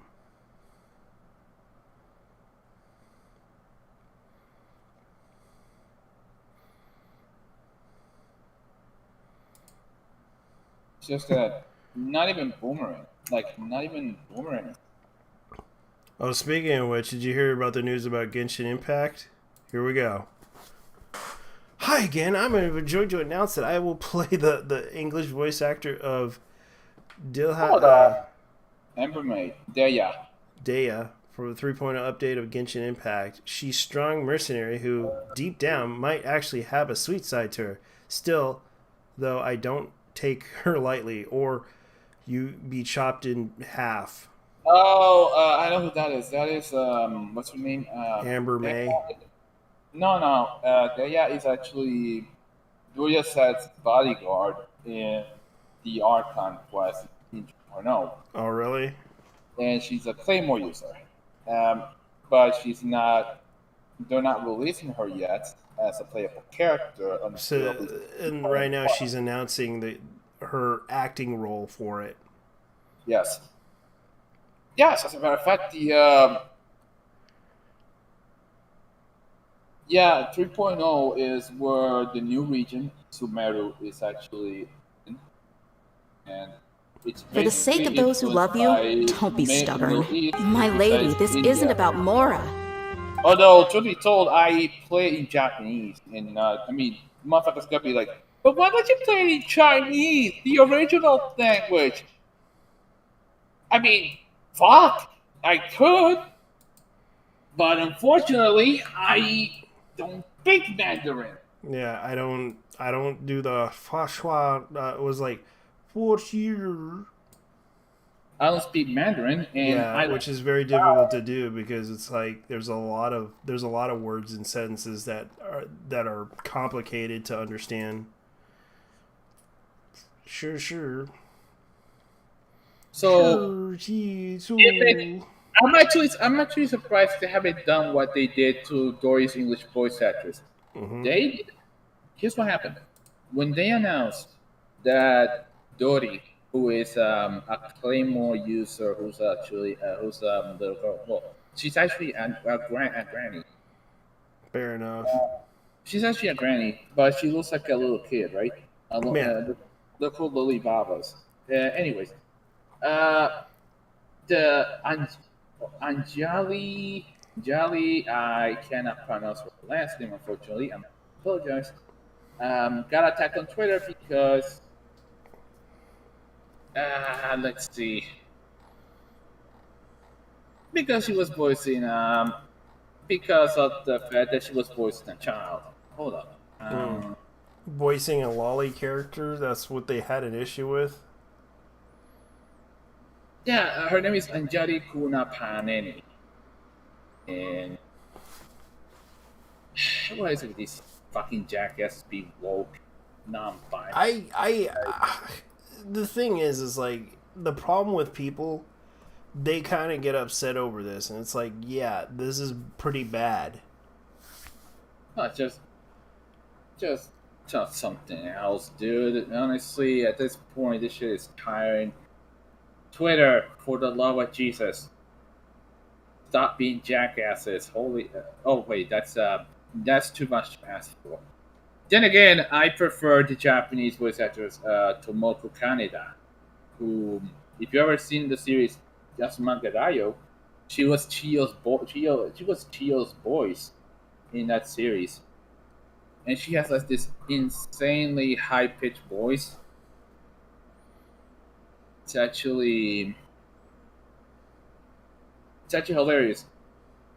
Okay, so this is what happened. Anjali got harassed because the characters were not they were not dark skinned, which is ironic because Persia and Iran, two of the places where Sumeru is based on, have white people, Caucasians, if you will. I don't know if you you ever seen an Iranian? You ever seen an Iranian dude? They are very pale people. They are very pale. Mm-hmm. So they were actually complaining that there weren't enough dark skinned characters in the game. I mean, about this, this is beyond the voice actor's control, and I don't know if you know this, but you fuckers are playing a game from China. In China, they have their own ethno state. It's called the Han Chinese. Yeah.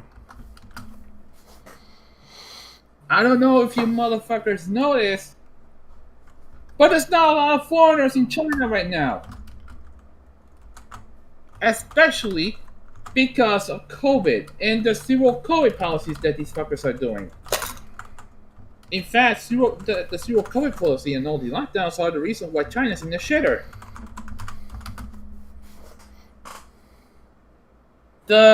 So I'm gonna lay it down on these people. Yeah.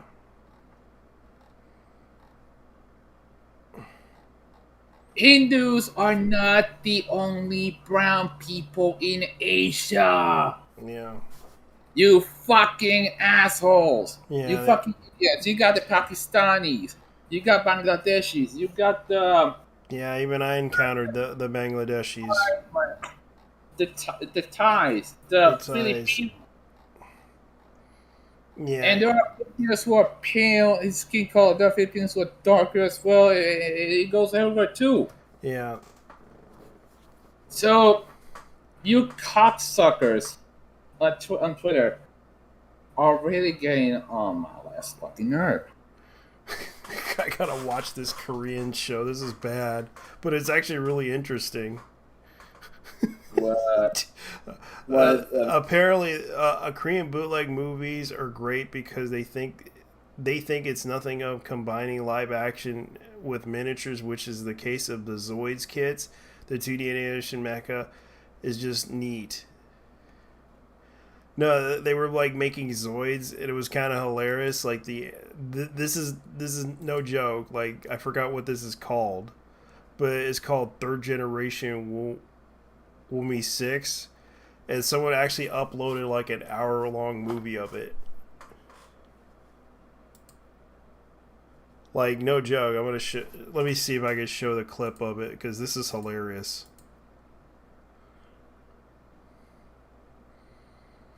Using Zoids. What? Yeah. Damn. Man, this is probably from like this is probably from the 1990s. No, it's the 80s. I mean, Zoids. Wait a minute. Oh yeah, this is back when they used to do all these fucking bootlegs. Yeah. This is Korean something bootleg toy movies are great because they were nothing to combine live action miniatures, which in this case are just Zoid kits, a 2D animated mecha. Holy shit! This looks like something I see on Brandon Tennant's channel. Yeah. I mean, the guy already covered a couple of Korean knockoff animation. Yeah. But I think this is like a really cool one. Like I would watch it. I would watch this just because it's like, yeah, I would watch it. Korean movies are great. Yeah. You gotta give the Koreans for creativity of attempting something weird. When it comes to animation quality, well, yeah, it's a while a lot of studios actually outsource. Yeah, I gotta give them credit for that, but then again, you know how YouTube is. They'll probably do a copyright claim on it. They only do a copyright claim if it's related to music or the studio, for example, Kadokawa or Warner Brothers. Yeah, that'll be fine. If I'm wrong, let me know when you actually do get a copyright strike after saying that. After showing it, yeah. What in the hell? I might watch it just to see how it is, because it's an hour-long movie. Man, although it's made in Korea, I don't know how it was going to translate it. Not just that, but also it might be lost media as well. Yeah, it could be lost media. At least in some cases, it might be lost media because, well, for Korean Wonder Woman, it's actually lost. Korean Wonder Woman, when it comes to watching. Oh wait, Ron Wonder Princess. I wonder if there is a VHS copy somewhere. There might be. Oh God, what the fuck? There is. It ends up the whole movie is on YouTube. But here's the thing.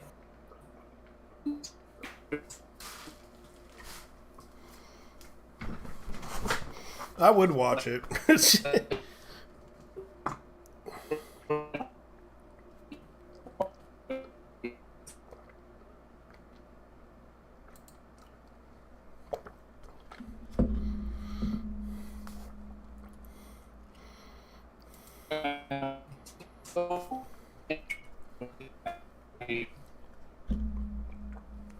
Well, I'm not gonna put it on for long.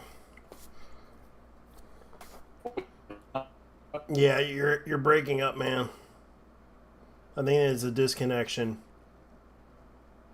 JT, I can't hear it. Damn thing you're talking about. Yeah, it seems like I got disconnected. Okay, so basically, if you were to watch, oh wait, there is another one. There is actually a Korean version of Black Star, Golden Bat. Mm-hmm. There is not. Are you familiar with a TV show called a series called? Okay, so what is the name of this? There is a series called Space Gundam B. Gundam B, as in Transformers. Yeah, this is more like. That's what the UK called it. No, but look at this. It's like Robotech. Well, Macross. Yeah. It's like Macross, but in Korean. Space Gundam B, a semi-sentient guardian with weapons and a tough kid puppet. Okay, so this is a bootleg of 0079. Which map was here, man? Pretty much. Johnny Destiny Space Ninja. That's another one. Iron Man 007.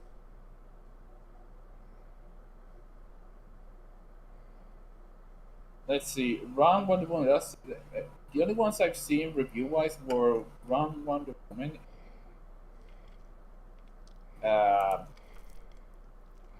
Korean Tron,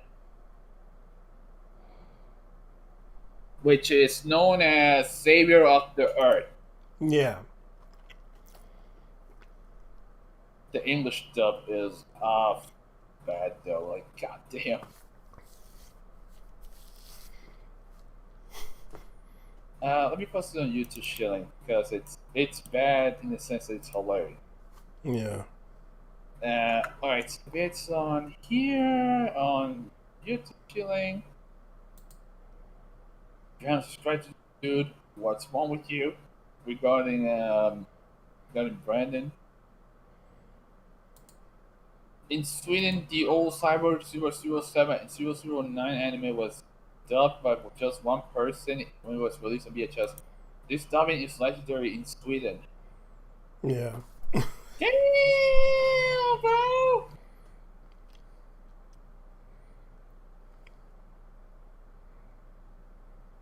Oh god, what the fuck?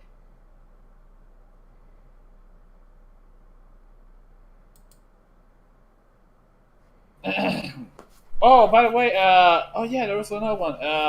He also did a review on Space Thunder Kids, which actually, believe it or not, this movie is crazy. Like, they actually went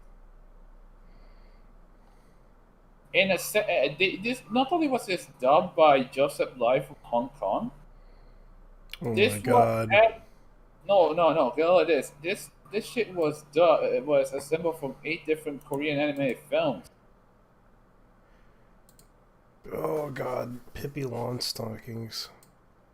What? Pippi Longstockings. The guy uploaded some Korean stuff like Blue Seagull. It's a Korean Pippi Longstocking. No way. Yeah, I'm looking at this guy's this guy uploaded a lot of stuff from back in the days. Like, let's see what this one is that I'm looking at right now. Like, there's a lot of like bootleg toys that they did. Let me see, what is this? Dude, Don't tell me it was like Wonder Woman. Dude, you know what's funny? I actually miss the fact that there used to be a lot of. Okay, so they made a Wonder Woman anime. Yes. Not just the just a Korean Wonder Woman. Yeah. Yeah, I'm just looking at it going like, so they definitely did some... So they definitely try to reconstruct a lot of the animation and VHS stuff.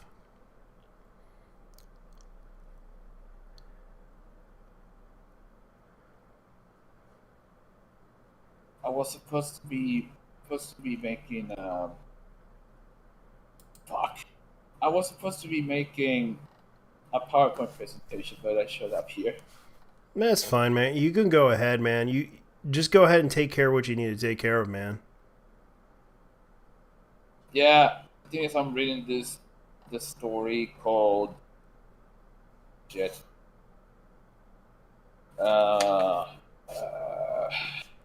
Lord Oakhurst Curse, which is actually from my nephew, not from. Fucking hell! I understand. Imagine what it's. You know that one situation I've been going through recently.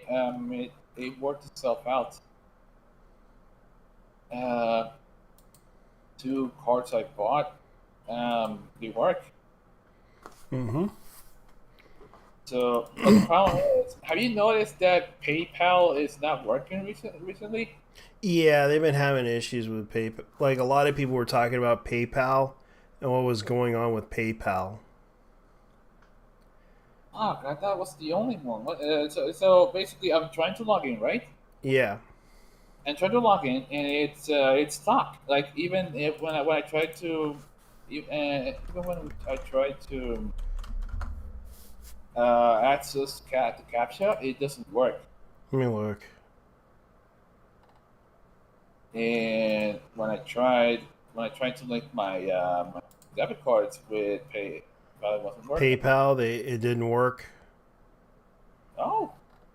Or linking your bank. No, I think it isn't working because, I mean, so what exactly is going on? By the looks of it, they had a situation. I know that I heard some situation with PayPal, but it was kind of a weird thing that happened. I'm guessing it's related to something like a hack. No, it wasn't a hack. PayPal threatens to serve a partnership with Phoenix Suns if ownership Saber returns. Phoenix Suns. PayPal threatens to pull plug on Suns deal unless Sabres resigns. PayPal says it will not continue its sponsorship with the Phoenix Suns owner Rob Saber remains. Because there was because apparently his son, Rob Saber's son, got into a scandal, and it got really bad. Oh, so that's Yeah, because apparently the current deal set to expire in 2022 season, meaning Suns will still wear their jersey patch this season. Because they had a sponsorship deal with them to basically advertise their PayPal on their jerseys, and it got to the point where his son got into some deep shit, and it was really that bad. PayPal struck a deal with the Suns Mercury in 2018, according to ESPN. The deal, the Suns is worth $3 million in the last season. Another longtime Suns partner also issued a statement Friday saying that respected the NBA and NBA position after the investigation into Saber. So yeah, he pretty much had 1 year. Okay, so here's what was going on. The owner found that he used the N-word at least 5 times, demeaning to bullied female employees and made inappropriate physical contact with male employees, among other things. So that's pretty much the scandal with this guy. That's it? Because he was saying the N-word? That's it? Yeah. That's why they want him out. That's fucking bullshit, man. Yeah, so they pretty much wanted him out because that's what PayPal's advocating for. Mm. Oh yeah, that. Oh yeah, racist. Well, I gotta get off soon, so it's getting late for me now because I gotta get off. Well, I don't think I'll be. I'm not sure if I'll be here tomorrow because, you know, I mean, as well, if that behaves as it does, because Fiona is actually passing through here as of tomorrow. 60 miles an hour. That's how she's doing right now. 60 Oh, miles an really? hour. Yeah. Mm, I'd say I'd be. To be honest, I'd be safe. Uh, but considering how the you know what? Considering what you know what? I wish they could just. I wish they could just, not do classes on Monday because that's where that homework is due for. But unfortunately, they haven't said shit. And tell these teachers really love fucking with their students because they're giving them like five homeworks per day. That sucks. Are these people trying to be China regarding this shit? Yeah, pretty much. I mean, in the case of China, it's basically you're gonna be all you're gonna do is study and sleep at least 3 hours a day, then study more until they hit the breaking point and start killing themselves. Probably. Ah, Well, I gotta get off soon because I gotta probably get this stream off the air because I went too long on it. well, if I was watching for JT Vega, this is Director Ren, and we out, bitch. Yeah, we out. Peace.